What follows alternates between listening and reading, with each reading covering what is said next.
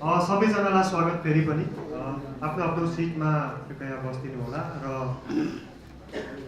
आज यो programme conservation enforcement in Nepal exploring enforcement based responses to wildlife trade नामक गरेको प्रोग्राम जुन चाहिँ ग्रिनवुड नेपाल र Lancaster Environmental Centre Lancaster University मिलेर गरेको र इन्भाइरोमेन्टल इन्भेस्टिगेसन एजेन्सी EIA ले यसलाई सहयोग गरेको थियो। खासमा यो प्रोग्राम चाहिँ अब नेपालको कन्जर्भेसन संरक्षण के कस्तो भइरहेछ र यसको कार्यान्वयन कस्तो छ, पोलिसीदेखि लिएर कस्तो कहाँनिर विकनेस छ र कहाँनिर पोजिटिभ पार्ट्सहरू छ भनेर हामी त्यसमै हेर्छौँ। एउटा रिसर्च बेस्ड डिस्कसन हुनेछ यो प्रोग्राम चाहिँ दुई सेसनमा विभाजन गरिएको छ। सुरुमा चाहिँ स्पिकर्सहरूले हाम्रो 3 जना स्पिकर्सले बोल्नुहुन्छ र त्यसपछि चाहिँ हाम्रो प्यानल डिस्कसन हुनुहुन्छ। स्पिकर्समा चाहिँ हाम्रो प्रोफेसर रोजेलिन डफी सेफल युनिभर्सिटी UK बाट हुनुहुन्छ भने डाक्टर ज्याकब फ्लेप्स ल्याङ्केस्टर युनिभर्सिटीबाट हुनुहुन्छ। उहाँ डिफ्रेन्ट IUCN को डिफ्रेन्ट स्पेसलिस्ट ग्रुपमा पनि हुनुहुन्छ, जस्तै सस्टेनेबल युज एन्ड लिभलिहुडमा पनि हुनुहुन्छ र ग्रिनवुड नेपालबाट कुमार पौडेल हुनुहुन्छ। उहाँले आफ्नो रिसर्चको फाइन्डिङ्सहरू सुनाउनुहुन्छ। त्यसपछि त्यो स्पिकरको सेसन सकिए लगतै हामीसँग प्यानल डिस्कसन हुनुहुन्छ। प्यानल डिस्कसनमा हाम्रो डाक्टर महेश्वर ढकाल सर हुनुहुन्छ। उहाँ joint secretary ministry of forest and soil कन्जर्भेसनमा आबद्ध हुनुहुन्छ भने हामीसँग अनुपम राणा सर पनि हुनुहुन्छ सेन्ट्रल इन्भेस्टिगेसन ब्युरो नेपाल पुलिसबाट र सुषमा राणा म्याडम हुनुहुन्छ हामीसँग wildlife crime control unit DNPWCबाट र हामीसँग सन्तोष मणि नेपाल सर पनि हुनुहुन्छ WWF नेपाललाई नेतृत्व गरेर। अब अलिकति कुरा गरौँ नेपालमा कन्जर्भेसनको च्यालेन्जेसको। च्यालेन्जेस त धेरै नै देखेका छौँ हामीले, धेरै नै छ र त्यसमा पनि इलिगल वाइल्ड लाइफ ट्रेड भनेपछि अलिकति मेजर च्यालेन्जेस। नेपाल एउटा ट्रान्जिट पोइन्ट पनि भयो र यसमा ट्रेड पनि बढी भएको पाइन्छ र त्यसले चाहिँ अलिकति यो ठुलो च्यालेन्जेसको रूपमा इलिगल वाइल्ड लाइफ ट्रेडलाई हेरिन्छ नेपालमा। जस्तो ट्रेडहरूमा पनि हाम्रो यो फ्लोराको मात्रै नभएर फ्लोराहरू पनि भइरहेको छ। हामी देख्छौँ, हामी अर्किड्सहरू र मेगा स्पेसिस त झन् charismatic स्पेसिस त झनै धेरै र डिफ्रेन्ट यो संरक्षणको लागि धेरै कार्यहरू भइसकेको छ, प्रोग्रामहरू भइसकेको छ विश्वव्यापी रूपमा र नेपालमा पनि भएको छ। र केही कुराहरू गर्ने हो भने यो एजुकेसन शिक्षाको लागि जस्तो डिफ्रेन्ट NGOहरूले संस्थाहरूले गरेका छन् यहाँनिर र सरकारले पनि गरेको छ। जस्तो हामी देख्न सक्छौँ ग्रिनवुड नेपालले नै गरेको एउटा एजुकेसन अवेरनेस प्रोग्रामको कुराहरू। अल्टरनेटिभ लिभलिहुड प्रोजेक्ट्सहरू पनि देशको विभिन्न भागमा धेरै नै भइसकेको छ। यो कन्जर्भेसनलाई अलिकति राम्रो अलिकति इफेक्टिभ बनाउनको लागि इको टुरिज्मका कार्यहरू पनि अघि बढ्दैछ, राम्रै हुँदैछ र विगतको पास्टलाई हेर्ने र अहिले कम्पेयर गर्ने भने चाहिँ अहिले संरक्षण नेपालले राम्रै पेस लिइरहेको छ, राम्रै भइरहेको छ। बेनिफिट सेयरिङ एकदमै राम्रो पक्ष मानिन्छ। नेपालको जुन बेनिफिट सेयरिङ मेकानिजम छ कन्जर्भेसनबाट त्यसलाई एकदमै राम्रो मानिन्छ विश्वव्यापी रूपमा। र इन्फोर्समेन्ट अर्को चाहिँ आज हाम्रो यो प्रोग्रामको मेन शीर्षक र हामी केन्द्रित हुने टपिक नै इन्फोर्समेन्ट हो। यहाँको कार्यान्वयन कस्तो भइरहेछ, पोलिसीहरूलाई के कस्तो भइरहेछ, त्यो इन्फोर्समेन्ट बेस्ड कन्जर्भेसनमा हामी केन्द्रित भएर यो कार्यक्रममा अघि बढ्छौँ। र नेपालको एप्रोच हेर्ने हो भने र इन्फोर्समेन्टमा हेर्ने भने नेपाल एकदमै राम्रो छ। नेपालले धेरै राम्रो गरेको छ। हामीले धेरै वर्ष 0 पोचिङ इयर पनि सेलिब्रेट गऱ्यौँ र विगतको 20-25 वर्ष र अहिले हेर्दाखेरि नेपालले इन्फोर्समेन्ट धेरै राम्रो देखिन्छ। हामी विश्वले धेरै नेपालबाट धेरै सिकेको छ र सिक्न पनि पाउँछ यो इन्फोर्समेन्ट बेस्ड कुरा गर्ने भने। तर इन्फोर्समेन्ट मात्रै नभएर त्यो इन्फोर्समेन्टमा पनि के ल्याकिङ्स छ होइन, के राम्रो पक्ष छ के नराम्रो पक्ष छ, पक्कै पनि अलिकति छोडिएको पक्षहरू पनि होला इन्फोर्समेन्टमा। त्यसलाई हामी केन्द्रित भएर अहिले कुमार सरले गर्नुभएको रिसर्चको हामी अलिकति फाइन्डिङ्सबाट त्यहाँबाट पनि हामी जानकारी पक्कै नै पाउँछौँ र हाम्रो नेपालमा इन्फोर्समेन्ट बेस्ड कन्जर्भेसन के कस्तो छ भनेर हामी अहिले एकछिनमा हामी त्यो बारे कुरा गर्छौँ। र अर्को कुरा आज हामीले चाहिँ यहाँ गर्न चाहेको चाहिँ विश्वले चाहिँ नेपालबाट यो enforcement based conservation to illegal wildlife ट्रेडलाई पोलिसिजहरू हाम्रो विभिन्न छ र त्यो इन्फोर्समेन्ट बेस्ड कन्जर्भेसनको इफेक्टिभनेस कस्तो छ र विश्वले चाहिँ नेपालबाट के सिक्न पाउँछ, के सिक्नुपर्छ भन्ने कुराहरू गर्छौँ। र अर्को चाहिँ हाम्रो यो इन्फोर्समेन्ट बेस्ड कन्जर्भेसनले चाहिँ सामाजिक पाटोहरू छुटाएको छ कि छैन, यदि छुटाएको छ भने के गर्नुपर्छ र यसको दीर्घकालीन रूपमा अझ राम्रो बनाउनको लागि चाहिँ यो इन्फोर्समेन्ट बेस्ड कन्जर्भेसनलाई के गर्नुपर्छ भन्ने कुराहरू पनि यहाँ गरिन्छ यो आजको छलफलमा। र अर्को चाहिँ नेपालले त विश्वलाई धेरै सिकाएको छ, एउटा पायोनियरै मानिन्छ कन्जर्भेसनमा, इन्फोर्समेन्ट बेस्ड कन्जर्भेसनमा नेपाललाई। र अर्को चाहिँ नेपालले चाहिँ विश्वबाट चाहिँ के सिक्न सक्ने, विश्वमा भइरहेको कन्जर्भेसनमा भइरहेको विभिन्न रिसर्चहरू जसले चाहिँ यो इन्फोर्समेन्ट बेस्ड कन्जर्भेसन सायद सस्टेनेबल होला कि नहोला भन्ने प्रश्नहरू पनि धेरै आएको छ जर्नलहरूमा, रिसर्चहरूमा र विभिन्न देशहरूमा देखेको पनि छ। त्यसबाट चाहिँ नेपालले के सिक्न सक्छ भनेर हामी त्यसमा पनि छलफल गर्छौँ। त्यही नै हो। र अब चाहिँ हामी स्पिकरको सेसन सुरु गर्छौँ। पहिलो स्पिकर हाम्रो प्रोफेसर रोजलिन डफी हुनुहुन्छ सेफल युनिभर्सिटीबाट। उहाँले चाहिँ हामीलाई एउटा भिडियो मेसेज दिँदै हुनुहुन्छ डाइरेक्ट फ्रम द युके। र उहाँले चाहिँ अहिले विश्वव्यापी रूपमा कन्जर्भेसनको संरक्षणको स्ट्याटस के कस्तो छ र इन्फोर्समेन्टको कसरी अघि बढिरहेछ, पहिला कस्तो थियो र अहिले कस्तो छ भनेर केही जानकारी दिनुहुन्छ। उहाँ मैले भनि नै हालेँ सेफल युनिभर्सिटीमा आबद्ध हुनुहुन्छ र उहाँले विभिन्न प्रोग्रामहरू, ठुल्ठुला प्रोग्रामहरूको संरक्षणमा गरिएकालाई लिड गरिराख्नु भएको छ, जस्तो बायोसेक प्रोग्राम, बायोडाइभर्सिटी एन्ड सेक्युरिटी भनिन्छ, उहाँलाई पनि लिड गर्नुहुन्छ उहाँले। र उहाँको मेसेज अब हामी उहाँबाट नै सुरु गरौँ। Well, hello, and thanks very much for asking me to talk with you today. I wish you all a very successful and interesting conference. I was asked to talk around 3 different sets of issues to do with militarisation of conservation, and the first of those is what kinds of global patterns do we see in terms of militarisation. And for me personally, I noticed a kind of a rise in a more militarised debate and more militarised practices that coincided with the rises in elephant and rhino poaching in sub-Saharan Africa from around about 2008, 2009, but then really began to gain some purchase around about 2012 to 2013. And militarised conservation, I think we can say, is most developed in Africa, but it's certainly not confined to there. We see examples of it in India, in Nepal, less so I think in Latin America. And I think in many ways it has been driven by those rises in poaching of particularly iconic and charismatic species, and a sense amongst conservationists that there's an urgent need to prevent extinction, and that there is a need to explore different kinds of methods to achieve those conservation goals. But I think there are also a set of other explanations for it that are to do with kind of wider changes in global politics. And the first is that the sort of levels of funding that are available for security-oriented programmes are much, much higher than for general conservation programmes. So for many conservation organisations, being able to make the link between particularly illegal wildlife trade and poaching and global security was something that they saw as a potential new avenue for sources of funding. And also I think we can say that there are new groups of individuals and new companies moving into conservation, partly as a result of the demobilisations of armed forces from Afghanistan and Iraq.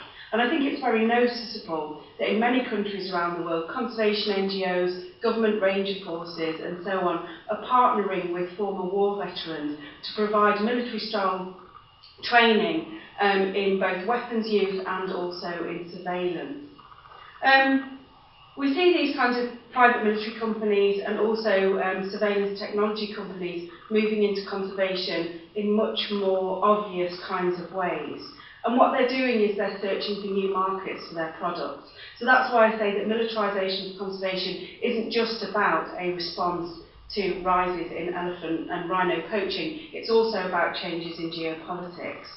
And I think there's also been a global growing concern about the ways that illegal wildlife trade might or might not intersect with global security concerns, particularly the sort of high-profile but also poorly evidenced claims around the use of ivory poaching and trafficking to fund global terrorist networks, most notably the case of Al-Shabaab in East Africa, which has since been shown to be very poorly evidenced indeed. So the second set of issues that I was also asked to talk about was what do conservation organisations and what do conservation agencies need to think about when, if they are planning a more kind of militarised approach to conservation. And what we need to think about first are the ranger forces themselves. Spending on new forms of training and on high-tech equipment may be actually very useful, but we also need to look at whether ranger forces themselves are already adequately equipped. Do they have adequate boots, adequate shelter? Are they paid on time, and are they paid enough? And I think also once a militarised approach has been developed and implemented within, say, a national parks service, it tends to attract new types of recruits. The kinds of people who would be more interested in a more militarised approach than the sort of more kind of standard ranger interest in environment or in wildlife. And that can change the face of the organisation in the longer term. And it makes it much more difficult, I think, to carry out more community-oriented programmes because it can often lead to a kind of a break in trust between local communities and parks and wildlife services. I think we also need to think about how the development of more militarised approaches to conservation might indeed play into national strategies. We can point to several cases where militarisation of conservation has in fact played into national strategies to gain control of resistant areas. And again, this is a dynamic that isn't lost on local communities, where they may just see ranger forces as yet another example of state oppression. So we do need to think about those kinds of issues as well. The major conservation NGOs, WWF, Wildlife Conservation Society and so on, are all signatories to the Conservation Initiative on Human Rights. But I think we can say that largely until now this remains unimplemented. And if conservation agencies want to develop more militarised approaches, then they need to start taking that initiative much more seriously to ensure that ranger forces who've been trained or equipped in more military forms do not engage in human rights abuses. And there are already some very high-profile cases of arguments between Rainforest Foundation, Survival International and WWF over the abuses by eco-guards in Cameroon and the Democratic Republic of Congo. So I think while on the one hand one of the arguments in favour of more militarised approaches is that they can act as a deterrent against poachers, we also need to look at the way a deterrent might work in the short term, but what kinds of long-term goals and approaches might we be undermining. So a third set of issues are what kinds of new insights and research do we need in conservation. And I think if conservation agencies do take a more militarised approach, then we need to have a much better understanding of what drives poaching and how to tackle it. And I understand that some of the papers or some of the information that's being presented today is drawn from those who've been engaged in poaching in the past.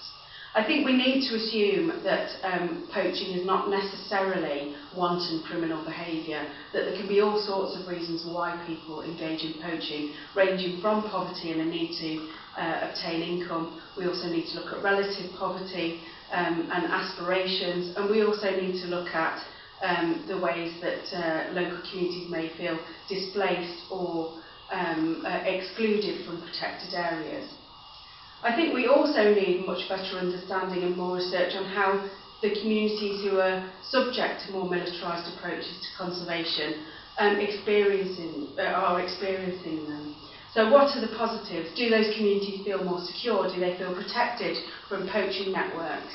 Or do they feel more insecure, and do they then regard ranger forces as a hostile force? And we also need to understand how rangers themselves respond. There is some anecdotal evidence already that those rangers in sub-Saharan Africa, particularly in southern Africa, who are engaged in much more militarised approaches are starting to object and show signs of stress and post-traumatic stress disorder because they've been asked to engage in new forms of conservation which they didn't really sign up for. They thought that they were going to be working with wildlife, and they actually find themselves working in a significant conflict zone. So more experienced rangers might be inclined to leave the service at precisely the time that we need them most. The more experienced rangers may feel that that isn't what they signed up for, that isn't what they joined for. And actually we need those rangers with experience. So we need to look at how rangers are responding as well. But I do wish you all a very successful conference, and I hope that the discussions are extremely productive today, and I wish you all the best. Thank you. धन्यवाद सबैजनालाई. Thank you everyone for your kind attention. Professor डफीको बारेमा अलिकति बढी कुरा गर्नुपर्दाखेरि चाहिँ उहाँ चाहिँ अहिले चाहिँ ग्लोबल पोलिटिक्स अफ बायोडाइभर्सिटी कन्जर्भेसनमा एकदमै अग्रसर हुनुहुन्छ र ग्लोबल इन्भाइरोमेन्टल गभर्नेन्समा पनि हुनुहुन्छ, wildlife trafficking and transfrontier conservation र इको टुरिज्मको कुराहरू पनि लिड गर्नुहुन्छ. र भिडियोको कुरा गर्नु पर्दाखेरि चाहिँ अलिकति हाम्रो साउन्ड क्वालिटी खासै नराम्रो भएर चाहिँ सायद बुझेन जस्तो लाग्यो होइन. मैले चाहिँ एटलिस्ट बुझिनँ. अब त्यसमाथि हाम्रो यो होइन मदर टङ होइन इङ्ग्लिस, अनि बुझ्न गाह्रो हुन्छ. त्यही भएर चाहिँ मैले एटलिस्ट बुझिनँ. सायद कतिजनाले बुझ्नु भएन मलाई थाहा छैन, बुझ्नुभयो होला धेरैले. त्यही पनि हामीले चाहिँ अब यसलाई अलिकति सहजीकरण गरिदिनको लागि भनेर नेपालीमा पनि एकपल्ट उहाँले के भन्न खोज्नु भएको थियो भनेर ट्रान्सलेसन गरेका छौँ र त्यो ट्रान्सलेट गरिदिन म सावित्रीजीलाई यहाँ आमन्त्रण गर्छु. प्लिज. धन्यवाद सबैजनालाई आजको यो प्रोग्राममा स्वागत छ. र म सबै चाहिँ भन्दिनँ, यसको सारांश भन्छु. र प्रोफेसर रोजलिन डफीले के भन्नुहुन्छ भने हामीले चोरी सिकारीबाट वन्यजन्तु एक्सटेन्सन हुनबाट रोक्न अति आवश्यक छ. विश्वभर वन्यजन्तु संरक्षणमा सैनिक सहभागिता बढ्दैछ, जसले रेन्जरलाई तालिम पनि दिँदै गरेको छ. गैडा, हात्ती, बाघहरू जस्ता charismatic स्पेसिसहरू छन्. त्यसमा तिनीहरूको संरक्षणको लागि यो प्रणाली सुरु भएको हो र यो जेनरली अफ्रिकामा देखिन्छ र अहिले नेपाल भारतमा पनि यो प्रणाली सुरु भएको छ. र तर सैनिक तैनाथी अन्य भौगोलिक कार्यद्वारा पनि सञ्चालित गरिएको पाइन्छ. यसो हेर्दा सुरक्षाकर्मी सहभागिता भएको कार्यक्रम र गतिविधिले परम्परागत संरक्षण तुलनामा धेरै कोष प्राप्त गर्ने गरेको पाइन्छ. वर्तमानमा नयाँ समूहहरूले संरक्षणमा नयाँ अभिमुख प्राविधिक सुरक्षा उत्पादन जस्तै ड्रोनहरू उत्पादन गर्दै आएका छन्, जुन संरक्षण समूहले संरक्षणको पूर्व यो कुरा पनि समावेश गर्न आवश्यक छ. बारी प्रवर्तन अर्थात् इन्फोर्समेन्ट आधारित संरक्षणमा स्थानीय मानिसले संरक्षणलाई दमनको स्वरूप वा सूचकको रूपमा लिने जोखिम पनि धेरै हुन सक्छ, जसले गर्दा संरक्षण समूहले मानव अधिकार प्रतिबद्धताको सामना गर्न सक्छ. उहाँ प्रश्न गर्नुहुन्छ के मानव अधिकार प्रतिबद्धताको अभ्यास गरिएको छ? के रेन्जर र सैन्य बललाई यसको बारे जानकारी छ? उहाँ भन्नुहुन्छ इन्फोर्समेन्टले अवैध क्रियाकलापलाई छोटो अवधिको लागि रोकथाम गर्न सक्छ, तर लामो समयको बारेमा के भन्ने बारेमा सोच्न जरुरी छ भन्ने उहाँ ध्यानाकर्षण गर्न चाहनुहुन्छ. र जस्तै चोरी सिकारीको कारणबारे अनुसन्धान, यसको बारे धेरै अनुसन्धान भएको छैन. चोरी सिकारीको लागि अपराधिक व्यवहार मात्र होइन, गरिबी, सापेक्ष गरिबी, महत्त्वाकांक्षा वा विस्थापनको भावना र बहिष्करण पनि हुन सक्छ. त्यसैले यस सम्बन्धी पनि विचार गर्नुपर्ने हुन सक्छ. स्थानीयको संरक्षण प्रवर्तनप्रति अनुभव के छ त, जुन सकारात्मक वा नकारात्मक पनि हुन सक्छ. उनीहरूले बढेको सुरक्षाबाट लाभ उठाउँछन् कि उनीहरूले बढेको सुरक्षाबाट दमन अनुभव गर्छन्, यसबारे अनुसन्धान गर्न पनि जरुरी छ. संरक्षणमा समर्पित रेन्जर, सैन्य बल र संरक्षणकर्मीहरूको सैन्य बल आधारित संरक्षणप्रति धारणा के छ, त्यसको बारे पनि हामीले बुझ्न धेरै महत्त्वपूर्ण लाग्छ. जस्तै उहाँले उदाहरण दिनुभएको छ, अफ्रिकामा रेन्जरहरूलाई संरक्षणको काम बाहेक राजनीतिक मामिलामा पनि सहभागी गराइएको थियो, जसले गर्दा उनीहरूमा तनाव, असुरक्षाको सहनु परेको थियो, जसले गर्दा मनोवैज्ञानिक असर पनि परेको भेटिन्छ. त्यसैले यी कुराहरूमा पनि जोड दिनुपर्ने उहाँ जोड दिनुपर्ने भन्नुभएको छ र अन्त्यमा संरक्षणमा सफलताको लागि नेपालले विश्वव्यापी अनुसन्धान र अन्तर्दृष्टिलाई बाट पनि केही सिक्न सक्छ भन्ने कुरामा जोड दिनुभएको छ। धन्यवाद।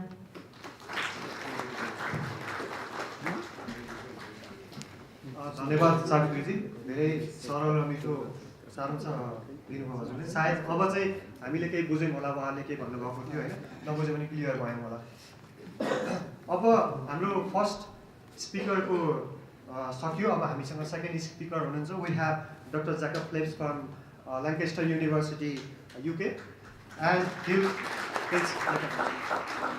Dr. Phillips leads Tropical Environmental Science and Policy Lab at Lancaster University, UK. Dr. Jacob has worked in neotropics across South Asian region, Southeast Asian region on range of conservation topics. Until 2015, he was scientist at Center for International Forestry Research in Indonesia. Actually, Dr. Phillips is also collaborating with Government of Nepal in its one of the program called Interdisciplinary Conservation Research Support Program, very big name, so we will fix it. Actually, in this program, we are motivating early career conservationists to do the research in conservation and peer-to-peer review. And I'm also one of the fellow of that. I'm glad and proud to be that. And Jacob Phillips have also collaborated with Kumar on the project, on the research that will be delivered later today. And Dr. Jacob is also specialist group in different IUCN specialist group like IUCN Suli that I already told you before. So without any ado, I'd like to invite Dr. Phillips for his presentation. Thank you very much. As Regan mentioned, one of the specialist groups that I sit on is the Sustainable Use and Livelihoods group. And this is actually how I originally met Kumar, because Suli has been doing research on conservation enforcement globally. And this has included analyzing conservation enforcement across a range of contexts. And I'd like to give you 5-6 summary points, a few summary points from the research that has been done globally, hoping that it might have some implications for action here in Nepal. When we've analyzed conservation enforcement trends globally, including in the context of wildlife trade, one of the observations that's come across the board is that, of course, enforcement is important to conservation, but conservation is not simply or just about enforcement. And I think from our own practice, we know this. Whether it has to do with sustainable harvest of Proteaceae in southern Africa or of crocodiles in Colombia, often the aspects of generating sustainable use of wildlife resources can be one of the important strategies to motivating local communities not only to conserve their local resources, but to actively monitor and manage and protect them from illegal use. The other issue that comes out quite commonly across contexts is that very strong, often state-led, top-down enforcement, of course, can yield conservation benefits in some contexts, but it can also have some unintended social consequences, particularly when it leads to either very active human rights abuses, which are documented globally, but also not just things that are easily recognizable as abuse, but also different types of perceived negative livelihood impacts. The other issue, which I think Professor Duffy has already mentioned, is that enforcement also has the potential to undermine local trust and local relationships. So while conservation enforcement is important, we also have to consider its other impacts on these other types of factors that we know fundamentally influence people's relationships with one another and people's relationships with the environment itself. The other issue is that we need to be aware not only of unintended consequences, but of negative feedbacks. What do we mean by that? We need to make sure that our very strong enforcement-based approaches do not lead to threats that can actually make conservation worse. For example, if people are told that they can no longer harvest certain resources, and that might be, I'm not talking about rhinos and tigers, right? I'm talking about non-timber forest products, for example, honey. If there are restrictions on these sorts of harvest or on food species, then there's an argument that perhaps they have less incentive to sustainably manage those areas. So if they don't manage them, are there potentially threats that other types of drivers might come in and affect those areas? For example, habitat loss, agricultural encroachment, or as we see here even in the Kathmandu Valley, urban encroachment. The other issue, of course, and a pressing issue here in Nepal, is the issue of human-wildlife conflict. Crop raiding, human deaths. What is the relationship between our enforcement-based approaches and the need to mitigate these different social, human-environment phenomena? The other is that, of course, sometimes we're focusing on conservation as trying to keep people outside and away from wildlife. But we also know that people, communities, local residents, local resource users can be powerful agents of conservation and powerful agents of change at the local level. If we're an enforcement agency, we might actually be interested in conservation at the local level because they can serve as eyes and ears on the ground. Local residents often know what's going on with local resources. Who's coming in doing poaching, for example, better than we could ever know, right? And they're also on the ground 24/7. They're living there with wildlife, but also alongside wildlife offenders. The other thing is that if we get incentive structures right, communities can have powerful motivations to steward local resources.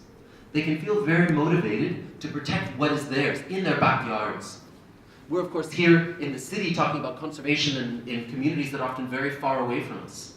But again, if we set up ways where communities can benefit, and I know that that's one of the discussions here in Nepal, then we can think about how we can help them to become stewards in the long term.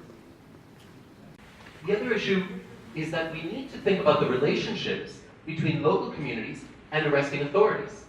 Because if communities, for example, see outside poachers coming into their communities and they actually want to stop them, then what are the mechanisms, what are the quality of relationship that allow those communities to then come to the arresting authorities to say, please take action in my community? If those relationships are not strong, if those mechanisms are not in place, how can we get community enforcement collaboration? And finally, I think many of us will agree that at least we need to consider ways in which local resource users, local communities can have stronger voices in establishing conservation policy. I recognize that this isn't easy, but there are many benefits to it. The first, of course, is that in and of itself is an equitable thing, right? We don't just want conservation without social equity. We want to do conservation in a way that's right, that's fair, that's legitimate to the people who are being affected by our actions. But beyond that, often we need to consider that solutions that come from outside can be very good, but solutions that come from people who are dealing with these problems on the ground are often very useful. So we can think about communities as helping to generate new solutions. The other issue is that often conservation conflicts are very expensive. How are they very expensive? Well, they can take a lot of time to build trust. Once trust is lost, same we think about our relationships with other people. Once trust, once confidence is lost in a relationship, it takes a lot of time to rebuild. Once trust is lost, where a community has rejected a protected area or rejected an NGO, how do we rebuild that? That's a very expensive process, not only in financial resources, but also human resources. The other thing, and I hope that this will get spoken about later in today's discussion, is that enforcement-based approaches can be financially very expensive, just in terms of implementing. If we consider the, 8 or 10,000 military deployed into protected areas nationally, if we consider the CIB, the protected areas, all of the NGO resources that are going into enforcement, sure, they're yielding some very important conservation benefits, but they're also economically very expensive. Sure, some of this is donor money, but it's also your taxpayer dollars. So we need to think about, is this financially viable in the short term, in the medium term, in the long term? What are the costs of conservation today, and what would be the costs, social and economic, of conservation into the future? So thank you very much. I hope that these 5 observations from our analysis internationally will be useful. And now I turn it back over to Regan. It was wonderfully done. Yeah, we know that he wonderfully said that why conservation and community should be going on, and if you are to reach a good conservation practice in the long run. सबैको मैले introduction दिएछु, मैले आफूले चाहिँ introduction दिन बिर्सेछु अघि होइन, सो सरी फर द्याट। म रेगन सापकोटा र म ग्रिनवुड नेपालमै आबद्ध छु। अब अर्को स्पिकरलाई आमन्त्रण गरौँ। हाम्रो अघि भने जस्तै हामीसँग 3टा स्पिकर हुनुहुन्थ्यो र अब लास्ट स्पिकर चाहिँ हामीसँग कुमार पौडेलजी हुनुहुन्छ र उहाँ ग्रिनवुड नेपालसँगै आबद्ध हुनुहुन्छ र उहाँले चाहिँ आज उहाँको रिसर्च यो motives and deterrence conservation insights from wildlife offenders सम्बन्धी रिसर्च प्रेजेन्ट गर्नुहुन्छ। उहाँ कुमार पौडेलजी कन्जर्भेसनिस्ट रिसर्चर हुनुहुन्छ भने उहाँ भर्खरै अक्सफोर्ड बायोडाइभर्सिटी फेलो पनि हुनुहुन्थ्यो र उहाँ योभन्दा अगाडि ग्रिनवुडभन्दा अगाडि Nepal youth alliance for rhino कन्जर्भेसनमा पनि हुन्थ्यो। राइनो जिरो पोचिङको लागि एडभोकेसी धेरै अगाडिदेखि गरि नै रहनु भएको थियो र आज चाहिँ उहाँले आफ्नो रिसर्चमा चाहिँ यो इन्फोर्समेन्ट बेस्ड कन्जर्भेसनमा चाहिँ सोसल एस्पेक्ट पनि कसरी हेर्नुपर्छ र किन हामीलाई थाहा छ हामीसँग रुल छ रेगुलेसन छ तर पनि ट्रेड भइरहेछ, किन भइरहेछ, यो यस पछाडि मानिसहरू सिकारीहरू त्यसमा लाग्नुको कारणहरू के हो, किन उहाँहरू प्रेरित भइरहनु भएको छ, आकर्षित भइरहनु भएको छ, कतै यो पैसा हो कि साथीको प्रेसर हो कि अरू के हो भन्ने कुरा धेरै जानकारी उहाँले दिनुहुन्छ र म कुमारजीलाई आमन्त्रण यहाँ इन्भाइट गर्छु र सँगसँगै यहाँबाट म बिदा लिन चाहन्छु। अबको सेसन कुमारजीले लिड गर्नुहुन्छ। थ्याङ्क यू भेरी मच सबैजना। धन्यवाद रेगन। फेरि पनि तपाईँहरू सबैलाई आजको यस कार्यक्रममा स्वागत गर्न चाहन्छु र आज यस कार्यक्रममा मैले नेपालमा 2016 जुलाईदेखि केही महिना अगाडिसम्म नेपालको जम्मा 7वटा कारागारमा चाहिँ मैले भ्रमण गरेको थिएँ। एक्ज्याक्टली 7वटा मात्रै नभएर कारागार चाहिँ धेरै भ्रमण गरेको थिएँ, तर मैले 7वटा कारागारमा चाहिँ एक्चुअल वाइल्ड लाइफ अफेन्डरहरूसँग कुराकानी गर्ने 3टा स्टेजमा कुराकानी गर्ने चाहिँ मैले अनुमति पाएँ र त्यो अनुमति पाए पछाडि गरेको अतिरिक्त केही कुराहरू चाहिँ थोरै डिस्क्रिप्टिभ, कुनै स्ट्याटिस्टिकल एनालाइसिस नभएर डिस्क्रिप्टिभ एनालाइसिसहरू मात्रै म चाहिँ यहाँ प्रस्तुत गर्न गइरहेको छु र योभन्दा पहिले म थोरै मैले यो कुरा किन गरेँ भन्ने कुरा म थोरै प्रकाश पार्न चाहन्छु र यो कुरा चाहिँ यदि मलाई राम्रो सम्झना छ भने गैंडा संरक्षण र यो गैंडाको चोरी सिकारी नियन्त्रणको लागि म 2010 को जुनमा चाहिँ Team for Nature and Wildlife भन्ने एउटा संस्था थियो। पिके दलित भन्ने एकजना दाइ हुनुहुन्थ्यो, उहाँले काम गर्नुहुने उहाँको नेतृत्वमा रहेको संस्थामा चाहिँ म भोलिन्टियरको रूपमा 2009बाट मैले त्यहाँ यो विषयमा काम गर्न सुरु गरेको थिएँ र 2010मा national youth alliance for rhino conservation भन्ने हामीले एउटा अलायन्स बनाएर चाहिँ यो विषयमा थोरै युवाहरूले चाहिँ कसरी यो विषयमा कुरा गर्न सक्छन् भनेर हामीले चाहिँ कम्तीमा पत्रिकालाई चाहिँ लेटर टु एडिटर लेखेर सुरु गरौँ न त भनेर हामीले चाहिँ लेटर टु एडिटर्सको अभियान चाहिँ त्यति बेला सुरु गरेर चाहिँ यो कन्जर्भेसनमा मैले त्यसरी काम गर्न थालेको थिएँ र यो बिचमा 2010 देखि 17सम्म आइपुग्दा 16सम्म आइपुग्दा मलाई जहिले एउटा क्वेसन चाहिँ भित्रै बसिरहन्थ्यो। त्यो क्वेसन भने चाहिँ के थियो भने जति पनि मान्छेहरू छन्, जो पोचहरू छन्, ट्रेडर छन्, इन्टरमिडिएटहरू छन्, जति पनि यसमा सहभागी मान्छे छन्, उनीहरूलाई मोटिभेट चाहिँ केले गर्छ त र सँगसँगै के कुराले चाहिँ उनीहरूलाई निरुत्साहित गर्छ र ती मान्छेहरू कस्ता छन्, कहाँ मान्छे हुन्, ती मान्छेहरूको चाहिँ अन्य कुराहरू जस्तो इकोनोमी कस्तो छ, हाउसहोल्ड इकोनोमी कस्तो छ, उनीहरूको एजुकेसन स्टाटस कस्तो हुन्छ र सँगसँगै हाम्रो नीति नियमहरूको बारेमा कतिको जानकारी राख्दछन् भन्ने यो विषयले चाहिँ मलाई त्यति बेलादेखि नै ज्यादै धेरै भित्रै घोचिरहन्थ्यो।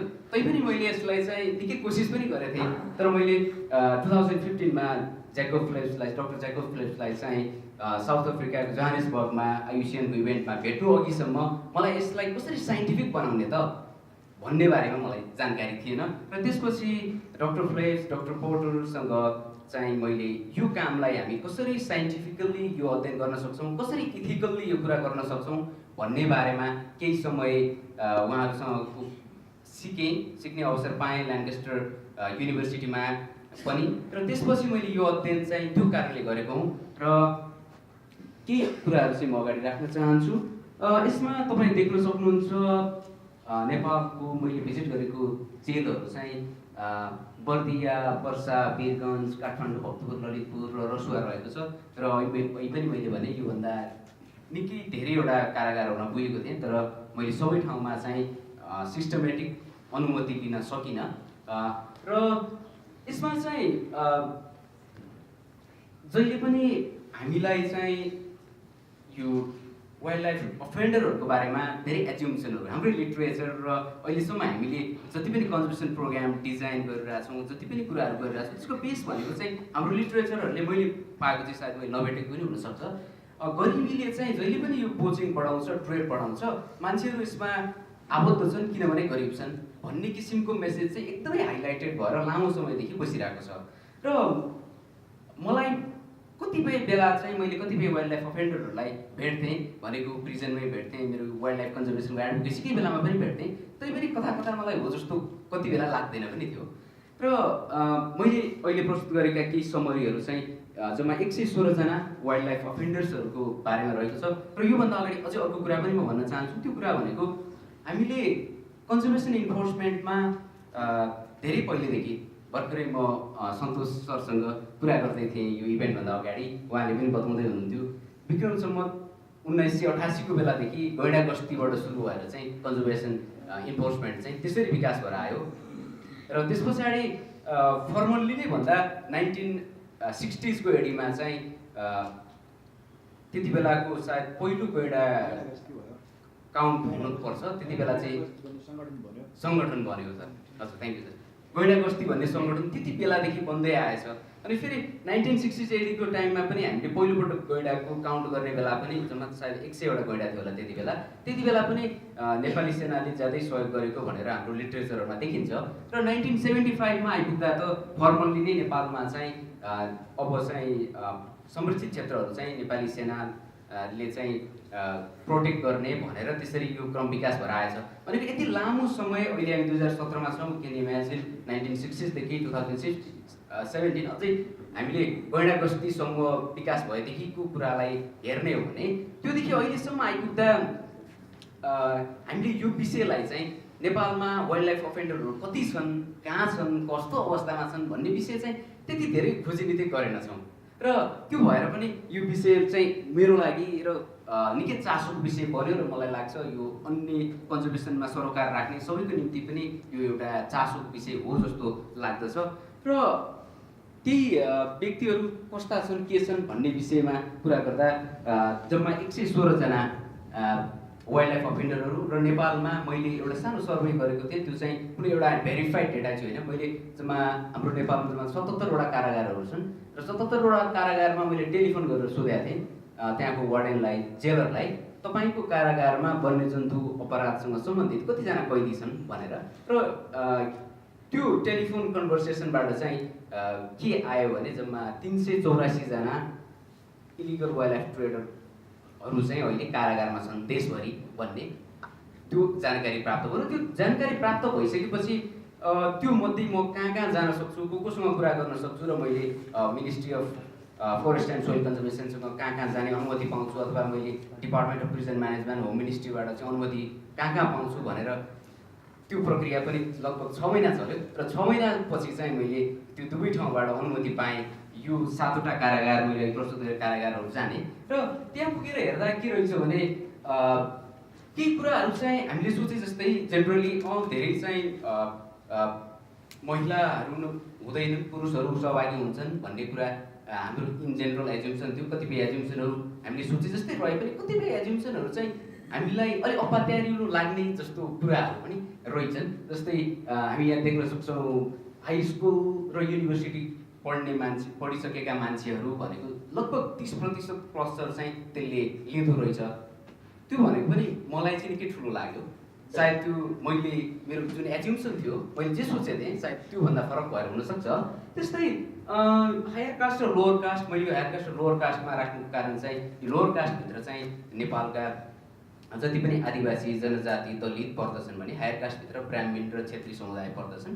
र यसमा हेर्दा पनि 75% वाइल्ड लाइफ अफेन्डरहरू हाम्रो प्रिजनमा छन्, उनीहरू चाहिँ लोवर कास्टबाट रहेछन्। त्यो पनि मलाई चाहिँ अलिकता बेग्लै अलिक इन्ट्रेस्टिङ किन लाग्यो भने हाम्रो यदि नेपालको पपुलेसनलाई हामीले हेर्ने हो भने हाम्रो पपुलेसन त हायर कास्ट पपुलेसनै ज्यादै धेरै छ नि त। र त्यो प्रपोर्सनमा हेर्ने हो भने यो पनि यो भित्र केही छ, अझै हामी अझै भित्र जान आवश्यक छ भन्ने अझै देखाउँदो रहेछ यसले पनि। र यस्तै पोभर्टी लाइनको कुरा गरौँ, हामीले चाहिँ धेरै एप्रोचबाट यो पोभर्टी नाप्न पनि बडो गाह्रो हुँदो रहेछ नेपालमा। भनेको वर्ल्ड ब्याङ्क स्ट्यान्डर्डलाई हामीले हेर्ने हो भने पोभर्टी लाइन $1.9 पर डे भनेर भनिन्छ।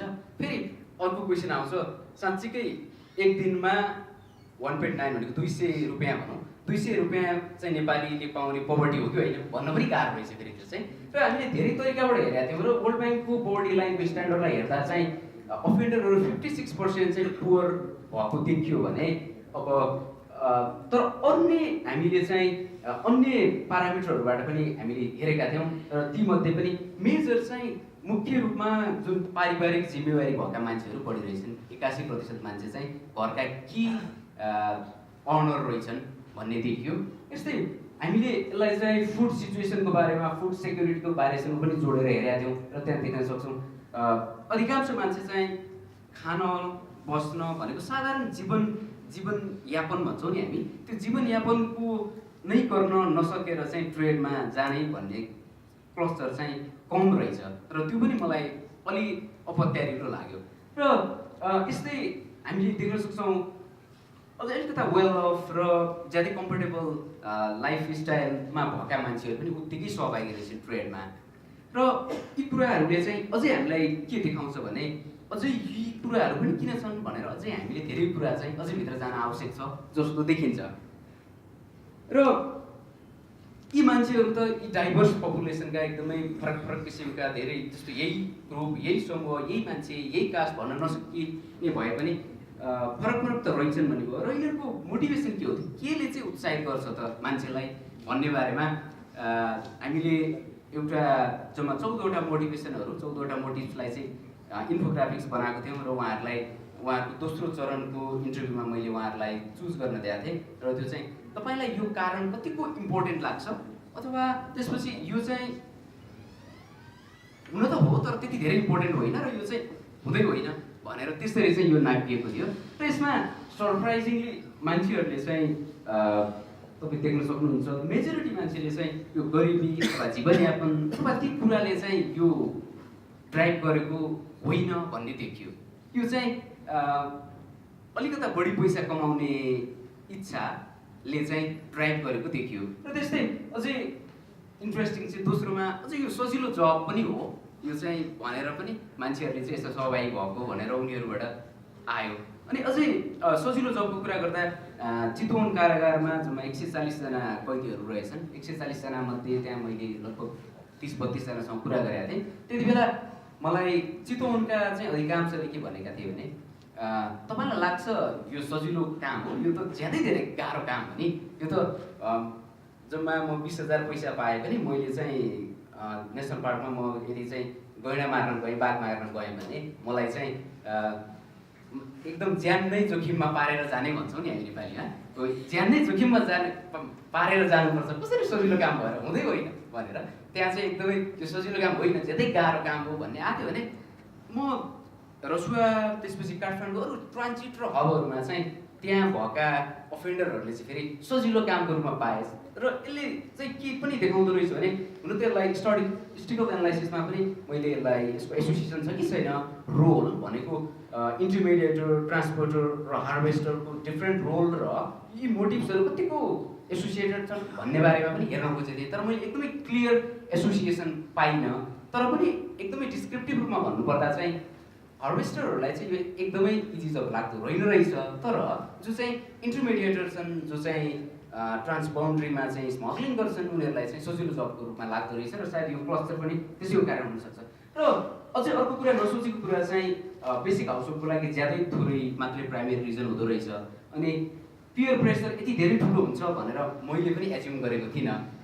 र यो पनि यो साथीभाइको लही भन्छ नि, हामीलाई घरमा पनि बुवा आमाले भन्नुहुन्छ नि खराबको सङ्गत नगर्नु बिग्रिन्छ भनेर, त्यस्तै यो सङ्गत साथीभाइ पनि एकदमै ठुलो कारक हुँदो रहेछ यसमा हुनको लागि। र यस्तै अन्य धेरै मोटिभेसनहरू छन्, कतिपय त्यति धेरै सिग्निफिकेन्ट छैनन् जुन डेभलप कन्ट्रीका लिटरेचरहरूमा चाहिँ हामीले ज्यादै सिग्निफिकेन्ट मोटिभेसन हो भनेर भनेका मोटिभेसनहरू जस्तो अमेरिकामा निकैवटा अध्ययन भएको छ, त्यहाँ चाहिँ ज्यादै धेरै सिग्निफिकेन्ट देखिएको मोटिभेसनहरू चाहिँ यहाँ हामीले नेपालको कन्टेक्समा चाहिँ ज्यादै थोरै मात्रै चाहिँ त्यसले प्रभावित पारेको देखिँदो रहेछ। र अर्को कुरा चाहिँ हामीले अहिलेदेखि कुरा गरिरहेको हाम्रो निकै लामो इन्फोर्समेन्टले चाहिँ के कुरालाई चाहिँ रेस्पोन्ड गरिरहेछ त भन्ने क्वेसन पनि मा हेर्दाखेरि मोस्टली हाम्रो इन्फोर्समेन्टले चाहिँ क्यारिस्मेटिक स्पेसिसहरूलाई चाहिँ बढी रेस्पोन्ड गरिरहेको देखिँदो रहेछ। सायद यो कतिपय हिसाबमा स्वाभाविक पनि हुनसक्छ, किनभने कारागारमा क्यारिस्मेटिक स्पेसिसहरूकै अब दुर्लभ वन्यजन्तुहरूकै पनिसमेन्ट चाहिँ धेरै छ र स्वाभाविक रूपमा मैले कारागारभित्र उनीहरूलाई नै भेट्न सक्ने सम्भावना बढिरहन्छ। र त्यति हुँदाहुँदै पनि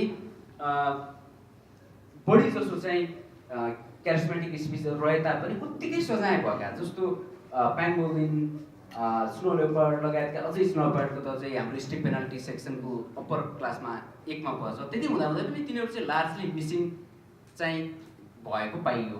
र अझै अर्को चाहिँ यो वाइल्ड लाइफ ट्रेडको जुन एउटा ब्रड यो क्रिमिनलाइजेसन छ त्यसलाई चाहिँ त्यो कुरालाई चाहिँ कता कता रिफ्लेक्ट नभएको हो कि भन्ने पनि देखिन आएको छ। र उनीहरूलाई चाहिँ पेनाल्टी र फाइन र पनिसमेन्ट चाहिँ कस्तो छ त भनेर हेर्दा चाहिँ जस्तो यो लेपर्ड भनेर देखिरहनु भएको छ, त्यसमा चाहिँ स्नो लेपर्ड र क्लाउडेड लेपर्ड जुन हाम्रो पनिसमेन्टको सेक्सनको अप्पर ऱ्याङ्कमा छ त्यो इन्क्लुड हुन्छ यसमा चाहिँ। र यसमा हेर्दा पनि कतिपय कुरामा चाहिँ इन्ट्रेस्टिङ किन अलिक कता कता समथिङ के नभएको जस्तो कता कता लाग्दो रहेछ भने हाम्रो राइनो, टाइगर र त्यस पछाडि जुन त्यो स्नो लेपर्ड, क्लाउडेड लेपर्ड, मक्स डियर र एलिफेन्ट चाहिँ हाम्रो राष्ट्रिय वन्यजन्तु संरक्षण जुन ऐन छ, निकुञ्ज तथा वन्यजन्तु संरक्षण ऐन, त्यसको पनिसमेन्टको जुन 26 सेक्सनमा चाहिँ सजाय सम्बन्धी व्यवस्था छ। त्यो सजाय सम्बन्धी व्यवस्थामा केही स्पिसिसहरू चाहिँ माथिल्लो क्लासमा छन्, जुन भनेको 5 देखि 15 वर्ष र 1 लाखसम्मको सजायमा पर्छन्। र त्योभन्दा बाहेकका अन्य प्रोटेक्टेड स्पिसिसहरू छन् हाम्रो, उनीहरूको सजाय चाहिँ 75,000 सम्म र 10 वर्षसम्म पर्छ। भनेको जुन त्यो माथि नै रहेका स्पिसिसहरूको पनि त्यसमा संलग्न व्यक्तिहरू अथवा पोचिङ र ट्रेडको पनिसमेन्टलाई हामीले यदि हेर्दै हो भने त्यो पनि त्यति धेरै उत्तिकै नभएको पाइयो। सायद यसमा लार्जली जस्तो राइनो केसमा धेरै केसहरू गइरहेको भएको कारणले कतिपय कुरामा चाहिँ हाम्रो स्याम्पल साइजहरू जस्तो लेपर्डमा 2टा मात्रै छ, मक्स डियरको 3टा मात्रै केस भएको कारणले पनि यो देखिएको कतिपय हुनसक्छ। तैपनि हामीले यदि गैँडा र बाघको मात्रै हेर्ने हो भने पनि कता कता यो कुरा चाहिँ नमिलेको जस्तो देखिँदो रहेछ। र सँगसँगै यी अफेन्डर्सहरूलाई चाहिँ के थाहा छ त हाम्रो रुल्स र रेगुलेसनको बारेमा भनेर पनि हामीले यो जान्न खोजेका थियौँ। र यसमा के रहेछ भने यो इलिगल हो भन्ने चाहिँ अलमोस्ट सबैलाई थाहा हुँदो रहेछ। यो गैर कानुनी हो है, वन्यजन्तु मार्नु हुँदैन, बेच्नु हुँदैन, मैले राख्नु हुँदैन भन्ने चाहिँ सबैलाई थाहा हुँदो रहेछ। र तर यसको कस्ट छ नि भनेको यदि म समातिहालेँ भने मलाई चाहिँ कति जेल हुन्छ, कति सजाय हुन्छ। र यदि सजाय भइहाल्यो भने पनि भनेको 5 वर्ष जेलमा बस्नु भनेको चाहिँ के हो त?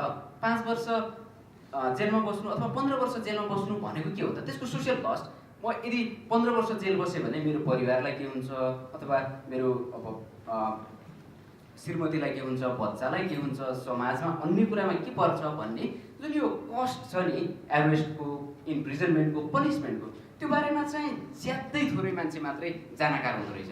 सायद यसले एउटा के कुरा इङ्गित गर्न सक्छ भने हामीले डिजाइन गर्ने कन्जर्भेसन प्रोग्रामहरू हामी कतिको भित्र पुगेका छौँ त भनेको हामीले ल वाइल्ड लाइफ ट्रेड चाहिँ इलिगल हो भन्दैमा मात्रै यो चाहिँ रोकिन्छ कि रोकिँदैन त? अझै हामीले हाम्रो दिने मेसेजहरू छन् हामीले डेलिभर गर्ने, कसरी डेलिभर गर्नुपर्छ त भन्ने कुरामा सायद यसले थोरै सहयोग पुर्याउन सक्ला। र मलाई पनि त्यति विश्वास लागेको थिएन, मलाई धेरैलाई यति धेरै यो इलिगल हो भन्ने ठान्छन् भन्ने चाहिँ मेरो पनि एजुम्सनमा थिएन। र अझै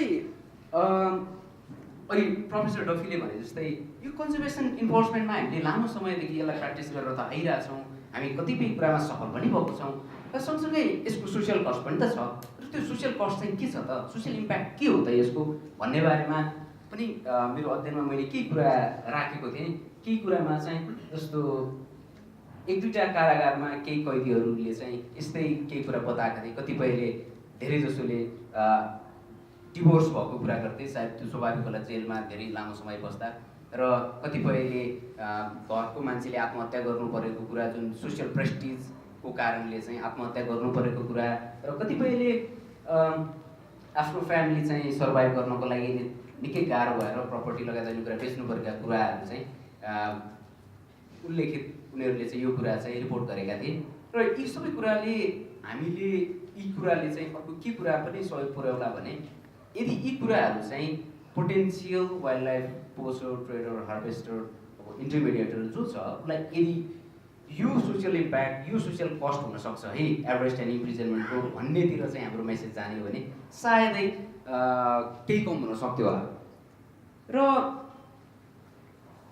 अर्को कुरा यसको मेजर की इन्साइट्स के हो त यी सबै कुराको यो केही मैले आज प्रस्तुत गरेको डिस्क्रिप्टिभ केही फाइन्डिङ्सहरूको भन्दा चाहिँ हामीले पहिलेदेखि सोची आएको जुन पोभर्टी गरिबीले चाहिँ यो वाइल्ड लाइफ पोचिङ ट्रेड बढाइरहेछ भन्ने कुरा चाहिँ त्यति धेरै सत्य हो जस्तो देखिएन र चाहिँ बढी अपर्च्युनिस्टिक इन्भाइरोमेन्ट चाहिँ ज्यादै धेरै रहेछ है भन्ने कुरालाई चाहिँ यसले बढी इङ्गित गर्यो यो अध्ययनले र सँगसँगै कहिलेकाहीँ चाहिँ हाम्रो पेनल्टीहरू चाहिँ ज्यादै म्याक्सिमम पेनल्टी हुँदाहुँदै पनि त्यसले चाहिँ मान्छेलाई डिटर गर्न नसकेको भनेको एकदमै निरुत्साहित पार्न नसकेको नेपालको सजाय ज्यादै संसारको यदि सजायहरू हेर्ने हो यदि हामीले भने नेपालको सजाय ज्यादै कडा सजायहरू मध्येको एउटा सजाय पर्छ नेपालमा जुन वाइल्ड लाइफ रेन्जरहरू हामी दिन्छौँ र त्यति हुँदाहुँदै पनि हामीले जुन निरुत्साहित गर्नको लागि चाहिँ कता कता हामी त्यो ग्यापमा छौँ कि जस्तो पनि यसले देखाउँछ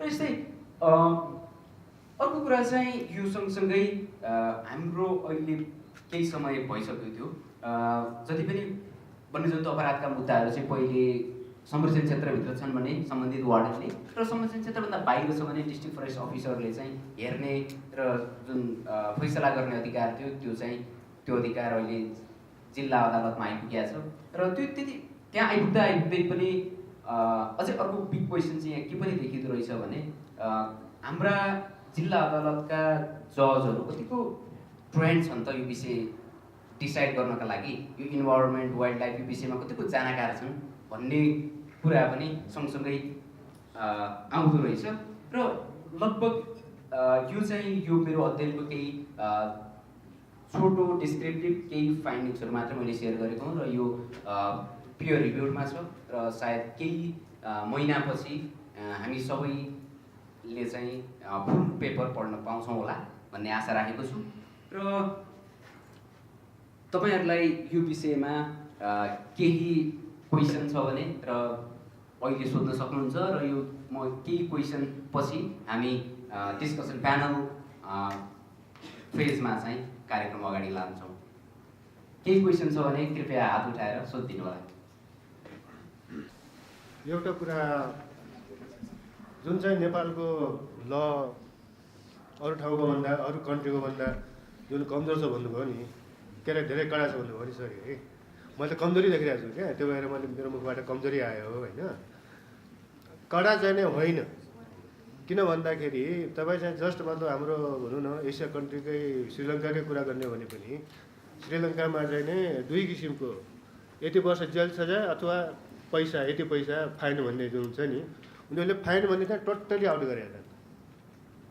हामी कहाँ पनि एउटा विकनेस थियो फाइन भन्ने बित्तिकै जोसँग पैसा छ उता नै अब मिलाएर फाइन दिएर चाहिँ उनीहरू बाहिर निस्किन्छन् जोसँग पैसा छैन उनीहरू जाने भित्र जाने आउनु धेरै जसो केसहरूमा क्या त्यो भएको हुनाले फाइन र जेल दुइटै अथवा एउटै भन्दा पनि यदि एउटै मात्रै जेल मात्रै हुने हो भने पनि त्यसलाई चाहिँ कडा मान्न सकिन्छ जुन जस्तो किसिमको मलाई थाहा भए अनुसार श्रीलङ्कामा छ त्यो भएको हुनाले हाम्रो चाहिँ धेरै कडा भन्नु मिल्दैन अरू ठाउँमा पनि त्यस्तो होला एउटा त्यो अर्को कुरा चाहिँ जुन चाहिँ सोसियल स्टडीको जुन पाटो छ नि त्यसमा चाहिँ जुन तपाईँले चाहिँ हायर कास्ट र लो कास्ट भन्नुभएको छ नि त्यो चाहिँ चेन्ज गर्नु पर्ला है त्यो चाहिँ एक्सेप्टेबल टर्म चाहिँ होइन। थ्याङ्क यू हजुर धन्यवाद। नेपालको पेनल्टी हामीले केही देशहरूसँग तुलना गऱ्यो भने पक्कै कम जस्तो लाग्छ किनभने कतिपय ठाउँमा क्यापिटल पनिसमेन्टसम्मको कुरा पुगिसकेका छन् र मैले कम भनेको चाहिँ ब्रोडर एकदमै ग्लोबल्ली हेर्दा चाहिँ जस्तो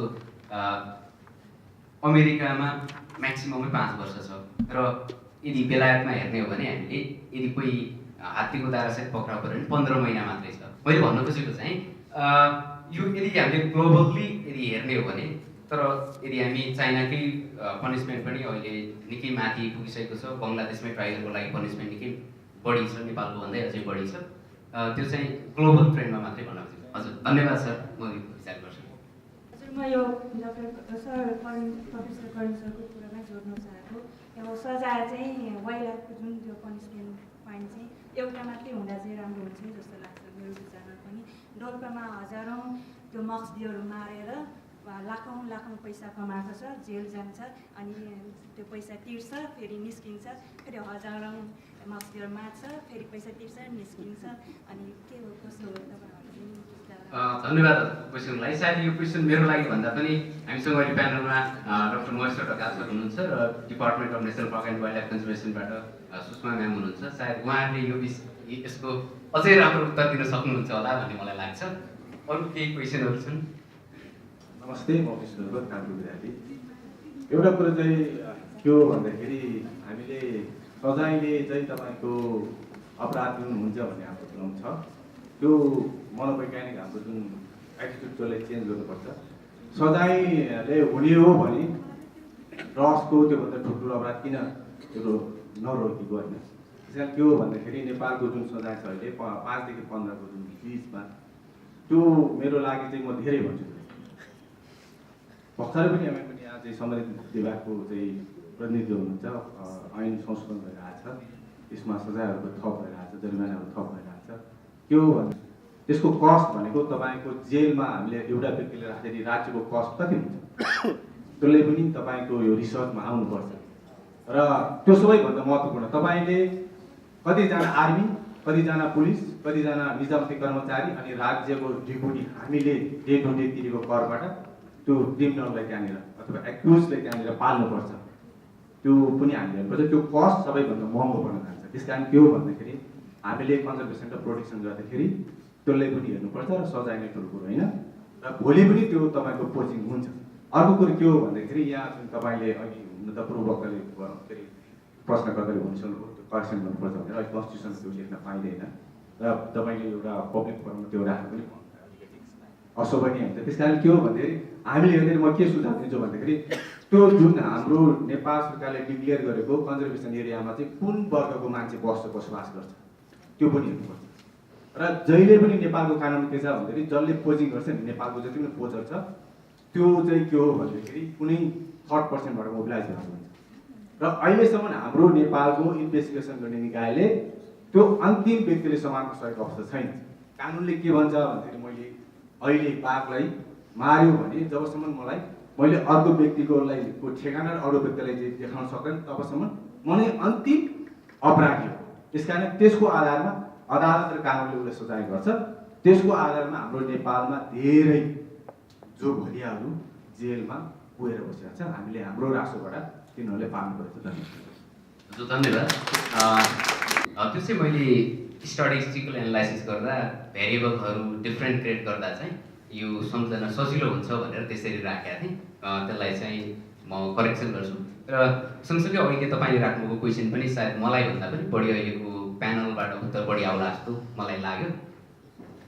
हस्, धन्यवाद। अब कुमारजीलाई चाहिँ यो एकदम इन्ट्रेस्टिङ रिसर्च कन्डक्ट गर्नुभएकोमा चाहिँ कङ्ग्रेचुलेसन्स। तर मलाई चाहिँ अलिकति रिजल्ट्सहरूमा चाहिँ अलिकति मैले फ्लो मतलब अलिकति कनेक्सन या लिङ्क नभेटेको हो कि जस्तो लाग्यो। किनभने सुरुमा हजुर देखाउनु भएको डिस्क्रिप्टिभ रिजल्टमा जो चाहिँ यो वाइल्ड लाइफ अफेन्डर्सहरूको रेट हेर्दाखेरि चाहिँ जुन हाउस होल्ड या इन्डिभिजुअल्सहरू चाहिँ इन्भल्भ हुनुभएको थियो, उहाँहरूको पोभर्टी लाइनहरू हेर्दाखेरि चाहिँ अलिकति म्याक्सिमम हजुरले जुन रेस्पोन्डेन्टहरूलाई जुन कलेक्ट गर्नुभएको थियो त्यसमा चाहिँ पोभर्टी लाइन र अलिकति आफ्नो लाइभलीहुडको लागि चाहिँ आफ्नो इन्कमको लागि चाहिँ स्ट्रगल गर्नुभएको खालको रिजल्ट देखियो होइन। तर पछि गएर फेरि अर्को फुड इन्सेक्युरिटी पनि अलिकति बढी नै देखिएको थियो उहाँहरूमा। तर पछि गएर अर्को एउटा रिजल्ट हेर्दाखेरि चाहिँ उहाँहरूको रेस्पोन्स जुन छ प्राइमेरी रिजन चाहिँ के थियो त उहाँहरू त्यसरी इलिगल वाइल्ड लाइफ ट्रेडमा इन्भल्भ हुनुभएको भन्दाखेरि चाहिँ 87 कि 84%ले चाहिँ एक्स्ट्रा मनी अर्न गर्न भन्नुभयो।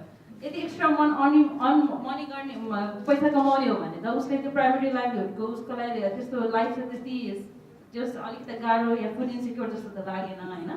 अनि अर्को कुरा भन्दाखेरि चाहिँ अनि पछि चाहिँ उसको फ्यामिली चाहिँ कसरी सर्भाइभ गरिरहेको छ उनीहरू चाहिँ अब अहिले पनि जेलमा गएर भन्दाखेरि फेरि अर्को के फाइन्डिङ आयो भन्दा they are struggling to survive भन्यो उसको फ्यामिली।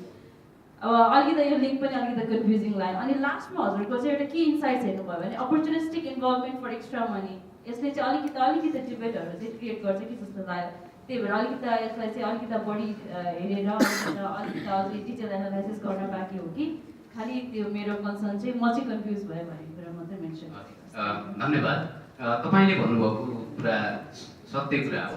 मलाई पनि निकै समय लाग्यो। मैले पनि यो एसोसिएसन छ कि छैन त होइन भनेको मान्छेले मोटिभेसन अर्कै बताइरहेछ, फेरि उसको हाउस होल्ड ब्याकग्राउन्ड, उसको इकोनोमिक ब्याकग्राउन्ड अर्कै छ र यो बिचमा कतिको एसोसिएसन छ भनेर मैले धेरै कोसिस गरेँ त्यो एसोसिएसन सिग्निफिकेन्ट एसोसिएसन पाउन सक्छु कि सक्दिनँ भनेर।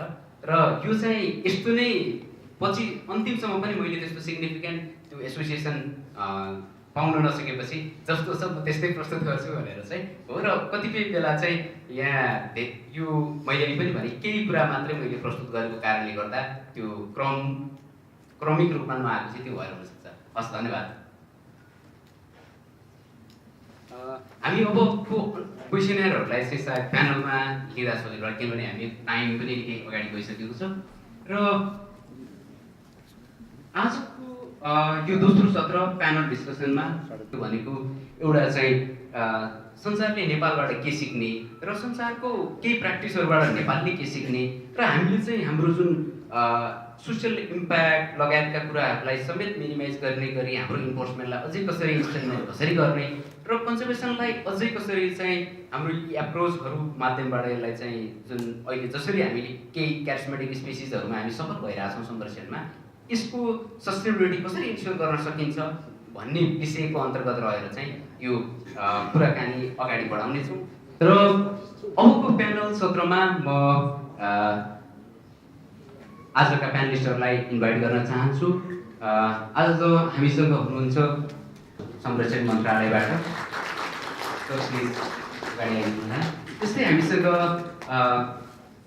Department of national power and wildlife कन्जर्भेसनबाट Sushma Rana wildlife crime control युनिटबाट सुषमा राणा हुनुहुन्छ र हामीसँग central investigation bureau CID Nepal पुलिसबाट अनुपम राणा सर हुनुहुन्छ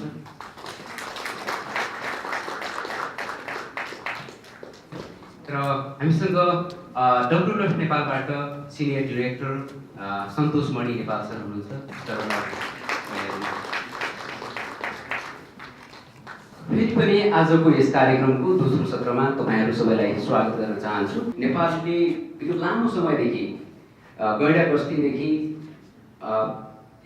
नेपालको 1960s को चाहिँ रहिलो काउन्टको बेलादेखि र 1975 देखि चाहिँ अफिसियल्ली नेपाली सेनाले चाहिँ विभिन्न प्रोटेक्टेड एरिया र राष्ट्रिय गुन्जहरू चाहिँ गार्ड गर्ने यी सबै कुरा भएदेखि आज 2017सम्म आइपुग्दाखेरि चाहिँ नेपालले कन्जर्भेसन इन्फोर्समेन्टमा धेरै कुरा गरेको छ, धेरै कुरा सिकेको छ र संसारलाई धेरै कुरा सिकाउन सक्दछ र त्यति हुँदाहुँदै संसार अन्य ठाउँबाट पनि कन्जर्भेसन इन्फोर्समेन्टबाट पनि धेरै कुरा सिक्न सक्छ भन्ने लाग्दछ र यही विषयको फेरिमा आजको प्यानल डिस्कसन अगाडि बढाउनेछौँ।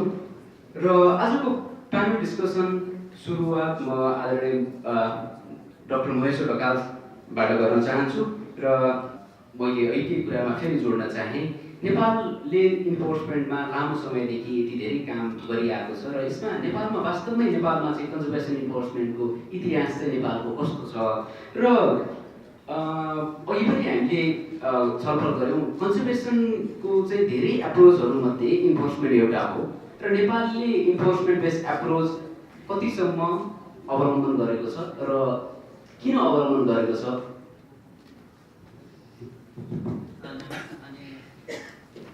पहिला त अब आयोजक संस्थाहरूले यस कार्यक्रमको आयोजना गरेर मलाई अथवा नेपाल सरकारको वन मन्त्रालयबाट जुन एउटा निमन्त्रणा गर्नुभयो त्यसको लागि म धन्यवाद दिन चाहन्छु। र फेरि अहिले चाहिँ मार्केटमा चाहिँ यो ल इन्फोर्समेन्ट विषय छताछुल्ल भएको बेलामा यहाँ बोलिरहँदा कुनै किसिमको मानहानि हुँदैन भन्ने मलाई लागिरहेको छ। त्यसो भएको हुनाले म चाहिँ मेरा तपाईँको प्रश्नमा रहेर कुनै धारणाहरू राख्न चाहन्छु। अब तपाईँको एउटा कुरो के छ भन्नुहुन्छ भने नेपालमा चाहिँ हामीले कन्जर्भेसनको कुरा गर्दा 2007 भन्दा यता हेऱ्यौँ। अब हामीले आज नेपालीमै भएको हुनाले मैले नेपाली प्रयोग गरेँ।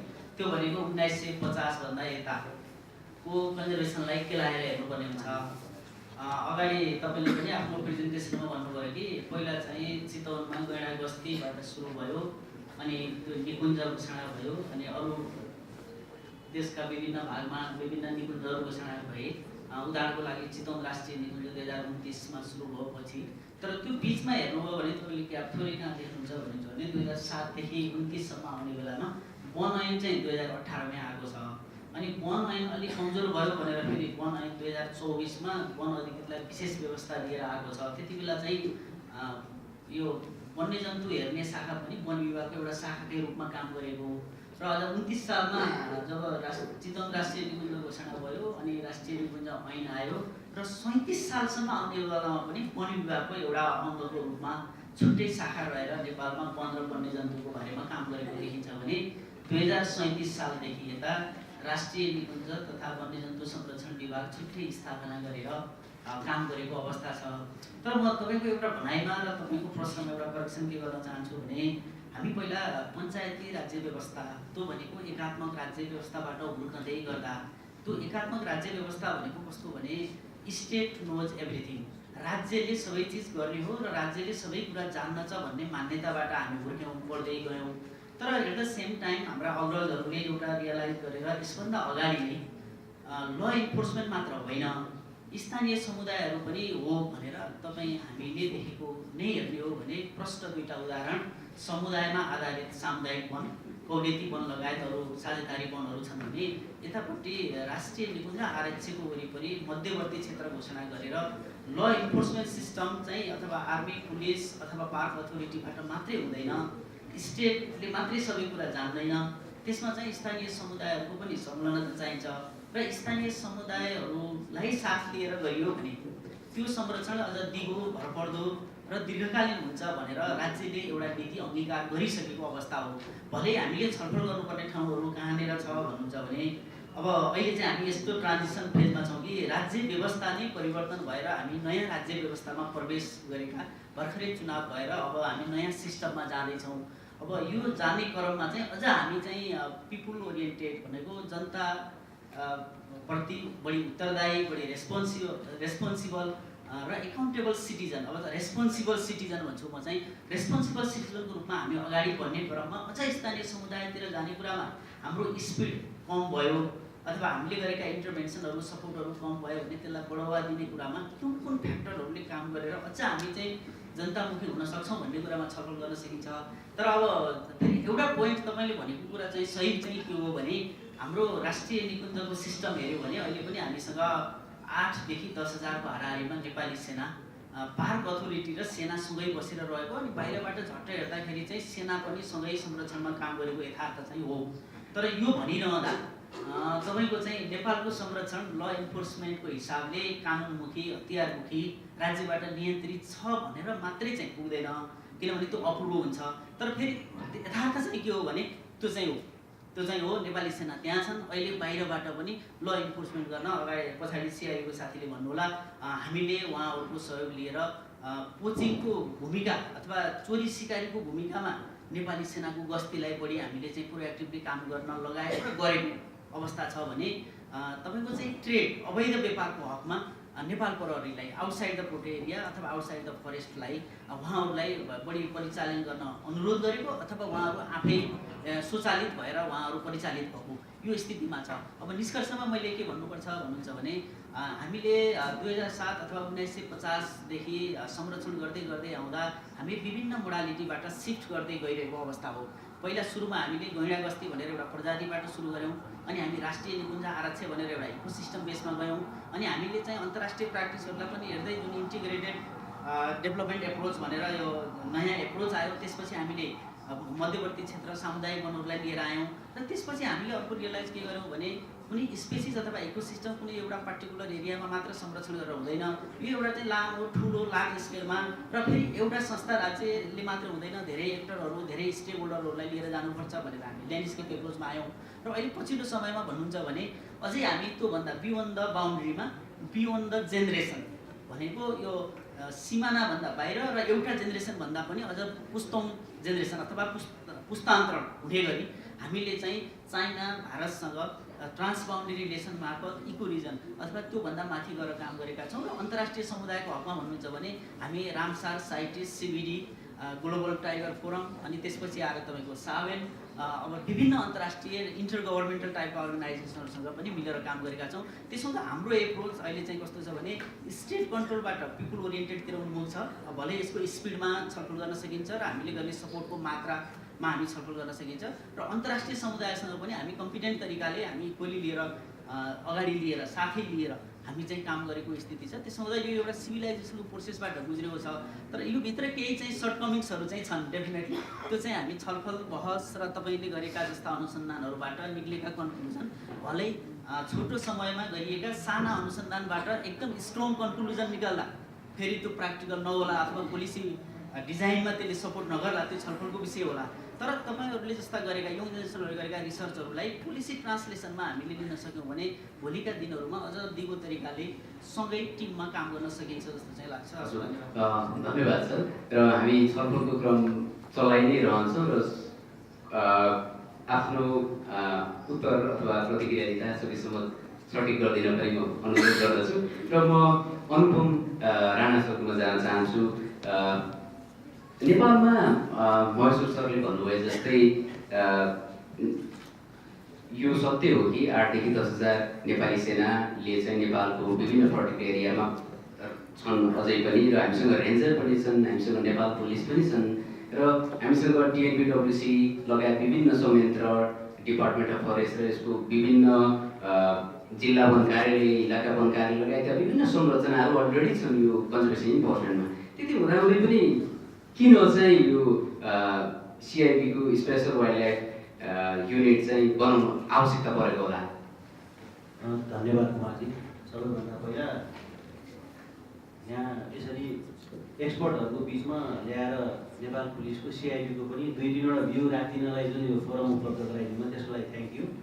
र हाम्रो जुन यहाँ बस्नु भएको छ उहाँहरूलाई पनि म धन्यवाद दिन चाहन्छु, किन अघि प्रोफेसरले पनि एउटा भन्नुभएको थियो आइज र इयर्स अन द ग्राउन्ड। हामी त इन्फर्मेसनकै खोजीमा बसिरहने हो।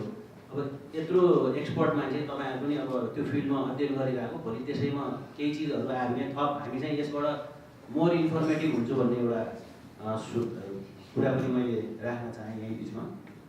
र अब कुमारजीले भन्नुभएको छोटकरीमा म भन्नुपर्दाखेरि नेपाल प्रहरीले चाहिँ नेपाल प्रहरीको स्थापना कालदेखि यो मुख्य जिम्मेवारी अघि सरले पनि भन्नुभयो वन मन्त्रालय अन्तर्गत डिएनपिडब्ल्युसी र हाम्रो फरेस्ट डिपार्टमेन्टको जिम्मेवारीमा पर्ने, तर त्यसमा चाहिँ एज अ स्टेट म विभिन्न यो सुशासनको कुराहरू गर्नलाई विभिन्न निकायहरूले रोल प्ले गरिरहेको हुन्छ। त्यसमा नेपाल प्रहरीले पनि विगतदेखि नै यो आफ्नो जुन युनिटहरू छ त्यहाँबाट यो वन्यजन्तु अपराध सम्बन्धी चाहिँ क्रियाकलापमा चाहिँ डाइरेक्टली इन्डाइरेक्टली चाहिँ हामी इन्भल्भ भएकै हो पहिलादेखि।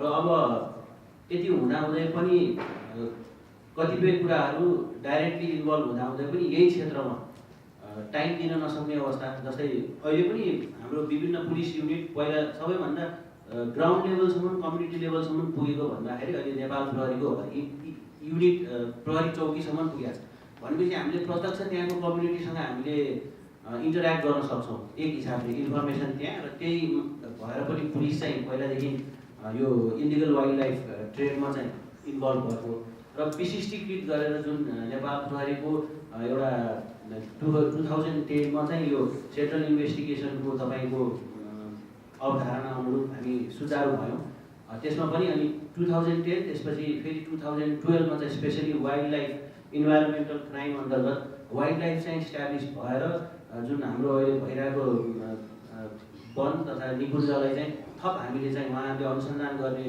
ठाउँमा चाहिँ थप हामी चाहिँ एउटा एक्स्ट्रा हेल्पिङ ह्यान्ड जस्तो भएर चाहिँ हामीले अनुसन्धान गरिरहेको अवस्थामा चाहिँ यो अब सिआइबी भइरहेको छ। हजुर धन्यवाद सर। म सुषमा राणा म्यामकोमा जान चाहेँ। हामीले अहिले पनि भन्यौँ नेपालमा कन्जर्भेसनमा नेपाल आर्मी, सिआइबी, त्यस पछाडि डिपार्टमेन्ट अफ फरेस्ट हामी धेरैवटा कन्जर्भेसन इन्फोर्समेन्ट एक्टरहरू रहेछौँ। डिएनपिडब्ल्युसीको यो वाइल्ड लाइफ इन्फोर्समेन्ट युनिटले चाहिँ के गरिरहेको छ? र अर्को कुरा चाहिँ सँगसँगै यति धेरैवटा इन्फोर्समेन्ट एक्टरहरू स्टेटकै गभर्मेन्टकै ग्रुपहरू हुँदा चाहिँ यो बिचमा चाहिँ समन्वय भएर काम गर्नको लागि चाहिँ कस्तो भइरहेको छ? धन्यवाद कुमारजी तपाईँको प्रश्नको लागि र यहाँ चाहिँ मौका दिनुभएकोमा। पहिला त हामी कन्जर्भेसनको लागि चाहिँ नेपाल सरकारले स्थापना गरेका टिएनपिडब्ल्युसी भयो, त्यस पछाडि चाहिँ वन विभाग भयो, त्यस्तै गरिकन नेपाल आर्मी भयो, त्यस पछाडि नेपाल पुलिस, यस्ता चाहिँ हामी सरकारी निकायका अलावा यी सरकारी निकाय हामीले हाम्रो काम गर्नेदेखि अलावा चाहिँ ठुलो हिस्सा भनेको जनता छ त्यहाँसम्म। हामीसँग चाहिँ वन विभाग अन्तर्गत रहेर चाहिँ सामुदायिक वनलाई चाहिँ उपभोक्ता समूहहरूले चाहिँ त्यहाँ एकदमै ठुलो ब्याकअप दिएको छ भनेदेखि चाहिँ हाम्रो राष्ट्रिय निकुञ्ज तथा वन्यजन्तु आरक्षको वरिपरि रहेका जनताहरू छन्, जुन मध्यवर्ती क्षेत्र बफर जोन भन्छौँ हामी, त्यहाँका जनताहरूले चाहिँ हामीलाई एकदमै ठुलो सपोर्ट गर्नुभएको छ। बिना उनीहरूको सपोर्ट चाहिँ अहिले कन्जर्भेसनको चाहिँ यो स्टेजसम्म चाहिँ हामी आइपुग्न सक्ने स्थिति थिएन है। एकदमै ठुलो उहाँहरूको सपोर्ट छ। र मलाई अलिकति खड्केको कुरा के पनि हो भनेदेखि तपाईँले आज यहाँ जुन यो कार्यक्रम गर्नुभएको छ, यो कार्यक्रममा चाहिँ त्यो एउटा बाटो चाहिँ नछुटाइदिनु भएको भए चाहिँ अझ राम्रो हुन्थ्यो कि जस्तो मलाई लागेको होइन। हामीहरूको चाहिँ पिपुलको पार्टिसिपेसन चाहिँ एकदमै ठुलो भूमिका भएको हुनाले उहाँहरूको पनि यहाँ सहभागिता भएको भए उहाँहरूको पनि कुरा चाहिँ यहाँ आउन सक्थ्यो, एउटा थियो। र अर्को चाहिँ कोअर्डिनेसनको कुरा गर्नुभयो तपाईँहरूले चाहिँ हाम्रो चाहिँ सरकारी निकायहरूको बिचमा चाहिँ रेगुलर कोअर्डिनेसन भएर नै हामी चाहिँ यो स्थानसम्म चाहिँ आइपुगेका छौँ। कोअर्डिनेसन हुन्थेन भनेदेखि चाहिँ हामीले चाहिँ यो wildlife trade, illegal wildlife ट्रेडको बारेमा चाहिँ हामीले चाहिँ यहाँसम्म आउने स्थिति थिएन। र कोअर्डिनेसनको लागि चाहिँ हामीलाई विभिन्न किसिमका चाहिँ संरचनाहरू चाहिँ नेपाल सरकारले बनाइदिएको छ होइन, बनाएको छ। त्यो संरचनाभित्र बसेर चाहिँ प्रधानमन्त्री स्तरदेखि लिएर चाहिँ हाम्रो जनताको स्तरसम्म चाहिँ 4-5वटा चाहिँ संरचनाहरू छन्। ती संरचनाभित्र बसेर चाहिँ हाम्रो कोअर्डिनेसन मिटिङहरू लगाएर चाहिँ कोअर्डिनेसनका कामहरू चाहिँ भइरहेको हुन्छ। प्रधानमन्त्रीकै अध्यक्षतामा चाहिँ राष्ट्रिय बाघ संरक्षण समिति नेपाल छ, जसको चाहिँ अध्यक्ष प्रधानमन्त्री स्वयंले नै गर्नुहुन्छ भनेदेखि अर्को वन तथा भू संरक्षण मन्त्रीज्यूको अध्यक्षतामा चाहिँ राष्ट्रिय वन्यजन्तु अपराध नियन्त्रण समन्वय समिति छ। यो समितिभित्र रहेर चाहिँ हाम्रो राष्ट्रिय निकुञ्ज, त्यस पछाडि चाहिँ वन, त्यस पछाडि चाहिँ हाम्रो 4वटै सुरक्षा निकायका चाहिँ त्यहाँ सहभागिता हुन्छ। र एनजिओ जुन चाहिँ राष्ट्रिय स्तरको चाहिँ कन्जर्भेसनमा लागेका एनजिओजहरू छ, त्यो एनजिओजहरूको चाहिँ राष्ट्रिय प्रतिनिधि त्यसमा हुनुहुन्छ भनेदेखि चाहिँ हाम्रो जिल्ला स्तरीय युनिटहरू पनि छ वाइल्ड लाइफ क्राइम कन्ट्रोलको लागि। अहिलेसम्म चाहिँ 23वटा युनिटले 25वटा चाहिँ डिस्ट्रिक्ट चाहिँ कभर गरिसकेको छ। त्यो युनिटले चाहिँ विशेष गरिकन वाइल्ड लाइफ क्राइमलाई नै चाहिँ कन्ट्रोल गर्नको लागि चाहिँ त्यो युनिट स्थापना भएको छ।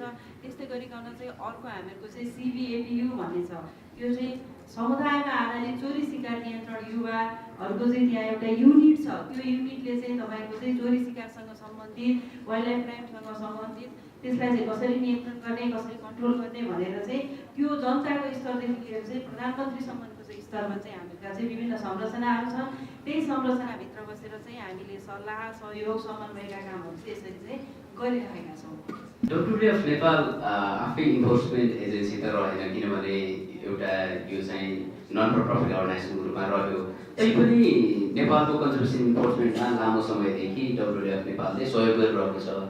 एक्ज्याक्टली के विषयमा चाहिँ कन्जर्भेसन इन्फोर्समेन्टको कुन पाटोमा चाहिँ WWF नेपालले सहयोग गरिरहेको छ सर? धन्यवाद। सुनिन्छ है? यो कुमारजीले चाहिँ अहिले एकदम यो संस्थानिकको महिनामा मजाले संस्थानी भन्न लगा जस्तै गरेर सोधिराख्नु भएको छ।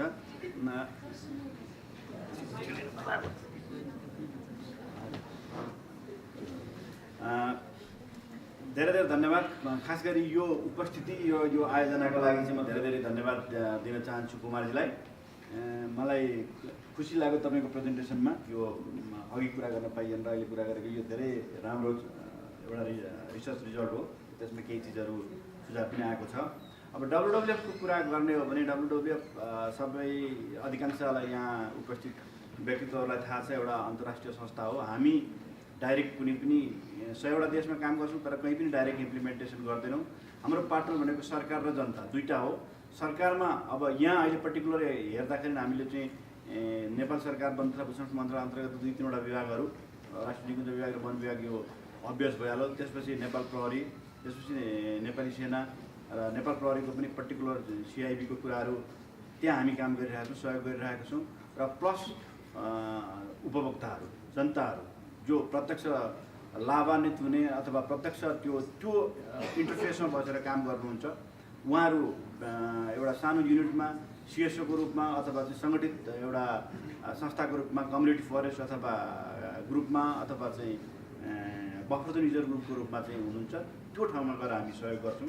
त्यस कारणले हामीले डब्लुडब्ल्युले जे गर्छौँ भनेको त्यही कन्टेक्स्टमा नै हामी गर्ने गर्छौँ र हाम्रो दुईटा लेभलमा काम हुन्छ ग्लोबल्ली। डब्लुडब्ल्यु नेपालले गर्ने काम भनेको नेपालले ग्लोबल्ली 100वटा देशमा जे गरिन्छ त्यसैको एउटा प्रोग्राम मात्रै हो यो। ग्लोबल्ली हामीले चाहिँ ट्रेड र पोचिङलाई छुट्याएको छ। जसरी तपाईँको अहिलेको प्रेजेन्टेसनमा ट्रेडर र पोचर नछुट्याउँदाखेरि धनी पनि देखिए, मास्टर्स गरेको पनि देखिए नि। डेफिनेटली हाम्रो सोचाइ के छ भने मास्टर्स गरेको मान्छेले गएर फ्रन्ट लाइन गएर सुट गर्दैन होला, एजम्सन हो मेरो नल हाइपोथेसिस।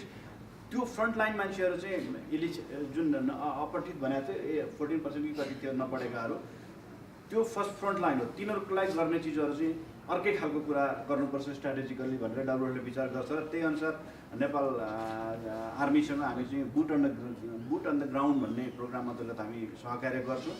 नम्बर 2 ट्रेडको कुरामा सिआइबीसँग हामी चाहिँ सहयोग गर्छौँ। त्यो चाहिँ ट्रेडर भनेको they are smart, they are rich होइन, जुन अघि धनी सम्पन्नताको कुरा आयो प्रभावली त्यसले चाहिँ त्यो एभरेजलाई माथि लिएर आयो होला। They are educated, they have a linkage, they have a communication facility र त्यसको स्ट्राटेजी फरक हुन्छ। सेकेन्ड चाहिँ कम्युनिटीको कुरा गर्छ। थर्ड कम्युनिटीको कुराहरू गर्दाखेरि कम्युनिटीमा कुरा गर्दाखेरि capacity, support, field gear, information, knowledge सेयरिङका कुराहरू गर्छौँ। त्यो हामी चाहिँ बेस्ट प्र्याक्टिसहरूबाट लिएर आउँछौँ र हामी त्यही नै गर्दै गरेको छौँ। र नेपालमा चाहिँ अरूभन्दा फरक केही चिजहरू गरेको छ डब्लुडब्ल्युले। त्यसैले सम्भवतः म अहिले उपस्थित हुन पनि पाएँ होला। त्यो फरक भनेको के भने हामीले अलिकति इनोभेसनका कुराहरू लिएर आएको छौँ। उदाहरणको लागि एउटा इनोभेसनका कुरा गऱ्यौँ भने हामीले चाहिँ अहिले करिब 50 किलोमिटरमा चाहिँ अहिले अप्टिकल फाइबर बिछाएर चाहिँ राखेको छौँ र नेसनल पार्कहरूभित्र र की एरियाहरूमा बायोडाइभर्सिटी हटस्पटहरूमा चाहिँ रियल टाइम सिसिटिभी राखेको छ। अन्त अहिले यहाँ बसेर थ्योरिटिकल्ली महेश्वरजी अथवा सुषमाजीले चाहिँ आफ्नो कोठामा बसेर थ्योरिटिकल्ली के हुँदैछ ग्राउन्ड अन द ग्राउन्ड भन्ने कुरो हेर्न सक्नुहुन्छ, which was not possible 10 year back. 10 वर्ष अगाडि हामी त्यसो गर्न सक्दैनथ्यौँ, अहिले त्यो एउटा कुरो गरेको छ। त्यसै गरेर चाहिँ अब भेहिकलहरूको ट्राफिक सानो कुरा हो, तर एउटा गाडी कहाँ जाँदैछ कोचिङ गर्नका लागि अथवा ट्रेड गर्नका लागि, त्यसलाई ट्र्याकिङ गर्नका लागि अथवा रियल टाइम स्मार्टको कुराहरू गर्ने जुन नेपाल आर्मीले अब यो सम्पूर्ण रूपमा चाहिँ हामीले सुरु गरे पनि अहिले त्यो बसेर चाहिँ हामीले 5 वर्ष अगाडि सहयोग गरेको कुरा हो। अहिले नेपाल आर्मीको हाम्रो चाहिँ प्रतिनिधि अहिले यहाँ उपस्थित हुनुभएको भएदेखि definitely that is one of the successful story that began with the partnership of WWF र नेपाल आर्मीको पार्टनरसिपबाट सुरु भएको हो। अहिले एकदम कम्प्लिटली त्यो लेभलमा लिइसकेको छ। त्यसैले अरू ग्लोबल्ली गर्ने कामहरू ट्रेडिङ र पोस्टिङलाई छुट्याएर, ट्रेड र पोस्टिङलाई छुट्याएर हामीले काम गर्दैछौँ भने अलिकति फरक चाहिँ स्निफर डगहरूको इम्प्लिमेन्ट गर्ने कुराहरू टाइमको हिसाबले म अहिले सक्छु, तर त्यो इनोभेटिभ कुराहरू चाहिँ हामीले गरिरहेका छौँ। र अन्तिममा यो कम्युनिटीहरूको लागि चाहिँ हामीले सिबिएपिओ भनेर जुन गरेको छ त्यसलाई चाहिँ सङ्गठन बनाउनेदेखि लिएर भनेको त युवाहरूलाई एन्टी पोचिङ अथवा इलिगल वाइल्ड लाइफ ट्रेडका कुराहरूमा सुशिक्षित गराउने, उनीहरूलाई जानकारी गराउने, उनीहरूलाई फिल्ड गियर दिने, ट्रेनिङ दिने, उनीहरूको क्यापेसिटी बिल्डअप गर्ने र कालान्तरमा त्यसलाई संस्थागत रूपमा चाहिँ चाहे सामुदायिक वन होस् चाहे चाहिँ होस् यो बफर जोनको ग्रुप होस् तिनीहरूसँग आबद्ध गराएर एउटा संस्थागत स्वरूप दिने कामहरू पनि हामी गर्दैछौँ। यो पछिल्ला कुराहरू चाहिँ 100वटा देशमा डब्लुडब्ल्युले काम गर्छ भने यो 99 देशबाट भन्दा हाम्रो यो फरक हो। धन्यवाद सर। र म फेरि पनि अहिलेको प्रेजेन्टेसनमा फेरि जान चाहेँ। अहिलेको भिडियोमा प्रोफेसर डफीले र डक्टर फ्लेक्सले र मेरो आफ्नै अध्ययनमा पनि जति कुराहरू आए जस्तो सोसियल इम्प्याक्टका कुराहरू, इन्फोर्समेन्ट बेस्ड कन्जर्भेसनका कुरामा यसमा चाहिँ यो क्वेसन चाहिँ तपाईँहरू सबैजनालाई हो भनेको हामीले नेपालले अहिलेसम्म गरिरहेको इन्फोर्समेन्ट बेस्ड कन्जर्भेसन अथवा कन्जर्भेसनको एउटा इन्फोर्समेन्ट पार्ट हो चाहिँ सोसियल इम्प्याक्ट कतिको कुन अवस्थाको छ जस्तो लाग्छ पहिलो कुरा। र दोस्रो कुरा चाहिँ एकाडेमिसियनहरू रिसर्चरहरू चाहिँ यो रियालिटीबाट कतिको टाढा पुगेका छन् अथवा यी हाम्रो अध्ययनहरूले चाहिँ त्यो रियल अवस्था झल्काउँछ कि झल्काउँदैन? मबाट सुरु गरौँ। सामाजिक पाटोको जुन कुरा गर्नुभयो त्यो पाटो अति ठुलो छ अनि तपाईँको अध्ययनबाट पनि देखिराखेको छ। तर सामाजिक नेपालको समाजलाई चाहिँ धेरै जसो के हुँदो रहेछ भने बहुधा हामीले के देखाएको छौँ भने इन्टरनेसनल प्रोसेसले चाहिँ बढी इन्सपायर गर्दो रहेछ। लास्ट 10 इयरमा तपाईँहरू जस्तो युवाहरू र यत्रो युवा जमात म अगाडि देख्दैछु। यो अगाडि आउनुको पछाडि 2-3वटा कारणहरू छ। एउटा नेपाल आफैले लिएको एउटा नीति त भइहाल्यो जुन महेश्वरजीले पनि अघि कुरा गर्नुभयो। अर्को कुरो इन्टरनेसनल प्रोसेसलाई पनि हामीले बुझ्नुपर्छ। अन्तर्राष्ट्रिय स्तरमा 2टा महत्त्वपूर्ण घटना भयो, म त्यो बताउन चाहन्छु जसले हाम्रो नेपाली समाजलाई पनि प्रभावित गर्यो। नम्बर 1 के भने अमेरिकाले चाहिँ एउटा ग्लोबल एन्टी पोचिङ एक्ट भनेर 2015मा पास गर्यो, जसको के अर्थ थियो भने यदि कुनै देशमा संसारको कुनै पनि देशमा एन्टी पोचिङका कामहरू हुन्छ र त्यो देशको राष्ट्र सरकारले रोक्न सक्दैन भनेदेखि त्यो ठाउँमा चाहिँ अमेरिकै सैन्य सहयोग जान सक्छ भन्ने खालको त्यसले पास गर्यो। अर्थात् यसरी हेर्ने भने सिम्प्लिफाइड भर्सनमा हेर्ने भने जुन एक्टको आधारमा उसले इरानमा चाहिँ आक्रमण गर्यो, इराकमा आक्रमण गर्यो, त्यस्तै खालको चाहिँ एन्टी पोचिङको हिसाबले पनि गर्न सक्ने गरी पास गर्यो। त्यो गर्दाखेरि एउटा ग्लोबल एउटा एक किसिमको ऊ लिएर आयो, सेन्सिटाइजेसन लिएर आयो। दोस्रो 2014मा लन्डनमा एउटा चाहिँ London conference on illegal wildlife trade भन्ने छ। त्यो कन्फरेन्स चाहिँ एउटा हाई प्रोफाइल कन्फरेन्स थियो। खास गरी G20 भनेको धनी 20वटा top group of 20 rich countries भनौँ न, G20 को मिटिङमा पछाडि आएको हुनाले त्यसमा बेलायत अमेरिका लगायतका देशहरू त्यसभित्र आएर त्यसले के गर्यो भने ग्लोबल्ली चाहिँ अब हामी रिसिपिएन्ट कन्ट्री हौँ एक किसिमको डेभलपिङ कन्ट्रीको हिसाबले, रिच कन्ट्रीहरू जो डोनर कन्ट्रीहरू उनीहरूले नै त्यसलाई आफ्नो एजेन्डाभित्र राखे। त्यस कारणले हामीलाई एउटा एक किसिमको एउटा सेन्सिटाइजेसन गर्यो, नेसनल गभर्नमेन्टलाई, सिभिल सोसाइटी र डेभलपमेन्ट पोर्टफोलियो होल्ड गर्ने हामी जस्तो संस्थाहरूलाई पनि। त्यो लन्डन कन्फरेन्स चाहिँ अहिले कन्टिन्युस हरेक वर्ष हुँदैछ र तेस्रो वर्ष भइसक्यो, चौथो पटक यो हुनेवाला छ। त्यसले पनि हामीलाई चाहिँ अलिकता उत्प्रेरित बनायो र त्यसको प्रतिफल चाहिँ के भने नेसनहरूले चाहिँ एनटिसिसी नेसनल टाइगर कन्जर्भेसन कमिटी जुन इन्डियामा थियो नेपालमा पनि बन्यो, WCCP को कुरा सुषमाजीले गर्नुभयो त्यो पनि बन्यो र आर्मी र प्रहरी र निजामती सेवा पनि यो कुराहरू चाहिँ बढी यसले गर्यो। र थर्ड एउटा लार्जर कुरो के हो भनेदेखि वर्ल्ड ब्याङ्कको नेतृत्वमा ICCWC भन्ने चाहिँ इन्टरनेसनली सबैभन्दा टप नच यो इन्फोर्समेन्ट र उसका कुराहरू मिलेर 5वटा मिलेर एजेन्सी मिलेर चाहिँ एउटा ICCWC भन्ने चाहिँ एउटा युएनले ICCWC आइक्वेप भन्छ छोटकरीमा, त्यो international cooperation on combating wildlife crime के भन्छ, international consortium, yes, wildlife crime 5वटा कन्सोर्टियम वर्ल्ड ब्याङ्क लगायतको भयो। त्यसले चाहिँ हाम्रो इकोनोमिक्स, सोसाइटी र पोलिटिक्सलाई चाहिँ मोटिभाइज गर्यो र हामी बढी एक्टिभ भयौँ र यतातिर सोसाइटीमा पनि त्यसले के गर्यो भने त्यो इम्प्याक्टहरू देखिन थाल्यो। किनभने अहिलेको जुन सोसियो कल्चरल जुन इम्प्याक्ट हो, सकहरू भयो, त्यसलाई चाहिँ यताबाट आइरहेको बेलामा इन्टरनेसनल प्रोसेसले चाहिँ त्यसलाई क्याप्चर गरिदिइसकेपछि बढीभन्दा बढी मान्छेहरूको बिचमा गयो। र लास्टमा छुटाउने नहुने कुरा के भने लास्ट 7 इयरमा म देख्दैछु, यहाँ अब्दुल्लाजीलाई पनि देख्दैछु, धेरै साथीहरू हुनुहुन्छ, मिडियाको ठुलो रोल रहेको छ। मिडियाले त्यो एउटा बिटै लियो। अब धेरैवटा मेन स्ट्रिम मिडियाहरूमा चाहिँ त्यो बिट हेडहरू हुनुहुन्छ र उहाँहरूले चाहिँ प्रत्येक दिन प्रत्येक हप्ता चाहिँ गर्नुहुन्छ। त्यसले गर्दाखेरि हामीलाई सुसूचित हुने दियो र हामी सबै एक किसिमले चाहिँ त्यसभित्र चाहिँ इङ्गेज हुन पुग्यौँ। त्यस कारणले यो एउटा cumulative effective all players, actors र स्टेक होल्डर्सको चाहिँ यो प्रभाव हो र सोसाइटी त्यसमा असित नभएको हुनाले यसरी आजको मलाई चाहिँ लाग्छ। धन्यवाद तपाईँको। तर म तपाईँको अगाडि हाम्रो सहपाठी साथीहरूको 1-2टा प्रश्नहरूको चाहिँ अलिकति क्लियर एन्सर दिनुपर्छ जस्तो लाग्यो। जस्तै CIP पिलर नम्बर 4 किन स्थापना गरियो भन्दाखेरि चाहिँ शान्ति र अमन चयन गर्नु त नेपाल प्रहरीको प्रमुख दायित्व थियो, तर कतिपय क्राइमहरू चाहिँ वाइल्ड लाइफ क्राइमसँग एसोसिएट भएर आएको हुनाले पनि हामीलाई चाहिँ पिलर 4 आवश्यक बढी भएको हो। किनभने त्यो हुँदाखेरि चाहिँ धेरै क्राइमहरू नेक्ससको रूपमा आएको हुनाले त्यसलाई नियन्त्रण गर्न हामीले चाहिँ पिलर 4 नेपाल प्रहरीले स्थापना गर्यो। अर्को चाहिँ कोअर्डिनेसनको कुरामा पनि के रोकिएको छ भन्नुहुन्छ भने सुनिँदैन यो सुनिन्छ। अर्को चाहिँ यो जुन डिफ्रेन्ट अर्गनाइजेसनको कोअर्डिनेसन भन्नुभयो नि, वाइल्ड लाइफ क्राइममा के हुँदो रहेछ भन्नुहुन्छ भने ल इन्फोर्समेन्ट जहिले पनि विधिको शासनमा चल्छ। विधिको शासनमा चल्दाखेरि चाहिँ कानुन प्रयोग गर्ने निकाय र त्यो कार्यान्वयन गर्ने निकायहरू चाहिँ डिफ्रेन्ट हुने भएको हुनाले त्यस्तोमा कोअर्डिनेसन चाहिँ बढी महत्त्वपूर्ण हुन्छ। तर अगाडि चाहिँ फेरि यता चाहिँ गैर सरकारी संस्थाको हिसाबले एउटा कुरो ल इन्फोर्समेन्टमा क्लियरली बुझ्नुपर्ने कुरा के हो भने NGOले अथवा INGOले चाहिँ ल इन्फोर्समेन्ट गर्दैन, त्यो कुरो क्लियर हो उहाँले नि भन्नुभयो।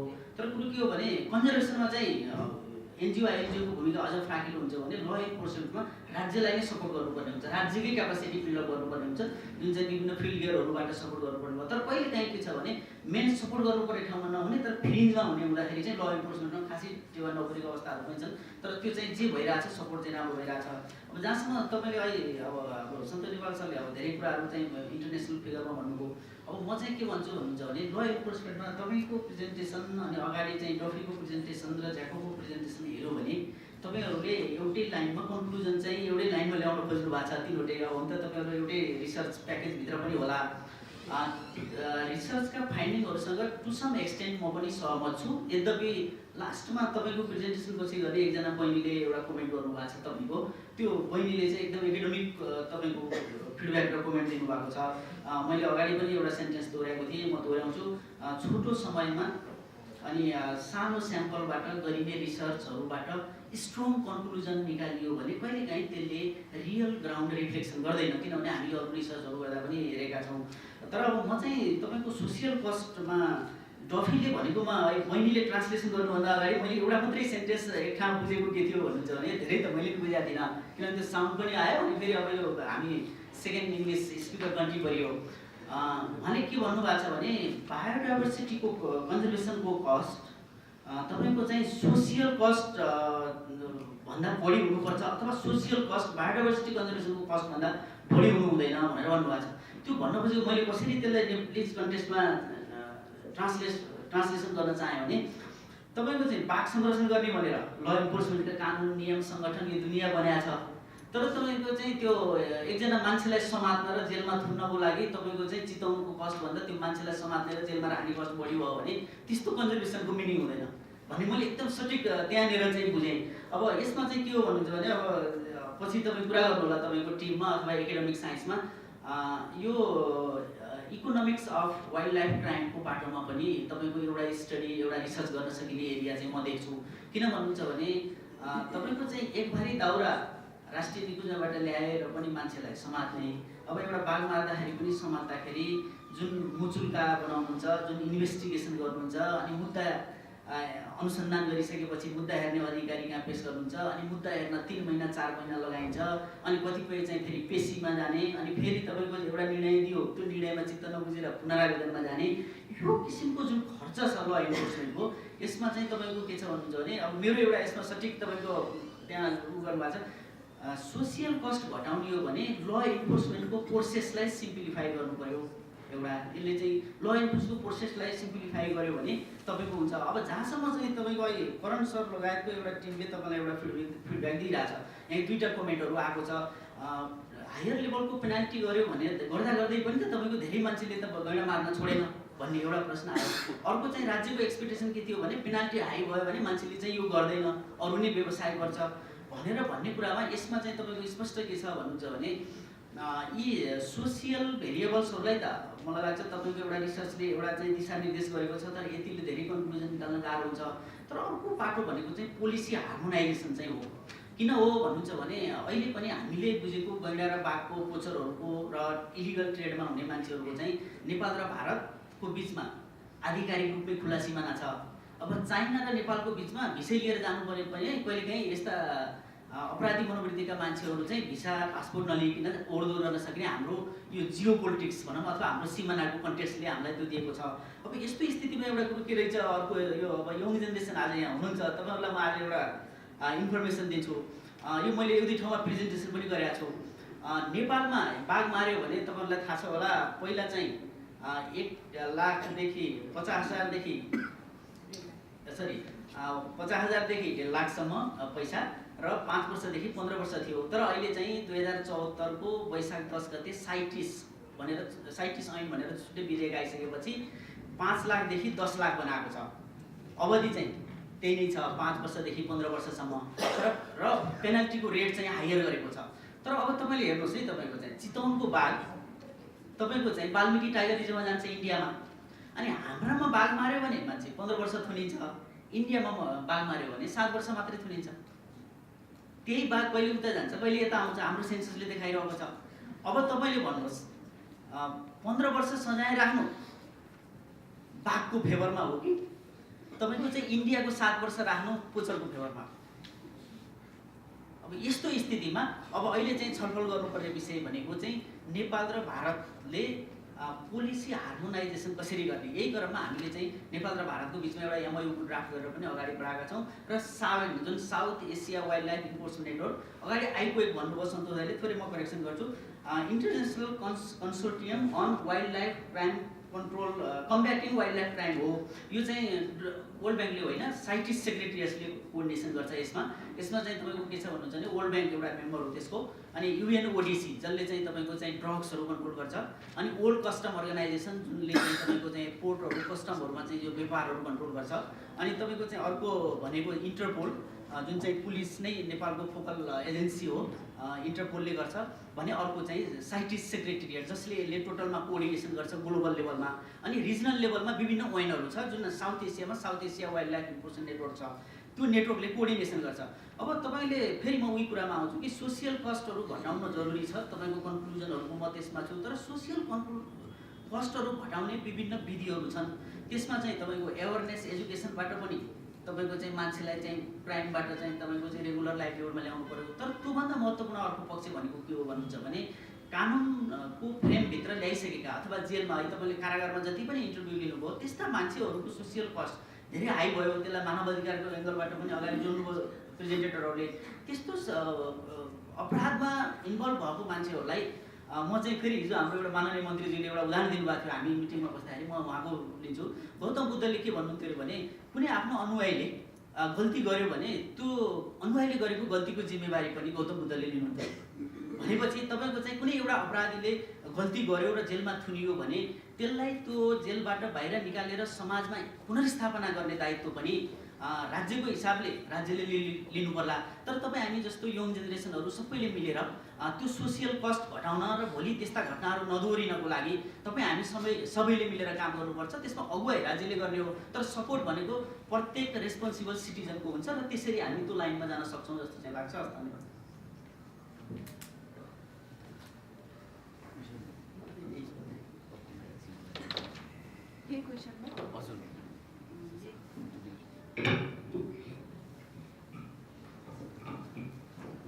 तपाईँको प्रेजेन्टेसनबाट धेरै कुराहरू चाहिँ त्यहाँ चाहिँ हेर्न पाइयो होइन, बुझ्न पाइयो। यस्तो खालको प्रेजेन्टेसन तपाईँले जुन स्टडी गर्नुभयो होइन, यो स्टडी गर्दाखेरि मलाई अहिले क्वेसन सोध्न मन लागेको थियो त्यसमा है। म अहिले तपाईँलाई त्यो क्वेसन चाहिँ अहिले म राख्नु गइरहेको छु। मैले चाहिँ तपाईँले क्वेसन राख्नु गएँ अनि आफ्नो कुरा बनाउनुलाई। यसमा चाहिँ तपाईँले भन्नुहुन्छ 77वटा कारागारमध्ये 7वटा कारागार चाहिँ मैले भिजिट गरेँ भनेर भन्नुभएको थियो। त्यसमा तपाईँले चाहिँ त्यो 7वटा कारागार चाहिँ कसरी छान्नुभयो होइन, सेलेक्सन कसरी गर्नुभयो, मलाई त्यो क्वेसन सोध्न मन लागेको थियो होइन। अघि सरले नै भनिहाल्नुभयो, थोरै चाहिँ हामीले सानो स्याम्पल युनिटबाट चाहिँ लिएर चाहिँ हामीले यसरी चाहिँ एनालाइसिस गर्दाखेरि चाहिँ त्यसले चाहिँ ग्राउन्ड रियालिटी नदिन पनि सक्छ भन्ने कुरा जुन गर्नुभयो र त्यही कुरा चाहिँ यहाँ रिफ्लेक्ट भएर आएको। अनि हजुर सुनिरहनु भएको छ मैले बोलेको सबैले? हजुर पहिले त त्यति धेरै कारागार मध्ये किन मैले ती 7वटा कारागारै छाने भन्दा चाहिँ अहिले कुरामा आएँ मैले महेश्वर सरले भन्नुभएकै कुरामा आएको कि हामीले चाहिँ कत्रो स्याम्पल साइज बनाएर चाहिँ कुनै पनि आर्गुमेन्टमा जान सक्छौँ त भन्ने अझै मेजर कुरा चाहिँ हो। अनि अझै हामी जब चाहिँ हामी साइन्टिफिक रिसर्च गरिरहेको छौँ त्यति बेला त्यो कुरा अझै महत्त्वपूर्ण हुन्छ, किनभने एउटा जुन किसिमको स्याम्पल साइज चाहिने हो अथवा एउटा मेजोरिटी जुन कुरालाई कति कुराले चाहिँ केलाई प्रतिनिधित्व गर्छ त भन्ने कुरा थाहा पाउन चाहिँ मलाई चाहिँ यो अध्ययनको स्याम्पल साइज सानो जस्तो लाग्दैन। किनभने जम्मा नेपालमा कारागारभित्र 384 जना बन्दी कैदीहरू छन्। तीमध्ये 154 जनालाई मैले भेटेको हो र 154 जना मध्ये 116 जनाले चाहिँ मसँग कुरा गर्न राजी भए र बाँकीले कुरा गर्न मानेनन्। त्यो कारणले गर्दा चाहिँ 384 मा 154 जनालाई चाहिँ एप्रोच गर्नु र 154 मध्ये 116 मान्छेसँगको कुराकानी यो ज्यादै चाहिने स्याम्पल साइज भन्दा पनि 2 गुणा बढी हो जस्तो लाग्छ। तैपनि कतिपय सोसियल साइन्सका सबै कुराहरू जस्ताको जस्तै हुन्छन्, त्यसले सबै कुरा रिप्रेजेन्ट गर्छ भन्ने छैन र त्यो 7वटा कारागार लिनुको ती कारागार लिनुको कारण चाहिँ त्यही स्याम्पल साइज पुर्याउनुको लागि हो किनभने कतिपय कारागारमा 1 जना 2 जना 3 जना कैदीहरू हुनुहुन्थ्यो र ती धेरै टाढा टाढा पनि थिए र मैले चाहिँ के विचार गरेँ भने यो चाहिँ कम्प्लिटली मेरो जजमेन्टको आधारमा निर्धारण गरेका साइडहरू हुन् उनीहरू चाहिँ मैले हेरेँ कुन कारागारमा चाहिँ ज्यादै धेरै छन् भनेर मैले त्यसरी सर्ट गरेँ र त्यो मध्ये जम्मा 10वटा कारागारहरू मैले लिस्टेड गरेका थिएँ जहाँ चाहिँ सबैभन्दा धेरै वन्यजन्तुका कैदीहरू छन् र तीमध्ये 10वटा मध्ये मैले अनुमति पाएको 7वटा चाहिँ मैले त्यसमा गएर अध्ययन गरेको हस् धन्यवाद धन्यवाद अब यसमा चाहिँ सोसियल कस्ट अफ क्राइम होइन सोसियल कस्ट अफ क्राइम यो बडा ठुलो पाटो छ सोसियल भन्ने पाटो चाहिँ हाम्रो अहिलेसम्म चाहिँ यो क्राइमको विषयमा विशेष गरिकन वाइल्ड लाइफ क्राइममा चाहिँ सोसियल पाटो के छ भनेर चाहिँ अहिलेसम्म त्यस्तो किसिमको रिसर्चहरू भएको भन्ने चाहिँ मैले थाहा पाएको छैन अझै बुझ्न खोजेको चाहिँ जस्तो हामीले अवलम्बन गरिरहेको जुन इन्फोर्समेन्ट बेस्ड एप्रोच र कन्जर्भेसन यही बाटोमा त्यसको चाहिँ सोसियल कस्ट कति छ जस्तो कस्तो छ जस्तो लाग्छ भन्ने कुरा एउटा कुरा र त्यो कुरा चाहिँ तपाईँहरूले चाहिँ जुन जति जे देखिरहनु भएको छ एज अ गभर्नमेन्टबाट हेर्दा त्यो कुरा चाहिँ एकाडेमिसियन रिसर्चरहरूको हाम्रो अध्ययनहरूबाट चाहिँ कतिको रिफ्लेक्ट भएको पाउनुभयो अथवा रियालिटीबाट टाढा पाउनुभयो भनेर खोजेको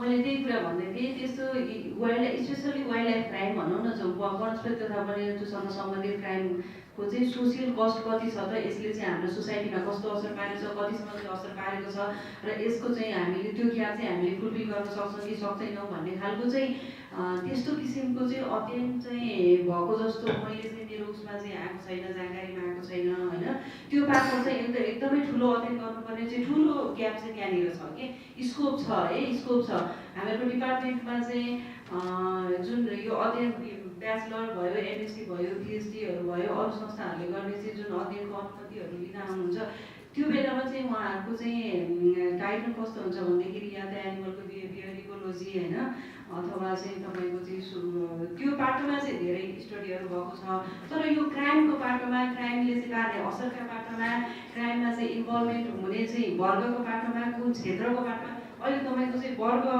र क्षेत्रको कुरा चाहिँ त्यसमा देखिएन कि त्यो जोग्राफिकल एरियाले चाहिँ त्यसलाई चाहिँ असर पार्ने हो कि होइन त्यो कुन क्षेत्रका मान्छे चाहिँ त्यहाँबाट इन्भल्भ हुने हो कस्ता चाहिँ व्यक्तिहरू त्यहाँ इन्भल्भ हुने हो भन्ने किसिमको अध्ययन चाहिँ खासै भएको छैन अनि त्यो अध्ययन नभएको आधारमा हामीले चाहिँ यसरी चाहिँ अब मनगढन्ती कुरा गरेर पनि भएन यहाँनिर होइन भरे मेरो भ्यू र त्यो अध्ययनबाट आएको नतिजा नमिल्न पनि सक्छ त्यो हिसाबले चाहिँ यसै हो भनेर भन्न सक्ने अवस्था त अहिले छैन त्यो चाहिँ अध्ययन हुनुपर्ने चाहिँ एकदम ठुलो त्यहाँनिर चाहिँ ठाउँ छ र अब म यहाँ धेरै चाहिँ स्टुडेन्टहरू हुनुहुन्छ भाइ बहिनीहरू हुनुहुन्छ रिसर्चरहरू हुनुहुन्छ उहाँहरूको लागि चाहिँ एउटा ठुलो चाहिँ त्यो ग्याप छ त्यो ग्यापको बारेमा चाहिँ यहाँ अध्ययन गर्न अनुसन्धान गर्न चाहिँ तपाईँहरूलाई चाहिँ म अनुरोध पनि गर्दछु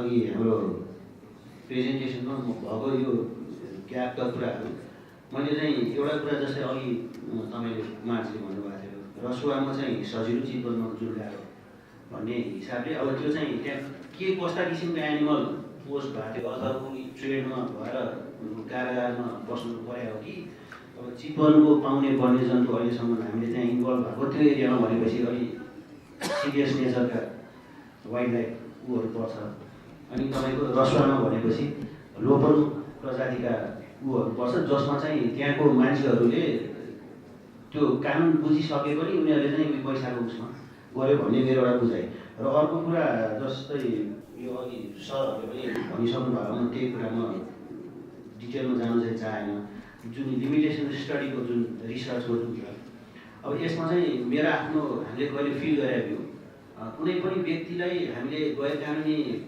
इलिगल ट्रेड गरिरहेको अवस्थामा कहिले कहिले भेटिँदाखेरि हामीले त्यो सम्बन्धित त्यसपछि हामीले सबै अनुसन्धान प्रारम्भिक केही कुरा बुझेपछि हामीले सम्बन्धित निकायमा जस्तै डिस्ट्रिक्ट फरेस्ट अफिस अथवा निकुञ्जमा बुझाउँछौँ भने त्यही त्यो 1-2 दिनको टाइम अथवा 5-6 आवर्सको ग्याप हुन्छ त्यही ग्यापमा पनि जसले क्राइममा कमिट गरेको हुन्छ उसले हामीसँग हामीले पत्ता लगाउँदाखेरिको कुरा त्यही गएर पनि उसले त्यो कुरा सत्य बोल्दैन कि भने त्यो कुरा साँचो बोले हो भनेपछि अब तपाईँले गर्नुभएको रिसर्चमा उसले कति कुरा सही बोल्यो कि नबोल्यो भन्ने प्रश्न पनि एउटा रहला र अर्को कुरा त्यही गर्नका आधारमा त्योलाई काउन्टर अथवा त्यसलाई चेकब्याक गर्नलाई सकेसम्म मिल्छ भने उसको फ्यामिली कम्युनिटीमा पनि त्यो कुरा चाहिँ अलिकति बुझ्दाखेरि चाहिँ यो रिसर्चले अझै त्यसलाई थप्नु हुन्थ्यो कि भन्ने चाहिँ मात्रै मेरो कुरा हस् धन्यवाद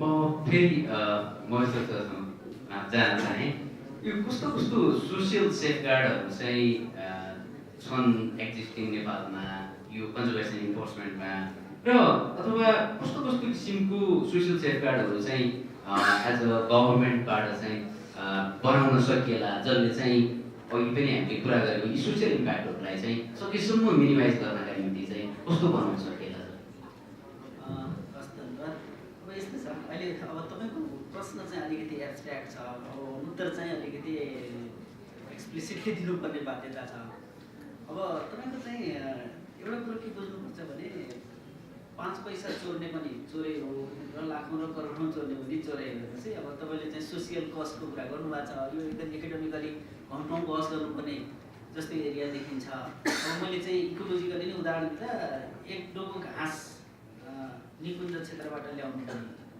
चोरी नै हो अब गैँडा मार्नु पनि चोरी नै हो अब तपाईँको लेभल अफ क्राइम म चाहिँ अब तपाईँको एकदम स्ट्रेट एन्सर दिनु पऱ्यो भने मसँग अब धेरै एन्सरहरू घुमिरहेछ तर म के भन्छु भने मैले अगाडि पनि भने अहिले सर्वोच्च अदालतको एउटा निर्णय विवादास्पद भएर बजारमा छताछुल्लो भएको छ कानुन निरूपण गर्नुपर्ने अथवा न्याय दिनुपर्ने मान्छेले राज्यका कानुनमा टेकेर न्यायिक मत समेतलाई साथमा राखेर निर्णय गर्दा धेरै विचार पुर्याउनुपर्छ भन्ने कुरो अहिलेको घटनाले देखाइरहेको छ त्यो कुरा राष्ट्रिय निकुञ्ज अथवा वन क्षेत्रभित्र कानुन प्रयोग गर्ने हाम्रो अधिकृत साथीहरूले पनि ध्यान दिनुपर्छ भन्ने लेसन लर्न यहाँ पनि सिकिन्छ अब कानुन कार्यान्वयन गर्दाखेरि कहिलेकाहीँ अहिले तपाईँले निकाल्नु भने पेनाल्टी हाई हुँदाखेरि पनि सोसाइटीले एक्सेप्ट गरेन भने त्यस्तो कानुन त बनाएर अर्थ छैन तर फेरि कानुन कसरी बन्छन् भन्दाखेरि चाहिँ हिजो जनताले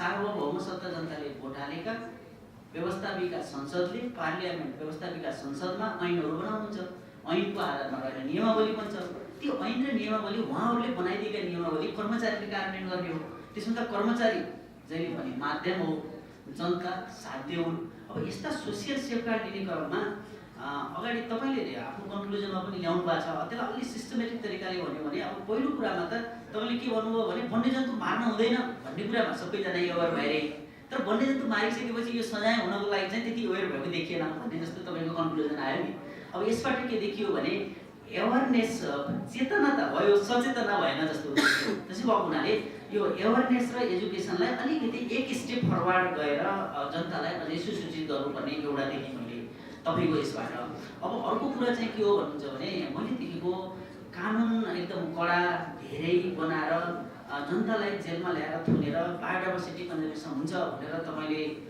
यदि मनमा राख्नुभएको छ भने त्यो चाहिँ भरम हो यद्यपि म वन मन्त्रालयको सहसचिव र तपाईँको चाहिँ जिम्मेवार ठाउँबाट मैले भन्नुपर्ने हुन्छ जनतालाई कानुन बढी लगाएर राज्य बलियो पनि हुँदैन जनता बलिया पनि हुँदैन सकेसम्म हामीले परिकल्पना गरेको समाज चाहिँ कस्तो हो भने प्रकृति पनि नेचुरली प्रकृतिले एउटा भनौँ न एउटा चाहिँ नेचुरल न्युट्रल भएर बगोस् त्यहाँ चाहिँ रहोस् हामी मान्छेहरूले तिनीहरूलाई चाहिँ एउटा दिगो र वाइजी हुन्छ भनौँ न बुद्धिमानीपूर्ण तरिकाले उपयोग गरौँ र प्रत्येक वन्यजन्तु र वनस्पतिको बाँच्न पाउने जिउन पाउने अधिकारहरू सुरक्षित होस् किनभने तपाईँको प्रेजेन्टेसनमा रफीको प्रेजेन्टेसनको पहिलो सेन्टेन्स हेर्नुभयो भने उहाँले बोलेको स्पिचमा कुनै पनि स्पिसिजहरू लोप हुन दिनबाट रोक्ने चाहिँ 1 नम्बर दायित्व हो अब त्यस्तो स्थितिमा सोसियल कस्टहरूमा अब लाइभलीहुडको पाटोमा अल्टरनेटिभ लाइभलीहुडको पाटोमा बढी ध्यान दिनु पर्यो एउटा त्यो स्वतः छ एउटा चेतना र सचेतनामा जानु पर्यो अर्को चाहिँ कानुन कार्यान्वयन गर्दा तपाईँको चाहिँ सकेसम्म मोरल र भ्यालुले बढी ठाउँ लिने स्थान क्रिएट गर्दै जानु पर्यो किन भन्नुहुन्छ भने मोरल र भ्यालु लभन्दा धेरै स्ट्रङ र पावरफुल हुन्छ। जुन ज्याकोब डफीहरू जुन युकेमा संविधानै छैन तर हाम्रोमा यस्तो लामो संविधान आइरहेको छ तर घटना भइरहेको हुन्छ किनभने त्यहाँ मोरल र भ्यालुले बढी काम गर्छ। हाम्रोमा मोरल र भ्यालुले अहिले अलि त्यति धेरै काम गर्ने बेला भएको छैन। अब आउला हामी यङ जेनेरेसनहरू हामी पनि सबै मिलेर बिस्तारै एउटा समाजलाई चाहिँ राइट डाइरेक्सनमा लग्न सक्यौँ भने त्यति बेला घटाउन सकिन्छ।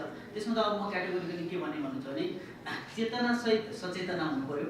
त्यसमा चाहिँ अपराधीमा इन्भल्भ नहोस्, भइहाल्यो भने पनि उसलाई एउटा किसिमको चाहिँ जस्टिस हुने टाइपको कारवाही होस् र उसले एउटा कारवाही भुक्तानी गरिसकेपछि समाजमा पुनर्स्थापना हुने गरी कार्यक्रमहरू लिएर आउनु पऱ्यो। अब ल इन्फोर्समेन्टमा हिजो भनौँ न WLF ले सपोर्ट गर्यो तर राजकुमार पर्जालाई चाहिँ तपाईँको मलेसियाबाट ल्याएर थुनियो भन्नेमा एकदम ठुलो भयो भनेर अथवा नेपाल सरकारले भयङ्कर ठुलो काम गर्यो, इन्टरपोलले भयङ्कर सपोर्ट गर्यो भनेर मात्रै पुगेन कि अब राजकुमार पर्जालाई तपाईको चाहिँ उसको नेपाल सरकारको कानुन अनुसारको सजाय पाइसकेपछिको लाइफमा सोसियली उसलाई समाजमा इस्टेब्लिस हुने वातावरणसम्मका कार्यक्रमहरू लिएर आउनु पर्यो। त्यति बेला मात्रै सोसियल कस्टहरूले तपाईँको भ्यालिड काम गर्छ। होइन भने जेलमा थुने अनि मैले यति वर्ष थुने भनेर चाहिँ अब चाहिँ नपुग्ने भयो मैले देखेको अब प्रेजेन्टेसनहरूबाट। किनभने त्यहाँ मानव अधिकारका कुराहरू अनि स्थायित्वका कुराहरू अनि समृद्धिका कुराहरू र सिभिलाइजेसनको एउटा उन्नत सिभिलाइजेसनका कुराहरू पनि सँगै जोडिएर आए। त्यो कुरा गर्नु पर्यो। र मुख्य गरी कानुन कार्यान्वयन गर्दाखेरि तपाईँको चाहिँ कानुनहरू एकदम सिम्प्लिफाई सबैले बुझ्ने अनि एकदम सरल हुनु पर्यो। कानुनहरू अझै पनि कम्प्लिकेटेड छन् मेरो जस्तो लाग्छ मेरो विचारमा। तपाईँको चाहिँ त्यो बाटोमा अलिक टेक्नोलोजीले काम गर्यो। हाम्रो सन्तोष नेपाल सरले भन्नुभयो कि अब हामीले धेरै फाइबरहरू बिताएका छौँ। अब त्यस्ता टेक्नोलोजीहरू ल इन्फोर्समेन्टमा पनि कामयाबी हुने गरी आउनु पर्यो ताकि त्यसले चाहिँ भोलि चाहिँ ल इन्फोर्समेन्ट प्रोसेसलाई अलिक बढी इफिसियन्ट र इफेक्टिभ बनाओस्। त्यो बाटोमा जानु पर्यो। र अर्को कुरा भनेको तपाईँको चाहिँ अब यो अल्टरनेटिभ लाइभलीहुड्समा चाहिँ अलिक बढी जोड दिनु पर्यो।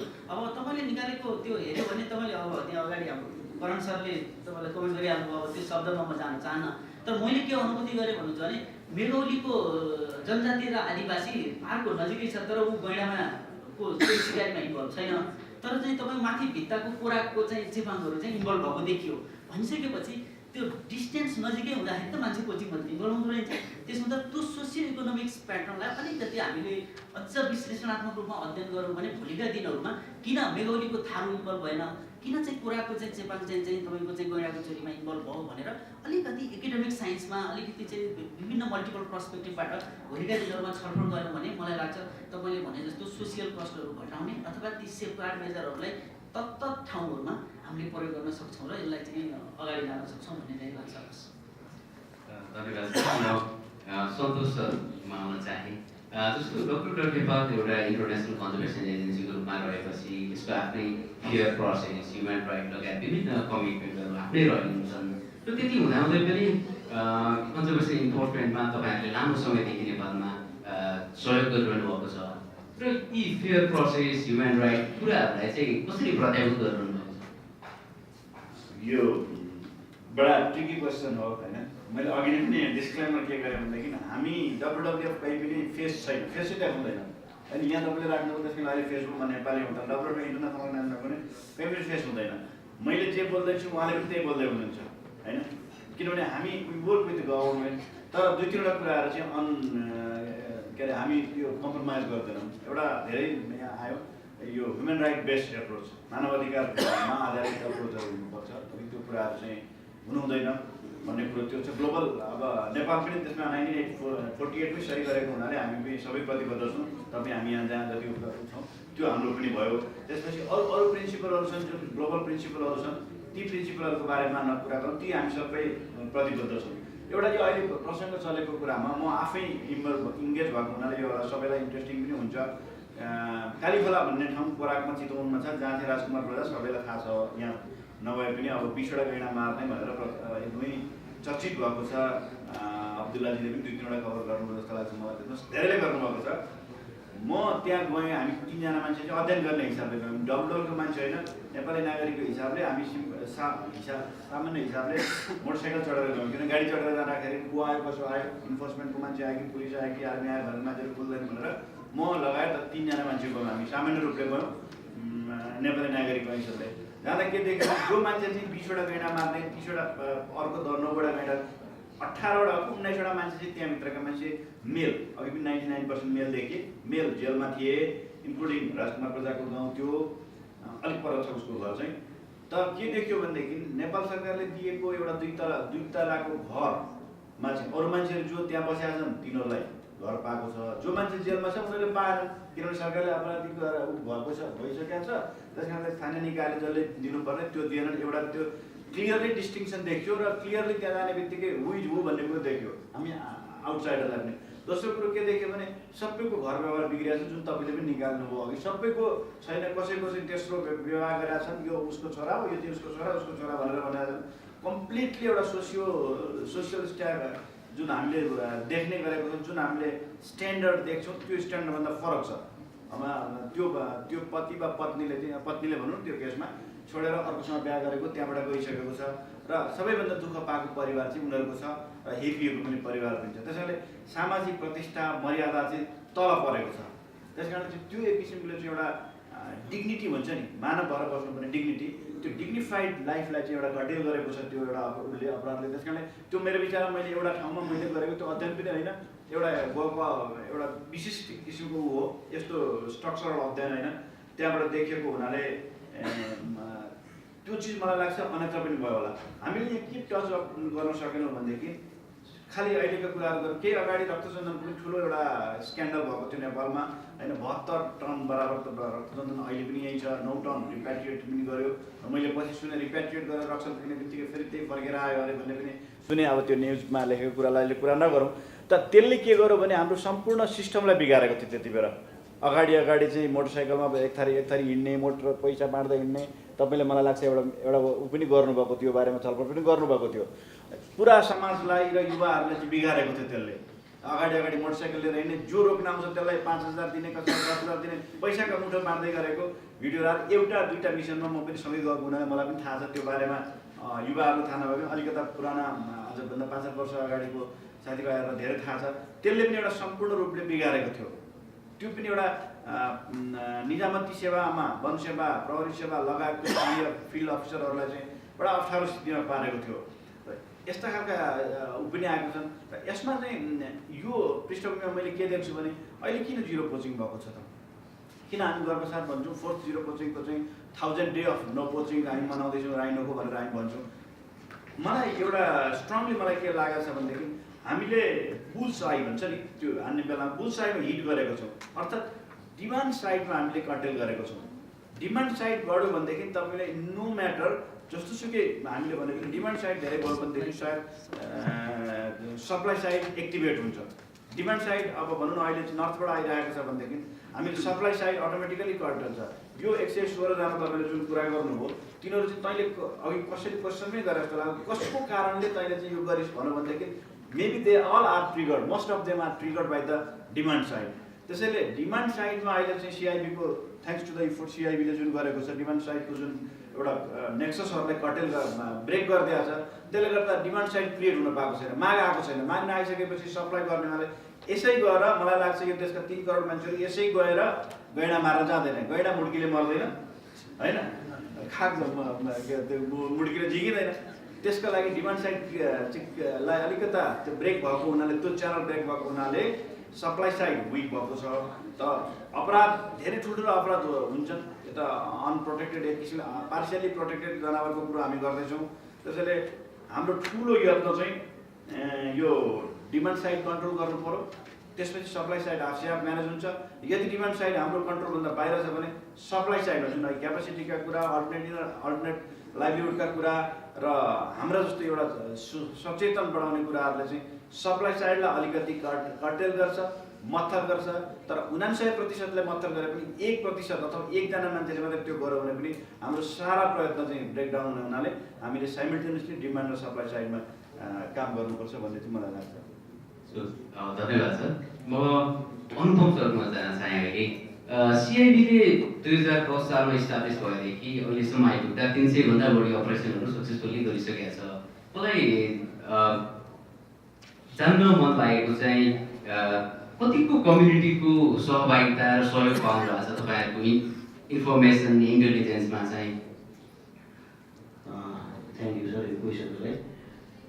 अब यो सबैभन्दा पहिला मैले अघि पनि अलिकति कुरा राख्न चाहेँ। उहाँले यो हाम्रो प्रोफेसरले पनि अघि भन्नुभएको थियो उहाँको उसमा हामी इन्फर्मेसन इन्टेलिजेन्स नै आएपछि बढी हामी चाहिँ इलिगल ट्रेडमा भएको हुनाले अब कम्पेरिटिभली मैले अहिलेसम्म बुझेअनुसार अब त्यो सबै बुझाइ मेरो सही त हुनु होला अब सरहरू चाहिँ एक्सपर्ट हुनुहुन्छ यहाँ तर कम्पेरिटिभली हेर्दा पनि वर्ल्ड वाइड हेर्दाखेरि हाम्रो देशमा इलिगल ट्रेडको त्यो जुन हुने ट्रेड हुन लागेको पोचिङ एकदम न्यून अवस्थामै छ कम्पेरिटिभली त्यो अरू कन्ट्रीहरू अब त्यति हुँदाहुँदै पनि उयो अघि भर्खर भन्नुभएको छ एउटा चिज घटना घट्ने बित्तिकै त्यसले फेरि ठुलो इस्यु पनि हुने अवस्था आउँछ अब त्यो जुन इन्फर्मेसनको कुरा जब आउँछ हामीले यो हाम्रो कानुनमा पनि व्यवस्था भयो बमोजिम राष्ट्रिय निकुञ्ज तथा वन्यजन्तु ऐनको 2025 अनुसार यो पुरुष 2029को दफा 25 अनुसारमा सुराकीको कुरा पनि छ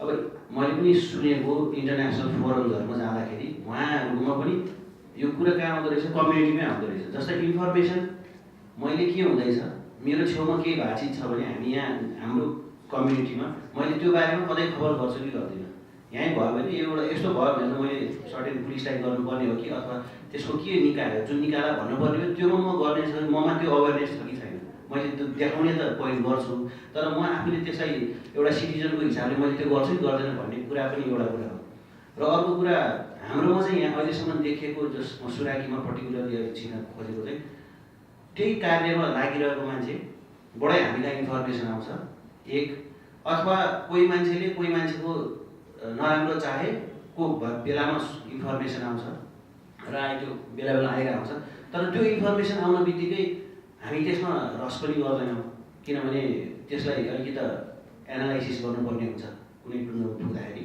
र अर्को त्यो टुङ्गोमा पुगिसकेपछि अलिक बल्ल अगाडिको फेज आउँछ अब यसैमा उहाँले भने जस्तो यसमा फेरि मानव अधिकारको कुरा पनि जोडियो अब मानव अधिकारकोमा हामी एकदमै अवेर पनि छौँ र त्यो बारेमा हामी एकदमै हाम्रो त्यो टप प्रायोरिटीमै हो बरु एउटा दुईवटा इन्फर्मेसन अथवा एउटा दुईवटा काम चाहिँ त्यहाँ टाइमिङलाई हामीले छोडिदिन्छौँ तर अब त्यो मानव अधिकारको एलिगेसन भन्ने चिज त फेरि सधैँ आइरहन्छ जस्तै मलाई कुनै इन्फर्मेसन आएर हाम्रो टिम जाँदाखेरि त्यहाँ अलिकति युज अफ फोर्सको पनि चरण हुन्छ त्यो युज अफ फोर्स गर्दाखेरि पनि सामान्य मान्छेले चाहिँ पछि भन्ने बेलामा चाहिँ मलाई चाहिँ अलिक बढी भयो भन्ने कुरा हुँदा पनि त्यसलाई अब एलिगेसन त लाग्यो नि एउटा ह्युमन राइट्सको लाग्छ तर त्यो क्लियरिफाई पनि हामीले गर्छौँ तर त्यो बाहेक अरू त्यसरी चाहिँ हुँदैन अनि जुन अब इन्फर्मेसन जुन उहाँले त्यो हामीले इन्टेलिजेन्सको कुरा आयो इन्टेलिजेन्स बाहिर चाहिँ कम्युनिटीले नै यसरी दिँदो रहेछ भनेपछि हाम्रोमा पनि त्यस्तो इन्फर्मेसनहरू आयो भने हामीले चाहिँ र त्यो गोप्य पनि रहन्छ र त्यही गोप्य अनुसार बाहिरतिर काम पनि हुँदो रहेछ हाम्रोमा इन्फर्मेसन आउने भनेको अहिलेसम्म धेरै जस्तो हामीले देखेको काम गर्दाखेरि त्यही ट्रेडमा चाहिँ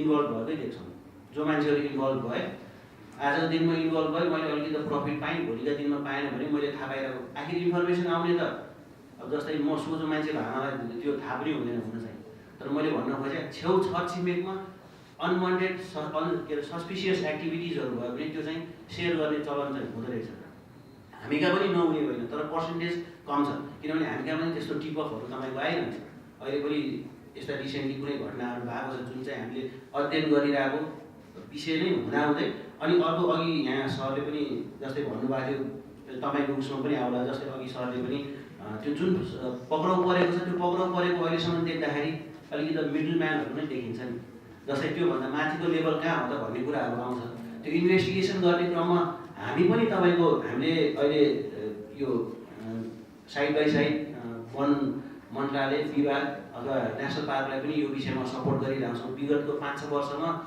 एटलिस्ट जुन समातेको छ त्योभन्दा नेक्स्ट स्टेप कहाँ हुनसक्छ भन्ने त्यो सेकेन्ड त्यो उसमा गइसकेका छौँ हामी त्यो सेकेन्ड स्टेप कहाँ हुन्छ त्यो खोज्न पहिलाको भने चाहिँ एकदम त्यो कन्जर्भेटिभ जस्तो जहाँ समात्यो त्यही समातेकोमा एन्ड हुन्थ्यो हाम्रो इन्भेस्टिगेसन भनेपछि अहिलेको इन्भेस्टिगेसन यहाँ समातेपछि त्यो आएको कहाँबाट के कति कारणले आयो र अनि त्यो कति कारणले आयो र यो कहाँ जान सक्छ भन्ने कुरा पनि हामी चाहिँ त्यो उ गर्ने प्रयासमा छौँ तर कतिपय कारणलाई ठ्याक्कै यहीँ जान्छ भनेर सबै चिजको चाहिँ खुल्दैन रहेछ जस्तै मैले पर्टिकुलर 2-3टा केस भनौँ जस्तै तपाईँको अहिले रेड पान्डाको कुरा गर्यो त्यसको चाहिँ डिमान्ड कहाँ छ भन्ने कुरामा हामी अलिकति समाति पनि रहेछ तर त्यसको ठ्याक्कै देखिरहेको पनि छैन कतै भेटेको पनि छैन भनेपछि त्यो इन्टरनली डिमान्ड भइरहेको कि भन्ने विषयमा पनि हामी त्यसमा अहिले काम गर्दा गर्दै हामी अनुसन्धान अब रिसर्चै जस्तो पनि हामीले गरिरहेको छौँ। हामीले विभिन्न नेपालको सबै जिल्लामा त्यो हामीले एउटा डाटाहरू मागिरहेको छौँ अहिले। र त्यही छोडेर फेरि अघि राजकुमार प्रजाको पनि कुरा आयो, लगायत त्यो लगायत अरू इन्टरनेसनल अहिले चाहिँ तपाईँको अर्गनाइज अघि सरले पनि जोड्नु भयो सिआइडीको काममा। हामी चाहिँ एउटा यहाँभित्रै नभएर त्यो अभियसली यहीँ मात्रै खपत हुने चिजै होइन, इलिगल ट्रेडको कुरा त पोचिङ मोस्टली हुन्छ हाम्रो इस्ट के यता छिमेकी राष्ट्रमा, यतापट्टि हाम्रोमा चाहिँ ट्रेड हुने भयो भनेपछि यसको चाहिँ बढी जाने कहाँ हुन्छ भनेर हामीले अहिले रिसेन्टली पनि भइरहेको एउटा दुईवटा केसमा चाहिँ बाहिरको जुन खुल्या इन्फर्मेसनहरू छ त्यो इन्फर्मेसन चाहिँ तपाईँको जुन सम्बन्धित देशमा त्यहाँबाट आएको चिजवस्तु छ त्यसको लागि चाहिँ हामीले लेखेर पठाएको छौँ इन्टरपोल मार्फत। र त्यो चिज उहाँहरूले पनि त्यहाँ इन्भेस्टिगेसन सायद गरे होला भन्ने हाम्रो बुझाइ छ, तर आइसकेको छैन। हस्, धन्यवाद सर। म यही कुरा चाहिँ हाम्रो सुषमा म्यामलाई जोड्न चाहेँ। जस्तो भर्खरै अनुभव सरले भन्नुभयो यस्तै विभिन्न ठाउँमा चाहिँ कम्युनिटीहरूको पार्टिसिपेसन इन्टेलिजेन्स इन्फर्मेसन सेयरिङमा धेरै हुँदो रहेछ र नेपालमा अलिकता कम छ भन्ने कुरा अनुभव सर राख्नुभएको छ। र यो फेरि पार्क र पिपलकै कुरा आइपुग्यो। डिएनपिडब्ल्युसीले चाहिँ यो पार्क र पिपल बिचको सम्बन्ध कम्युनिटी इन्गेजमेन्ट यो व्यवस्थापन गर्नको लागि चाहिँ कसरी व्यवस्थापन गरिरहनु भएको छ यो कुरा चाहिँ भनेको कम्युनिटी र यो पार्क बिचको सम्बन्ध। सायद अब त्यो यदि पार्क र कम्युनिटी बिच राम्रो सम्बन्ध भयो भने सायद त्यो किसिमको इन्फर्मेसन इन्टेलिजेन्स सेयरिङ पनि अझै बढ्थ्यो होला होइन? सम्बन्ध पिपल र पार्कको सम्बन्ध तपाईँले विगतको र अहिलेको तुलना गर्नुभयो भनेदेखि त धेरै फरक पाउनुहुन्छ यसमा। विगतमा चाहिँ पिपललाई चाहिँ टाढा राखेर पार्कको म्यानेजमेन्ट गरिन्थ्यो भने अहिले पिपललाई चाहिँ साथै लिएर गएर चाहिँ हाम्रो चाहिँ म्यानेजमेन्टका क्रियाकलापहरू चाहिँ गर्ने गरिन्छ होइन। अनि किनभने भन्दाखेरि पार्कले गर्दाखेरि डाइरेक्टली इम्प्याक्ट हुने जोन भनेको त त्यही वरिपरिको जोन हो होइन। डाइरेक्टली इम्प्याक्ट भएको जोनको मान्छेहरूलाई चाहिँ हामीले साथ लिएर गएनौँ भने भोलि चाहिँ कन्जर्भेसनमा चाहिँ तिनीहरू नै थ्रेट हुन्छन्, तिनीहरूले नै कन्जर्भेसनको लागि चाहिँ सपोर्ट गर्दैनन् भन्ने मनाशय भन्ने कुराले चाहिँ अलिकति भएर चाहिँ विभागले चाहिँ हामीहरूको चाहिँ हाम्रा चाहिँ सबै ऐन नियमहरू नीतिहरू नै यसरी बन्दै आएका छन् कि मानिसलाई चाहिँ हामीले छोड्नु हुँदैन है, वरिपरिका मानिसलाई हामीले सधैँ साथ लिएर जानुपर्छ। उनीहरू भनेको बिना वर्दीका सिपाहीहरू हुन्, उनीहरू भएन भने कन्जर्भेसन हुँदैन, कन्जर्भेसनको लागि चाहिँ थ्रेट हुन सक्छ भनेर चाहिँ त्यसरी लिएको छ। अब पार्कबाट चाहिँ आउने हामीले अर्को एउटा कुरा के पनि छ भनेदेखि सिधै इम्प्याक्ट जोनको लागि चाहिँ हामीले केही गर्नुपर्छ है। इम्प्याक्ट जोन भनेको त्यही हो, हाम्रा बफर जोनहरू भएका चाहिँ इम्प्याक्ट जोन हो। इम्प्याक्ट जोनलाई चाहिँ हामीले चाहिँ पहिलो प्राथमिकता दिनुपर्छ भनेर चाहिँ हाम्रो चाहिँ जति पनि चाहिँ इन्कम हुन्छ पार्कमा अथवा चाहिँ उसमा भएको इन्कमको चाहिँ हामीले 30-50% अब अहिले हेर्दाखेरि चाहिँ व्यवहारमा 50% नै हामीहरूको चाहिँ डाइरेक्टली त्यही पार्कमा नै भइरहेको हुन्छ। पार्कका चाहिँ हरेक क्रियाकलापमा चाहिँ सपोर्ट भइरहेको हुन्छ। त्यसले चाहिँ कन्जर्भेसन एवारनेसदेखि लिएर होइन, कन्जर्भेसन एवारनेसदेखि लिएर चाहिँ लाइभलीहुड सपोर्टदेखि कम्युनिटी सपोर्टदेखि लिएर संस्थागत विकासदेखि लिएर सम्पूर्ण काममा चाहिँ त्यो पर्सेन्टेजहरू चाहिँ छुट्टिएको हुन्छ। त्यही अनुसार चाहिँ हामीले चाहिँ त्यसरी काम गरिरहेको छ। विभागले चाहिँ त्यो अनुसार चाहिँ कम्युनिटीलाई चाहिँ साथै लिएर चाहिँ काम गरिरहेको छ। तिनीहरू नै हाम्रा पहिलो प्रायोरिटी हुन्। तिनीहरू भनेर चाहिँ हाम्रा के हुन् भने बिना वर्दीका सिपाहीहरू हुन्, उनीहरू बिना चाहिँ कन्जर्भेसन हुँदैन भन्ने चाहिँ हाम्रो स्पष्टै भइसकेको छ। धन्यवाद। म फेरि महेश्वर सरबाट आउन चाहेँ। यो इन्फोर्समेन्ट बेस्ड एप्रोच चाहिँ कतिपय बेला कन्जर्भेसनमा विभिन्न मुलुकमा नेपालमा पनि निकै महँगो साबित हुँदै आएको छ। यो जुन इन्फोर्समेन्ट एप्रोच छ यो चाहिँ निकै महँगो एप्रोचको रूपमा चाहिँ विकास हुँदै आएको छ। नेपाल जस्तो देशले चाहिँ यो खर्च धान्न सक्ला? जस्तो हाम्रो अब 23% समथिङ हाम्रो पर्सेन्ट चाहिँ प्रोडक्टिभ एरियै छ देशको, र यो नेपाल जस्तो देशले चाहिँ हाम्रो आफ्नै कतिपय अवस्थामा अहिलेको परिवर्तित सङ्घीय ढाँचामा कर्मचारीलाई तलब दिन नै देशले सक्दैन भन्ने किसिमका न्युजहरू बाहिर आइरहेका छन्। यो कुरा हामी लामो समय कन्टिन्यू गर्दा कतिको धान्न सक्ला अथवा कसरी जान सक्ला? हस्, धन्यवाद तपाईँको प्रश्नलाई। अब यो तपाईँको प्रश्नको उत्तर दिनुभन्दा अगाडि थोरै ब्याकग्राउन्ड गर्न जरुरी देख्छु, किनभने तपाईँको प्रश्न अगाडि प्रेजेन्टेसनमा पनि त्यसरी आएको छ। अहिले पनि नेपाली सेना र नेपाल प्रहरीले जुन कन्जर्भेसनमा जुन योगदान पुर्याउनु भएको छ यो आफ्नै कन्जर्भेसनको जैविक विविधता वातावरण र जैविक विविधता संरक्षण क्षेत्रकै भित्रको कस्ट उहाँहरूले प्रयोग गर्नुभएको हो वा उहाँहरूको चाहिँ रेगुलर तलब उहाँहरूको जुन रेगुलर अपरेसन कस्ट चाहिँ जहाँ गयो भने हुने खर्च हो, कन्जर्भेसनमा उहाँहरूले कसरी एकदम दिनुभएको छ भन्ने कुरा अलिकति जोडेर र अलिकति डिजिटली हेर्नुपर्ने हुन्छ। अब तपाईँले चाहिँ एउटा के बुझिदिनु भएन, के भ्रममा पर्नु भएन भने नेपाली सेनाले भित्र बसेर गरेको खर्च कन्जर्भेसनको खर्च होइन, यो कुरा चाहिँ क्लियर हुनु पर्यो। त्यो खर्च तपाईँ जोड्नुभयो भने यसको चाहिँ गलत अर्थ लाग्छ। किनभने नेपालले बरु एउटा के हो भने हाम्रो नेपाली सेनामध्ये उहाँहरूलाई कन्जर्भेसनमा सपोर्ट लिएको हो। त्यो कन्जर्भेसनकै लागि भनेर त्यो 8000 सेना भर्ना भएको चाहिँ होइन। त्यसो भएको हुनाले अलिकति कहिलेकाहीँ हाम्रै मन्त्रालयभित्र हामी उच्च स्तरकै साथीहरूको बिचमा पनि यस्तो किसिमको मिसअन्डरस्ट्यान्डिङ हुने गर्छ, त्यो चाहिँ होइन। अझ नेपाल पुलिसको त भन्नुहुन्छ भने उहाँहरूले यो क्राइम कन्ट्रोल गर्ने तपाईँको चाहिँ ल इन्फोर्समेन्ट गर्ने क्रममा वाइल्ड लाइफ क्राइम पनि एसोसिएट भएर आएको हुनाले हामीसँग नजिक रहेर काम गऱ्यौँ भने कहिलेकाहीँ वन्यजन्तु अपराधीलाई समात्दा अरू क्राइमहरू पनि तपाईँको चाहिँ ल इन्फोर्समेन्टको फ्रेममा आउने भएको हुनाले एउटा चाहिँ सहयोगी पार्टनरको रूपमा आउनुभएको हो। नेपाल पुलिस पनि कन्जर्भेसनकै लागि भनेर पिलर 4 स्थापना भएको होइन भन्ने मलाई लाग्छ। त्यसमा त अलिकति बुझाइमा फरक पर्छ भन्ने हुन्छ। अब जहाँसम्म तपाईँको प्रश्न कन्जर्भेसनको खर्चको प्रश्नमा म तपाईँ चाहिँ दुईवटा कुरा गर्छु। नेपालको कन्जर्भेसनमा किनभने हाम्रो सरकार कस्तो छ र सरकार कति क्यापेबल छ भन्ने कुरो तपाईँ हामी नै हो। म पनि तपाईँहरू जस्तै एउटा गाउँ समाजबाट आएको मान्छे, अहिले सहसचिव छु। त्यसमा म भयङ्कर विद्वान जान्ने, म कानुन प्रयोग गर्ने र तपाईँहरू नजान्ने भन्ने चाहिँ होइन। किनभने म जे छु तपाईँहरू हो र तपाईँहरू जे हुनुहुन्छ म त्यही हो। किनभने म भनेको अथवा कर्मचारी सरकार भनेको त्यही समाजको रिफ्लेक्सन हो।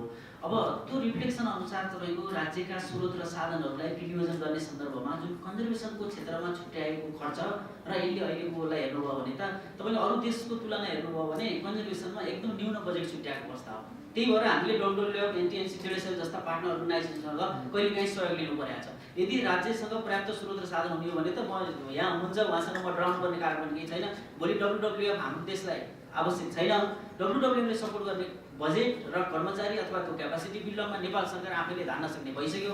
अब नेपालमा WWF जस्तो संस्था चाहिँदैन भन्न सक्ने स्थिति हुनुपर्ने हो। तर अब राज्यसँग त्यो स्थिति नभएको र अहिले चाहिँ हामीले लोप हुन लागेका दुर्लभ अवस्थामा रहेका वन्यजन्तुहरूलाई जोगाइहाल्नुपर्ने, तिनको वासस्थान जोगाउनु पर्ने भएको हुनाले हामीले उहाँहरूसँग एउटा समझदारी गरेर सपोर्ट लिएको हो। त्यसो भएको हुनाले कन्जर्भेसनको खर्च अझै न्यून छ, धान्नै नसकिने लेभलमा होइन।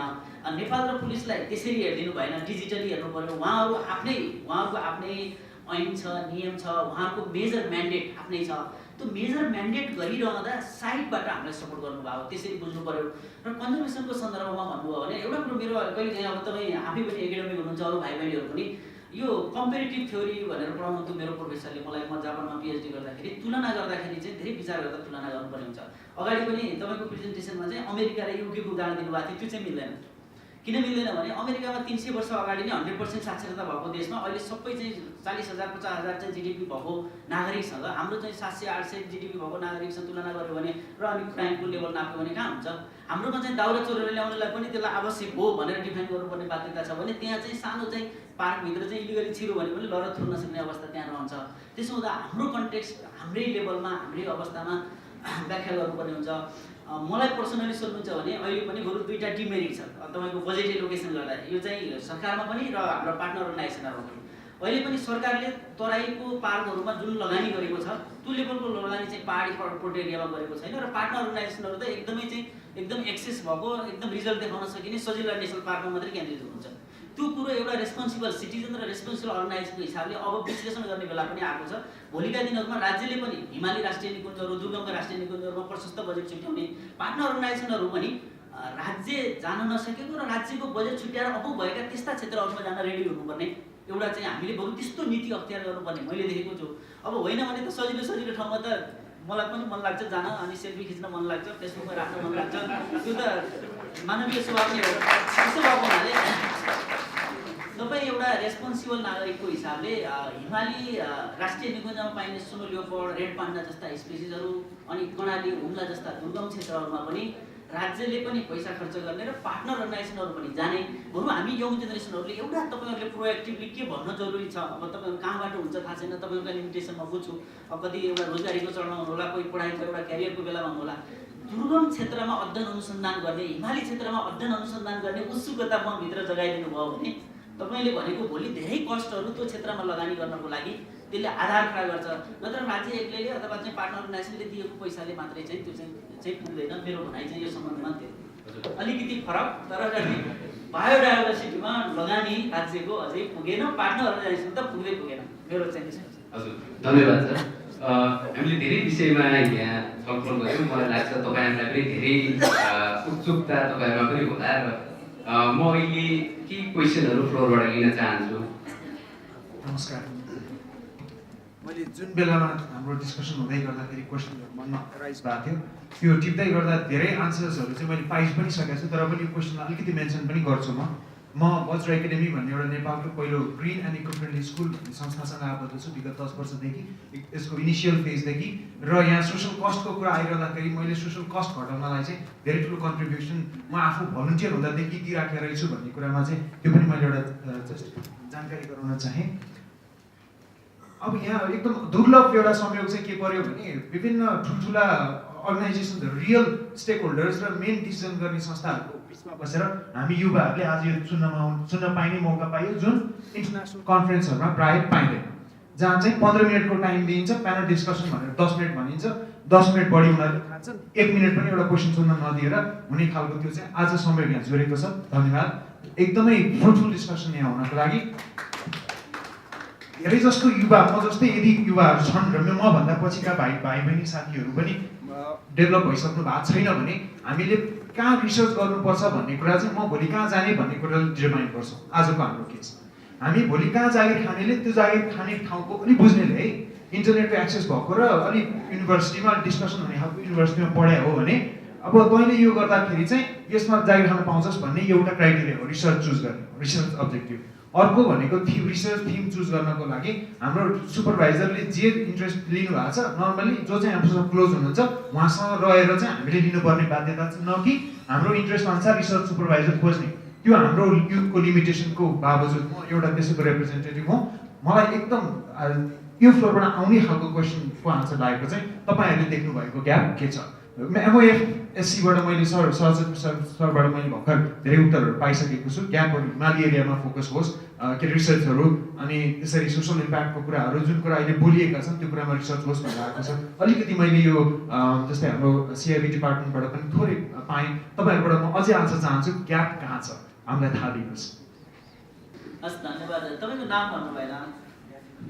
उदितबाट। तपाईँलाई धेरै धेरै धन्यवाद। किनभने एउटा त भोलिन्टियरली तपाईँले जुन काम गर्नुभएको छ, मैले रेस्पोन्सिबल सिटिजन भनौँ न, एकाउन्टेबल सिटिजन भनेर त्यही हो। तपाईँहरू हामी जहाँ छौँ आफूले आफ्नो ठाउँबाट धेरै थोरै, अब धेरै सकिँदैन होला, किनभने हाम्रो परिवेश अनुसार हाम्रा लिमिटेसनहरू छन्। जुन भूमिका खेल्नुभयो तपाईँलाई म धेरै धेरै धन्यवाद दिन चाहन्छु। त्यसलाई कन्टिन्यू गर्नुहोस्। अब कहिलेकाहीँ बिदाको दिन शनिबार हाम्रो पनि टाइमले साथी हो भने बरु बोलाउनुहोस् सम्भव भएसम्म, किनभने कहिलेकाहीँ बोलाउँदाखेरि हामीले टाइम दिन पनि नसकौँला।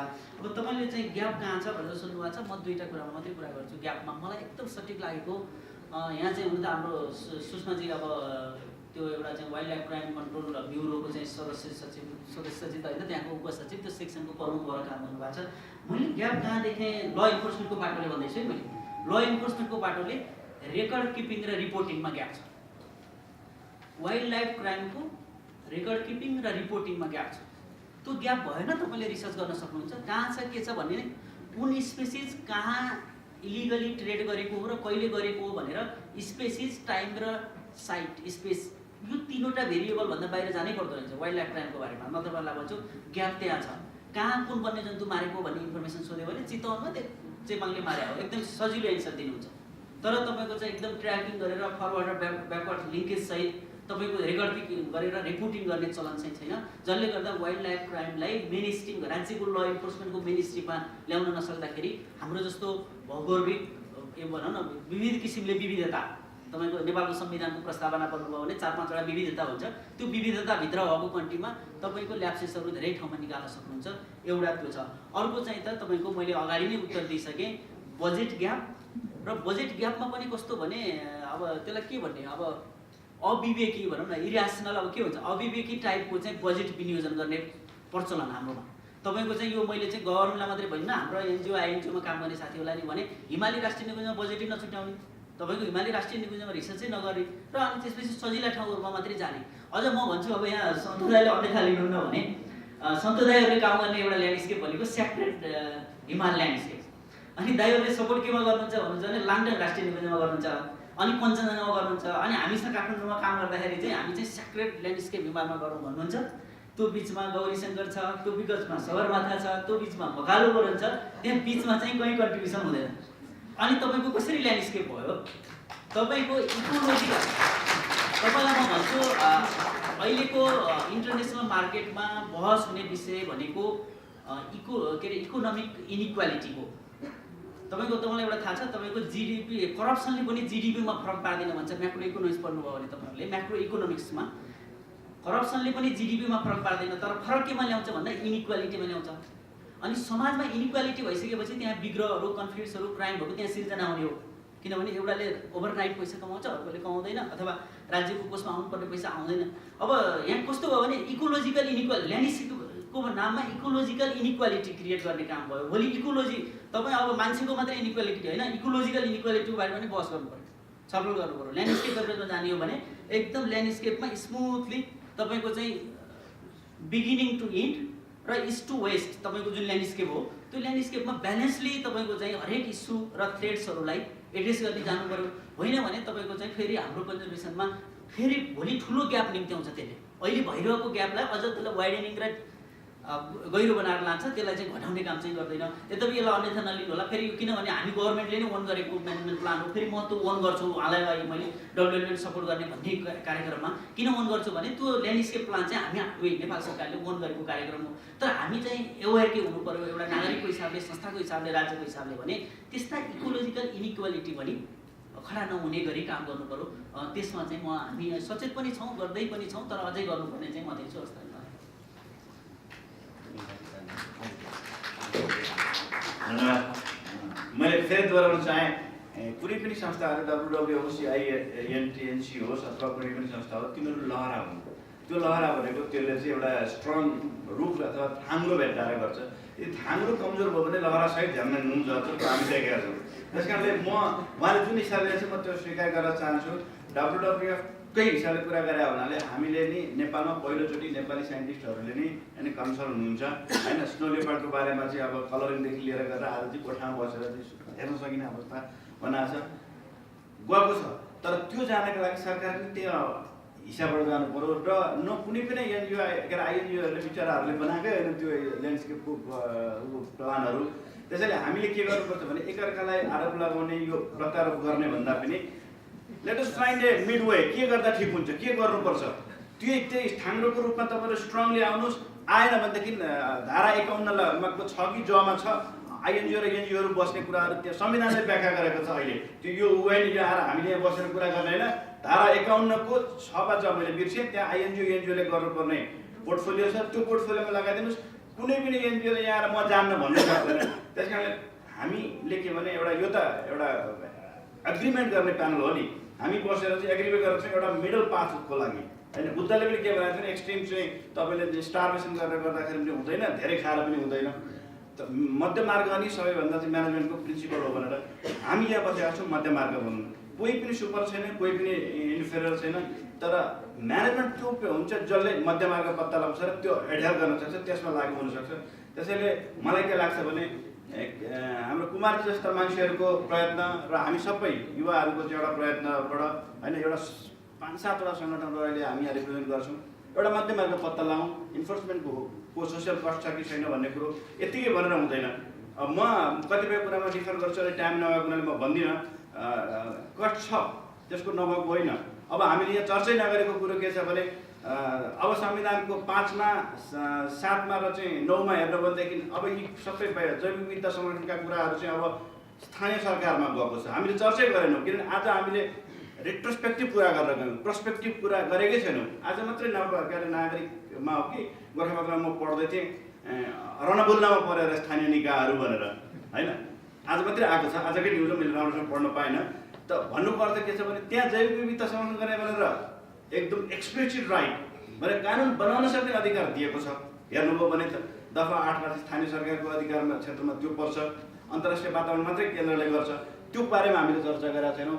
मेबी यो ग्यापको कुरो गर्नुभएको हुनाले maybe this is something we have to discuss in days to कम।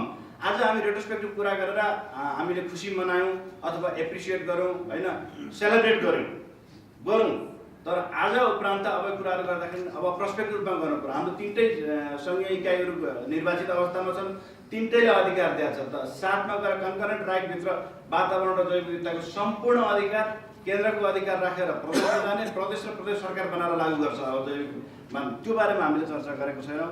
त्यो त्यहाँ प्रहरी पनि हुन्छ, त्यहाँ सरकार पनि हुन्छ, त्यहाँ पनि स्थानीय स्टेक होल्डरहरू हुन्छन्। प्रोभाब्ली त्यो एउटा ठुलो ग्याप हो जस्तो लाग्छ।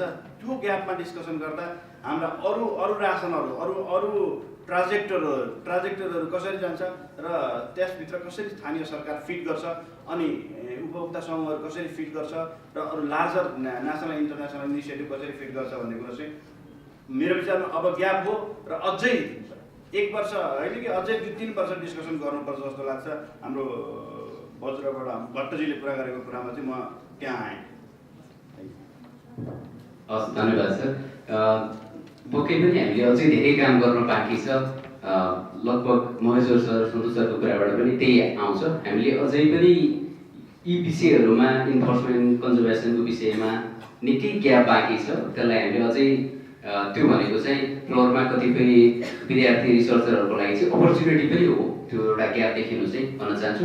र आफ्नो प्रश्न राख्दा आफ्नो नाम र एप्लिकेसन भनिदिनु होला, र सकेसम्म सठिक प्रश्न राखिदिनु होला, एकदमै छोटो, र कसको लागि प्रश्न हो पनि भनिदिनु होला। र प्यानलिस्ट आदरणीय सरहरूले पनि सर म्यामहरूले पनि ज्यादै छोटकरीमा उत्तर दिनु होला भन्न चाहन्छु, किनभने हामी समयको लगभग अन्तिममा आइपुगिसकेका छौँ। म नरेन्द्र प्रधान। कुरा के भने यो भेरी इन्ट्रेस्टिङ है, conservation enforcement is the part of conservation. यसलाई चाहिँ इन्फोर्समेन्ट कन्जर्भेसन भनेर चाहिँ एकदम हाइलाइट गरिएको जस्तो देख्यो, अलिकति मलाई अनौठो लाग्यो। र अर्को कुरा के भने नि, अब कस्तो भने हामी 3 करोड नेपाली मध्ये अहिले हामीले कति कुरा गर्दैछौँ भने 400-500 मान्छेको कुरा गरिरहेको छौँ। हो, डिटेन्सनमा परिसकेपछि उसलाई दिनुपर्ने ह्युमन राइटहरू चाहिँ हामीले हेर्नुपर्छ। तर उसलाई त्यसलाई नराख्दा अरू 3 करोडलाई पर्न सक्ने इन्भाइरोमेन्टल कस्ट र सोसियल कस्टको कुरा छ। त्यो कुराहरू पनि कुराहरू भयो है। अनि रिजल्ट म त्यसलाई अचम्म मान्दिनँ, किनभने मेरो अनुभव पनि भनेको कुरा हो, एकदम अचम्म मान्दिनँ। अब तपाईँले देख्नुभयो घर परिवार बिग्रिया छ, कुरा पनि आयो, छताछुल्ल परेको छ। तर जुन व्यक्ति छ नि ले त्यो अपराध भित्र परेन, उसले त्यो बाहिर बस्दाखेरि नि सबभन्दा पहिला गैँडा चोर्ने बित्तिकै के गर्छ भने सफल भयो, उसलाई समातेर भने मोटरसाइकल किन्छ। हेर्नुहोस् है, यो एक्सपिरियन्स, मोटरसाइकल किन्छ। अनि के गर्छ, अर्को काम, अर्को श्रीमती बिहा गरिहाल्छ। यी दुईवटा काम गर्छ। त्यसले गर्दाखेरि उसको घर बिग्रियो, तर त्यसको घर त त्यसो कारणले बिग्रियो नि त, एउटा कुरा। अनि त्यसले गर्दाखेरि स्याम्पल दिँदाखेरि पनि त्यसरी पनि होला, त्यो पछि चाहिँ घर बिग्रेको आएको होइन।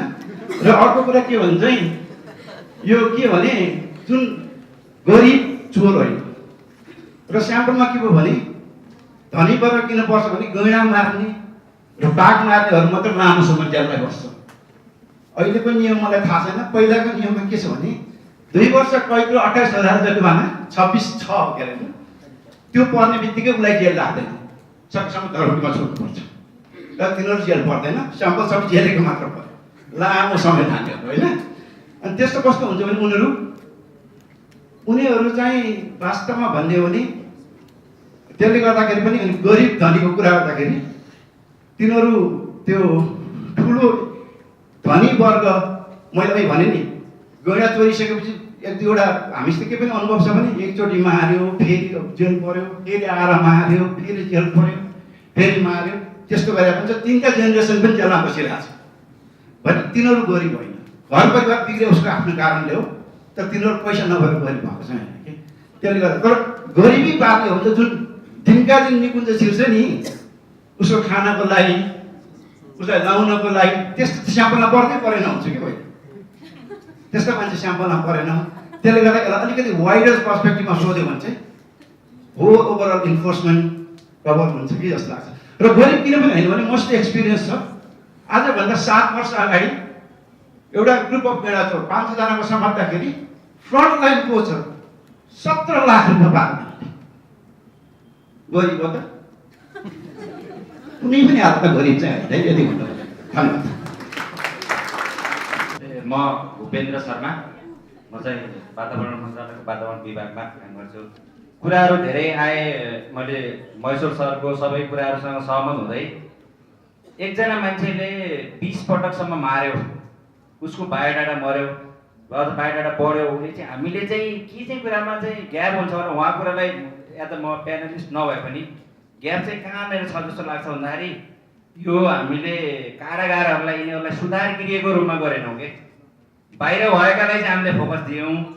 त्यो रिपिटेडली इन्भल्भ भइरहेको छ, त्यसले चाहिँ आज निस्क्यो फेरि बाहिर गयो भने फेरि गर्छ, फेरि ल्याउँछौँ अथवा चाहिँ 1-2 महिना अथवा 2-4 वर्ष चाहिँ राख्छौँ फेरि छोड्छौँ। भित्रको कुरामा हामी चाहिँ न सिआइबी चाहिँ सफल भयो, न चाहिँ राष्ट्रिय निकुञ्ज सफल भयो अथवा न डब्ल्युडब्ल्युएफ सफल भयो। यही चाहिँ मेन कारण हो जस्तो मलाई लाग्छ।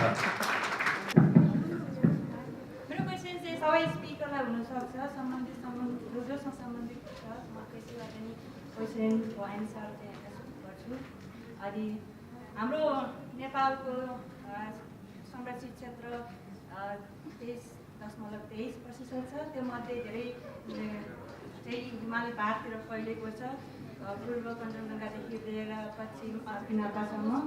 त्यस्तै गरेर हिमाली क्षेत्रको राष्ट्रिय निकुञ्जमध्ये रोकामा अवस्थित सेफोक्सिना राष्ट्रिय निकुञ्जमा 3-4 महिना अगाडि जाने अवसर मिलेको थियो। त्यो हुँदै टिप्दै अनि मेरो 2टा इन्सिडेन्ट मैले देखेको, मेरो आँखाले चाहिँ के देखेको भने यार्सिङमा ट्रेडरहरूसँगको सुरक्षाको लागि खटाएको प्रहरी टोलीले 2टा हिउँचितुवाको आँखा र ग्लुसिप मारेको, एउटा उनीहरूले खाएको, एउटा चाहिँ त्यो याचा ट्रेडरहरूलाई दिएको, अब कुरालाई गोप्य राख्नुको लागि गरेको।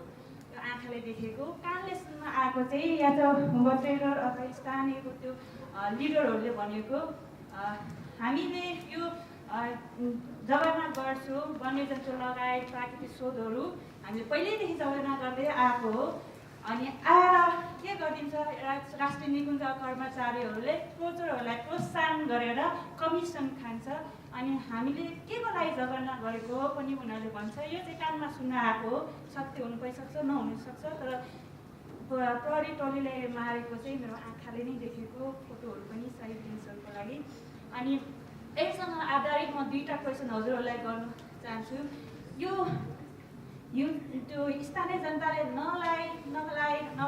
नखाए उनीहरूले वन्यजन्तु लगायत प्राकृतिक स्रोतहरू उनीहरूले जगेर्ना गर्छ। त्यो के आफ्नो स्थानीय बासिन्दाको लागि हो या प्रहरीको लागि हो अथवा राष्ट्रिय निकुञ्ज मान्छेको लागि हो या उनीहरूको भावी पुस्ताको लागि हो? त्यो मलाई फस्टाइ जस्ट एक्सप्लेन गरिदिनु भनेर अनुरोध गर्दछु। नेक्स्ट क्वेसन चाहिँ के यो हाम्रो नेपालमा भनाइ छ कि यो नियम कानुन भनेको गरिबको लागि हो भन्छन्। त्यस्तै हाम्रो यो वन्यजन्तु सम्बन्धी यो क्राइम सम्बन्धी नियम कानुन पनि के हामी जस्तो गरिबी अथवा अशिक्षित हिमाली बासिन्दा स्थानीय बासिन्दाको लागि मात्रै बनाएको हो कि या तपाईँहरूको लागि पनि हो? तपाईँहरू मतलब पुलिसहरूको लागि चाहिँ यो नियम कानुन होइन अथवा बसेर कमिसन खानेहरूको लागि यो नियम कानुन होइन?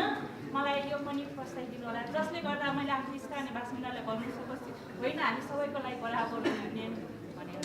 धन्यवाद।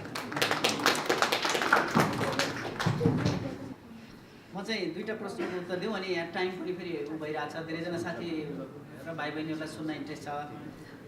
पहिलो प्रश्न हाम्रो एकजना साथीले यहाँबाट सुन्नुभयो कि अब काम त धेरै गऱ्यौँ तर अलिकति वातावरण मन्त्रालयको भन्नु होइन भूपेन्द्रजी सफल भएन कि भन्ने अलिकति आशंका गर्नुभयो। म तपाईँलाई एउटा कुरो फेरि पनि म दोहोऱ्याउँछु, एउटा टिचरले एउटा क्लासमा पढाउँदाखेरि सबै विद्यार्थी डिस्टिङसन फर्स्ट डिभिजनमा पास हुँदैनन्, कोही सेकेन्ड डिभिजन, कोही थर्ड डिभिजन र कोही फेल पनि हुन्छन्।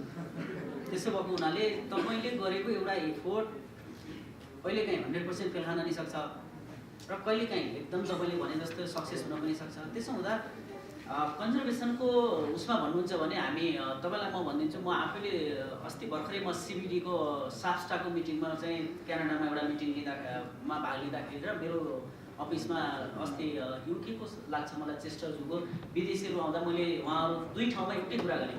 मैले के भने इकोनोमिक प्रस्परिटी अथवा पिपिपी ट्रिपल पी अथवा जिडिपीमा तपाईँले वाटेबाट इकोनोमिक्स मेजर गर्नुहुन्छ र इन्फ्रास्ट्रक्चर डेभलपमेन्टमा Europe, America, Canada, UK develop country हो, तर बायोडाइभर्सिटीमा हामी डेभलप कन्ट्री हो। नेपाल डेभलप कन्ट्री हो किनभने हामीले पर्याप्त प्रोटेक्ट एरिया स्थापना गरेका छौँ। तपाईँको चाहिँ आइसी टार्गेटले 2020 सम्ममा टेरिस्ट्रियल इकोसिस्टमको 70% प्रोटेक्ट एरिया बनाऊ भन्दा हामीले अलरेडी 23.39 गरेका छौँ। कम्युनिटी बेस्ड कन्जर्भेसन हाम्रो one of the best example छ तपाईँको। र राइनो र टाइगर जस्ता स्पेसिसहरू बढेर गएका छन् र हामी कहिलेकाहीँ आफूलाई एकदम भिन्नताबोध एकदम त्यो खैरेको अगाडि एकदमै नतमस्तक भएर प्रस्तुत हुने शैली र चरित्र पनि तपाईँ हामीले सुधार्नुपर्छ। तपाईँको त्यो पार्टमा बायोडाइभर्सिटी कन्जर्भेसनमा नेपाल डेभलप कन्ट्री हो। तपाईँले त्यसरी प्रष्ट आफूलाई चाहिँ फ्रन्ट लाइनमा उभ्याएर कुरा गर्न सक्ने हिम्मत, साहस र त्यो किसिमको एटिच्युड हामीले विकास गर्नु पर्यो। न कि होइन त्यो खैरेले चाहिँ $200-400 दिन्छ अनि कतै रिसर्च गर्न पाइन्छ कि भन्ने चाहिँ त्यो मगन्ती बेगर, त्यो पशुपति र चाहिँ ठमेलको बेगरले जस्तो होइन।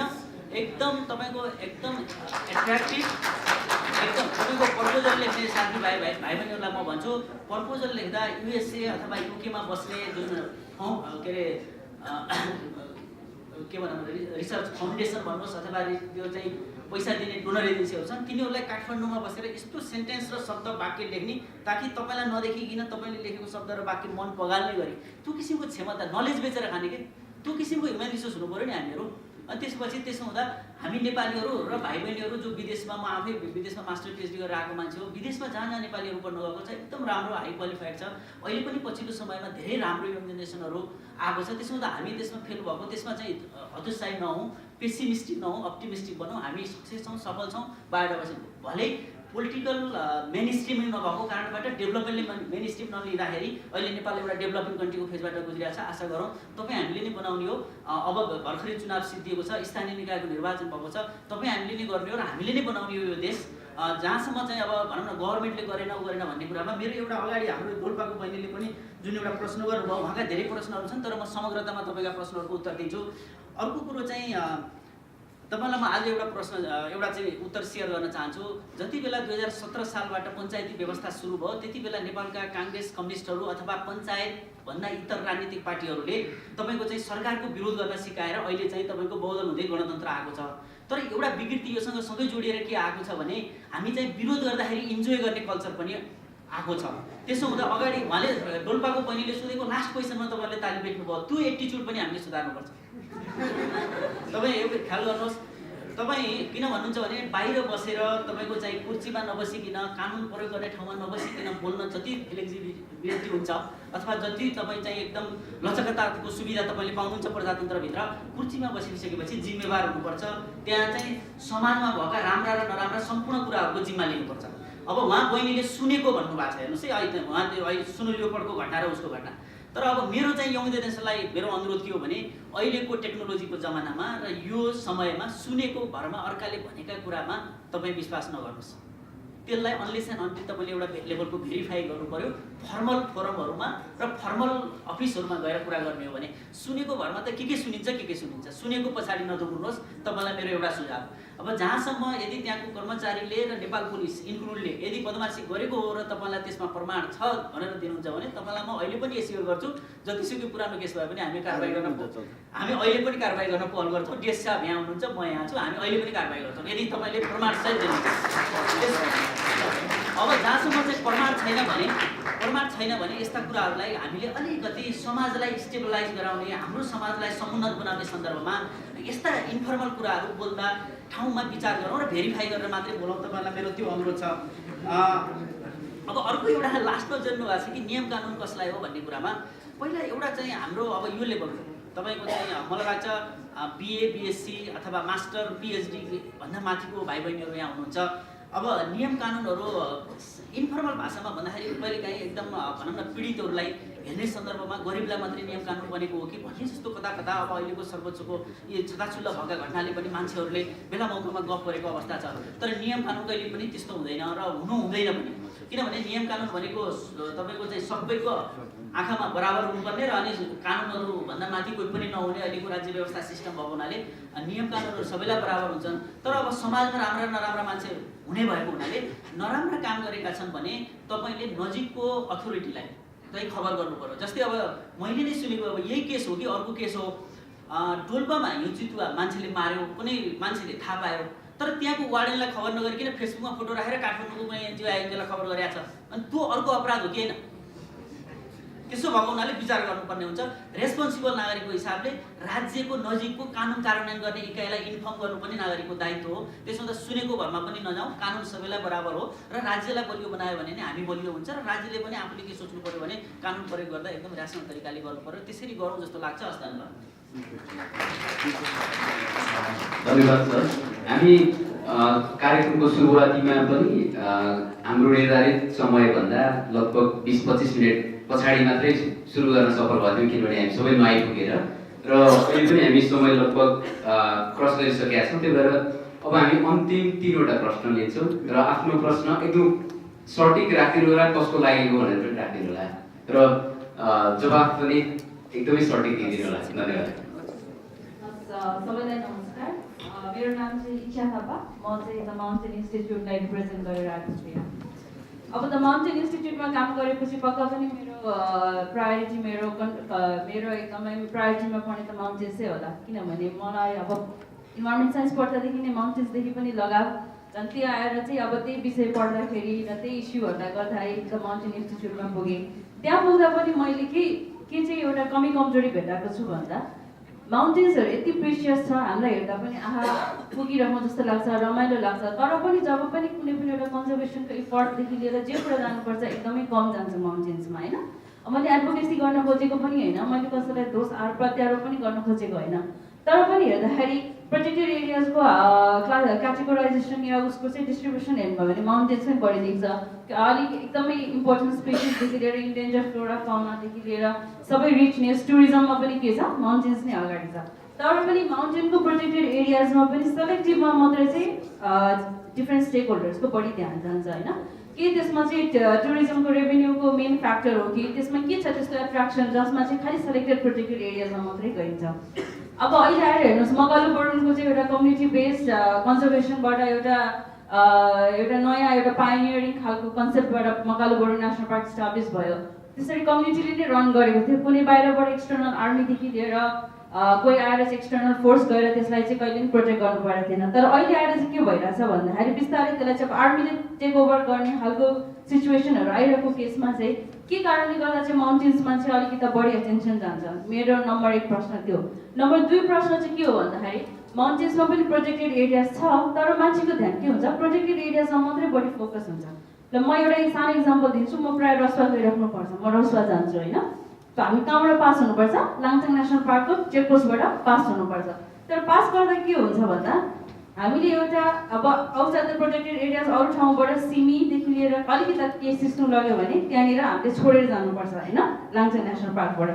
तर त्यो प्रोटेक्टेड एरियाजको र बफर जोनको बाहिरको एरियाजमा चाहिँ जति पनि यो वाइल्ड लाइफहरू चाहिँ अहिले यो कोचिङदेखि लिएर हन्टिङ भएर लोकल लेभलमा भइरहेछ, त्यतातिर चाहिँ किन हाम्रो कन्जर्भेसन एफर्ट जाँदैन? प्रोटेक्टेड एरियाज र बफर जोन मात्रै इम्पोर्टेन्ट त होइन, त्योभन्दा बाहिरको स्पेसिस पनि उत्तिकै इम्पोर्टेन्ट छ। त्यहाँको मान्छेहरू हामी त्यहाँ जाँदाखेरि डाँफेको मासु छ खानुहुन्छ, कालिजको मासु छ, मिर्काको मासु छ खानुहुन्छ भनेर सोध्नुहुन्छ। त्यताको चाहिँ स्पेसिसको लागि चाहिँ कसले हेर्ने? बफर जोन र प्रोटेक्टेड एरियाजमा त कुनै कार्बेट त गएको छैन, त्यहाँको स्पेसिसहरू त्यहाँ मात्रै बस्ने, त्योभन्दा बाहिर पनि त बसिरहेको छ नि त अरू एरियाजमा। त्यही भएर कन्जर्भेसनको कुराहरू भन्ने कुरा चाहिँ त्यता पनि अलिकति ध्यान जानु पर्यो भन्ने चाहिँ मेरो प्रश्न। हस्, धन्यवाद तपाईँको प्रश्नको लागि। तर प्रश्न सकेसम्म ज्यादै छोटो र एकदमै सटिक स्पष्ट रूपमा राखिदिनु होला। मेरो नाम चाहिँ दिलीप खनाल। मेरो प्रश्न के रहेको छ भन्दाखेरि जस्तै अब राउटे कम्युनिटी भयो, त्यो चाहिँ के हुन्छ भन्दा पर्मानेन्ट रूपमा सेटल हुँदैन। कहिले कुनै ठाउँमा सेटल हुन्छ, कहिले अरू ठाउँमा सेटल हुन्छ। त्यहाँ जाँदा हामी के हुन्छ भन्दाखेरि वन विनाश हुन्छ अरे। अब त्यसमा भएका जनावरहरू पक्कै मारिन्छ, त्यसको लागि कुनै व्यवस्थापन गर्न सकिँदैन। अथवा कुनै तिनीहरूलाई छुट्टै घर आफूले सरकारले थुप्रै खर्च गरिरहेको छ, त्यसको लागि के व्यवस्थापन गर्न सकिँदैन? मेरो प्रश्न यही हुन्छ। धन्यवाद। मेरो नाम सुरेश ढाका। मेरो प्रश्न चाहिँ के हो भन्दाखेरि अब हामी गैँडाको खादको मोल यति तोक्छौँ अनि बाघको छालाको मोल यति तोक्छौँ। हामीले यो मोल तोकेर कतै इन्करेज त गरिरहेको छैन हामी बोचरहरूलाई। हामीले यसको चाहिँ यो एनिमल एक्सेसलाई चाहिँ एकदमै डिभ्यालुएसन गरेर एकदम कम प्राइस मतलब प्राइसलेस बनाएर यसलाई चाहिँ हामीले डिमोटिभेट गर्न सक्छौँ कि सक्दैनौँ भन्ने। शाहजीले उठाउनु भएको कुराको पहिलो पार्ट चाहिँ मैले लिन्छु। म पनि तपाईँ जस्तै पाहाडको एकदम इन्थुसियास्टिक हो, म पनि पाहाडबाट आएको हुनाले म पनि चाहन्छु त्यो जे तपाईँले भन्नुभयो त्यो all my thoughts my aspiration. तर दुई तिनवटा कुरा हुँदो रहेछ इन्भेस्टमेन्टको कुराहरू। म डेभलपमेन्टमा बसेको हुनाले इन्भेस्टमेन्ट गर्ने कुरा के दुईवटा तिनवटा कुराले गभर्न गर्दो रहेछ। एउटा सरकारले कति प्रायोरिटी दिएको छ, सरकारले प्रायोरिटी दिनको लागि ल्यान्ड एउटा फर्मुला हुन्छ, सरकारले कसरी दिन्छ भन्ने कुरो। अनि इन्टरनेसनल गर्नलाई पनि त्यस्तै खालको कुरोहरू हुन्छ। त्यसैले इन्भेस्टमेन्ट पाहाडमा नजानुपर्ने भन्ने प्रश्नै छैन, नेसनल पार्कहरूमा नजानुपर्ने भन्ने प्रश्नै छैन। तपाईँले भनेका अझ तपाईँले एउटा थप दिन्छु अझ मैले, नेपालको सबै हाइड्रो पावर पोटेन्सियलिटी रियलाइज हुने ठाउँ भनेको माउन्टेन हो र हाम्रो अस्तित्व, हाम्रो र तराई र इभन नर्दर्न इन्डियाको एउटा अस्तित्व नै पाहाडको यो वाटरसेडहरूलाई चाहिँ बचाउने कुरामा रहेको हुन्छ। त्यस कारणले यसको लङ लास्टिङ इम्प्याक्ट छ, हामीले बुझाउन सकेको छैनौँ र पोलिटिकल्ली यसलाई प्रायोरिटी दिलाउन सकेका छैनौँ। त्यसैले एउटा मात्रै अब होप के छ भने, नम्बर 1 होप भनेको के भने अब जब यो सङ्घीय ढाँचामा गएर रिसोर्सहरू जान्छ नि, रिसोर्स छैन, त्यो अघि कुराहरू आयो, तलब पुग्न आयो, त्यो अर्को डाइमेन्सन हो। तर अब सङ्घीय ढाँचामा गइसकेपछि स्थानीय सरकारले सिधै प्रत्यक्ष रूपमा पैसा पुग्ने भएको हुनाले स्थानीय वाटरसेडको जलाधारको संरक्षण गर्ने अधिकार चाहिँ स्थानीय सरकारको दफा अनुसूची 8 को 17 कि 19 मा कतामा परेको छ। त्यो उसको एकदम एक्सप्लिसिट अधिकार हो, त्यो गर्नुपर्छ उसले। त्यसकारण अब हामीले यहाँ बसेर काठमाडौँमा चर्चै गर्नु पर्दैन, त्यो चर्चा कि प्रदेशले गर्छ कि स्थानले गर्छ, हामीले यहाँबाट कसरी त्यसलाई चाहिँ सपोर्ट गरिदिने, इन्टरनेसनल पैसा ल्याइदिने कुरा गर्नुपर्छ। मलाई लाग्छ त्यो एउटा चाहिँ एउटा आशाको किरण हो। र अब अरू धेरै अर्गनाइजेसनहरू किन नजाने भन्ने कुरोमा चाहिँ मैले अघि पनि कुराहरू गरेँ। सधैँभरि रिसोर्स जाने भनेको कुरो, रिसोर्स सँगसँगै ह्युमन क्यापिटल पनि जानुपर्छ, क्यापिटल साथसाथै ह्युमन रिसोर्स पनि जानुपर्छ। त्यो जानको लागि सरकार, जनता र सहयोगी संस्थाहरू सबै सँगै जाने भएपछि सहका चतुष यानि मैले संस्कृत शब्द बिर्सेँ, तर सँगै जाउँ भन्ने कुरो जब आउँछ तब सबैजना जाने हो। एक्लै म जान्छु भनेर न सरकार जानलाई एक्लै जान्छ, सरकार त प्रेसिडेन्ट छँदैछ त्यहाँ, तर गएर चेन्ज गर्ने, देखिने गरी परिवर्तन गर्नका लागि चाहिँ सबैको सहकार्य चाहिन्छ। र त्यो आशा भनेको चाहिँ अबको ढाँचा नि हो, सङ्घीय ढाँचा नि हो। धन्यवाद। म अब एकदम धेरै टाइम नलिकन छुट्टै योभन्दा मकालु बरुनमा किन आर्मी गयो भन्ने बहिनीको भनाइकोमा, मकालु बरुनमा आर्मी सरकारको इन्ट्रेस्टबाट भन्दा पनि जनताले चाहना निवेदन दिएर उहाँहरूले चाहिँ धेरै पटक डेलिगेसन गरेर हाम्रो क्षेत्रका वन्यजन्तु वनस्पतिहरू चाहिँ चोरी सिकारी र अवैध व्यवहार भए नेपाली सेना नै ल्याएर गरिदिनु पर्यो भनेर धेरै चरणमा छलफल गरिसकेपछि धेरै पछि नेपाल सरकारले मलाई लाग्छ 1 वर्षभन्दा बढी 2 वर्षभन्दा बढी जस्तो समय लगाएर डिसिजन गरेको हो। अब एउटा कुरो के नबुझौँ भने आर्मी त्यहाँ डिप्लोय हुनु भनेको एकदम चाहिँ जनताका अधिकारहरू कर्टेल हुने, यो आदिवासी जनजातिका अधिकारहरू कर्टेल हुने भन्ने त्यो होइन। आर्मी पनि हाम्रै समाजको एउटा प्रतिनिधि पात्र हो, उसलाई पनि हामीको अहिलेको कन्टेस्टमा मोटिभेट गर्ने, उसलाई पनि ह्युमन राइटका पाठहरू सिकाउने, ट्रेन गर्ने, क्यापासिटी बिल्ड गर्ने गरी जानुपर्छ। त्यसो हुँदा नेपाल पुलिस कहाँ रहन्छ, नेपाल आर्मी कहाँ रहन्छ, यी हाम्रा नेपाल सरकारका हाम्रै अङ्ग हुन्। यी अङ्गलाई कन्जर्भेसनको इन्टिग्रेटेड एउटा कम्पोनेन्टको रूपमा लिएर हामीले जानुपर्छ, हामीले सिकेको लर्निङ त्यो हो। त्यसो हुँदा आर्मी आयो भयङ्कर के हुने भयो भनेर यसलाई चाहिँ अलि छुट्टै आइसोलेसनमा हेर्ने जुन एउटा हाम्रो प्रवृत्ति हो, त्यसलाई पनि इन्टिग्रेटेड एटिच्युडबाट अथवा इन्टिग्रेटेड एप्रोचबाट हामीले हेरौँ भन्छु। मेरो त्यो अनुरोध गर्छु। यद्यपि भोलि हामी छलफल गर्न सकिने विषय एउटा। अर्को चाहिँ अब राउटेको कुरामा त अब राउटेकोमा त्यति धेरै प्रब्लम छैन। अब यद्यपि यो चाहिँ सोसियल प्रब्लम हो, यसको लागि मलाई लाग्छ स्थानीय सरकार, गृह मन्त्रालयहरूले विगतका वर्षहरूमा पनि केही सर्टेन सुविधाहरू दिएको छ। तर अब राष्ट्रिय निकुञ्जभित्रै राउटेहरू बसेर प्रब्लम भएको मलाई चाहिँ थाहा छैन, प्लेस जानकारी नभएको पनि हुनसक्छ। यदि रहेछ भने पनि यसलाई चाहिँ हामीले मध्यवर्ती क्षेत्रको जुन एउटा सेवा सुविधा पाउने कुराहरूमा उनीहरूलाई एडजस्ट गर्ने कुरामा हामीले कन्जुसन गर्नु हुँदैन, गर्दैनौँ र भोलि उनीहरूलाई पनि एउटा संरक्षणको एउटा अङ्गको रूपमा विकास गर्नुपर्ने हुन्छ। अनि लास्टको भाइले एउटा राम्रो प्रश्न है, उहाँले यहाँ चाहिँ पत्रकार साथीहरू मैले 2-3 जना देखेका थिएँ, म उहाँको प्रश्न एकदम जेन्युन छ। यो लास्ट प्रश्नमा के भयो भने एउटा चाहिँ पहिला बाघको छाला लिएर आइज म 10 लाख दिन्छु भनेर सुराकीले सूचना दिएको बेलामा 10 लाख पाइन्छ भने किन नमार्ने भनेर मार्नलाई मोटिभेट गरेको एउटा केस। अर्को चाहिँ रेड पान्डा मार्यो भने 4 लाख रुपियाँ काठमाडौँमा पाइन्छ भनेर गाउँमा आउने, यहाँ चाहिँ रेड पान्डा छाला नबिकेर अनि मान्छे थुनिएर जेलमा गएको केस। त्यसो हुँदा पत्रकार साथीहरूले पनि कहिलेकाहीँ यस्ता मेसेजहरू लेख्दा एकातिर, अर्कोतिर हामी सुराकीहरूको नाम भन्नु हुँदैन, यसको चाहिँ ठेगाना भन्नु हुँदैन, गोप्य राख्नुपर्छ किनभने सूचना किन्ने हो भन्ने। तर त्यो सूचना लिने नाममा उसले बोलेका शब्द र वाक्यले बाघ गैंडालाई मार्न चाहिँ अभिप्रेरित गरेका यस्ता केसहरू यो तितो यथार्थ चाहिँ कहिलेकाहीँ घटेको घटना हो। तर यसको सन्दर्भमा म तपाईँलाई उदाहरण दिन्छु। यसमा हामीले प्रशस्त प्रिकसन लिएर पछि चाहिँ हाम्रो वाइल्ड लाइफ क्राइम कन्ट्रोल ब्युरोमा समेत छलफल गरेर अब यस्ता किसिमका इन्सेन्टिभहरू दिने नाममा सुराकीलाई चाहिँ बढी ओभर इन्करेज गर्ने, उसलाई चाहिँ बढी चाहिँ त्यस्तो किसिमको मोटिभेट गर्ने गरी नजाउँ भनेर हाम्रो अन्डरस्ट्यान्डिङ पनि भएको छ। हामीले सिआइबी नेपाल आर्मी पुलिससँग हामीले त्यो गरेका छौँ एउटा। अर्को चाहिँ कुनै पनि वन्यजन्तुको महत्त्व भनेको जिउँदो हुँदाखेरि मात्रै हुन्छ, मरेपछि हुँदैन भनेर हामीले नेपालमा सयौँ वर्षदेखि सँगालेर राखेका विभिन्न वन्यजन्तुका अङ्गहरूलाई 2074 सालको जेठ 8 गते अन्तर्राष्ट्रिय बायोडाइभर्सिटी डे जैवविविधता दिवसका दिन चितवनमा जलाएर नष्ट गरेका छौँ। भनेपछि त हामीसँग ज्वलन्त उदाहरण छ कि कुनै पनि वन्यजन्तुको महत्त्व जीवित छँदाखेरि मात्र हुन्छ, मरेपछि हुँदैन भनेर हामीले प्रमाणित नै गरेका छौँ। त्यसो भएको हुनाले भोलिका दिनहरूमा यस्ता बेस्ट प्र्याक्टिसहरूलाई अझ हामीले इन्करेज गर्ने र यिनीहरूलाई चाहिँ बढी रेप्लिकेट गरेर लिएर जाने गरी काम गर्नुपर्छ। हस्, धन्यवाद। धन्यवाद सर।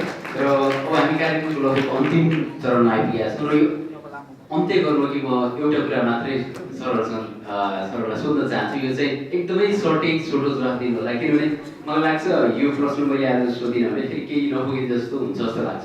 त्यो चाहिँ कन्जर्भेसन इन्फोर्समेन्टमा नेपालको यति धेरै लामो समय काम गर्दा तपाईँहरूलाई चाहिँ के चिज चाहिँ नेपालबाट उसले सिकोस् जस्तो लाग्छ, के चिज चाहिँ नेपालबाट उसले नसिकोस् जस्तो लाग्छ? एकदमै छोटो जवाफ दिनु। मलाई चाहिँ यो युवाहरू र समुदायको इङ्गेजमेन्ट जुन छ, जसमा चाहिँ अहिले नेपाल आर्मीले पनि चितवनमा पेट्रोलिङ गर्दाखेरि त्यो सिबिएफयु भन्ने चाहिँ कम्युनिटी बेस्ड एन्टी पोचिङ युनिटको मेम्बरहरूसँग भेट्ने गर्छन्। बाहिर गएपछि के छ त्यो चाहिँ संसारले हामीबाट सिक्नुपर्ने एउटा महत्त्वपूर्ण पक्ष हो जस्तो लाग्छ।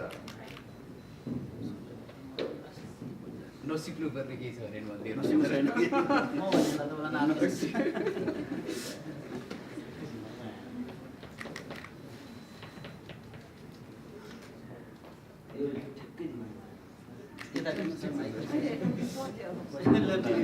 धन्यवाद। अब मैले चाहिँ म एकदम सठिक मैले उहाँको प्रश्नको उत्तर चाहिँ मेरो दिमागमा लागेको है, त्यो राइट पनि हुनसक्छ। हामीले अरूले सिकोस् र हामीले सिकौँ भन्ने भन्दा पनि हाम्रै देशभित्र हामीले के सिक्ने र हामीले के सिकाउने, तपाईँ अझै पनि इन्टरनली हामी धेरै माझिन जरुरी छ। विदेशीसँग त्यति धेरै चिन्ता लिएर चाइनाले सिकोस् कि नसिकोस्, इन्डियाले सिकोस् कि नसिकोस्, अमेरिकाले सिकोस् कि नसिकोस् हामीलाई मतलब नै छैन। हामीले आन्तरिक रूपले किन भन्नुहुन्छ भने हामीसँग अझै पनि म किन त्यो ग्राउन्डमा भनिरहेको छु भन्नुहुन्छ भने जति बेला मैले मेरो पिएचडी गर्न म चितवनको नलपुर भ्यालीमा नलपरासी र चितवनमा डुल्दै थिएँ, त्यो चितवन भ्यालीको हिस्ट्री पढ्नु पऱ्यो, एउटा किताब कहाँ पाइन्छ भनेर पुरै नारायणघाट भरतपुर सम्पूर्ण बजारमा डुल्दाखेरि त्यहाँको हिस्ट्री लेखेको एउटा पनि किताब मैले पाइनँ।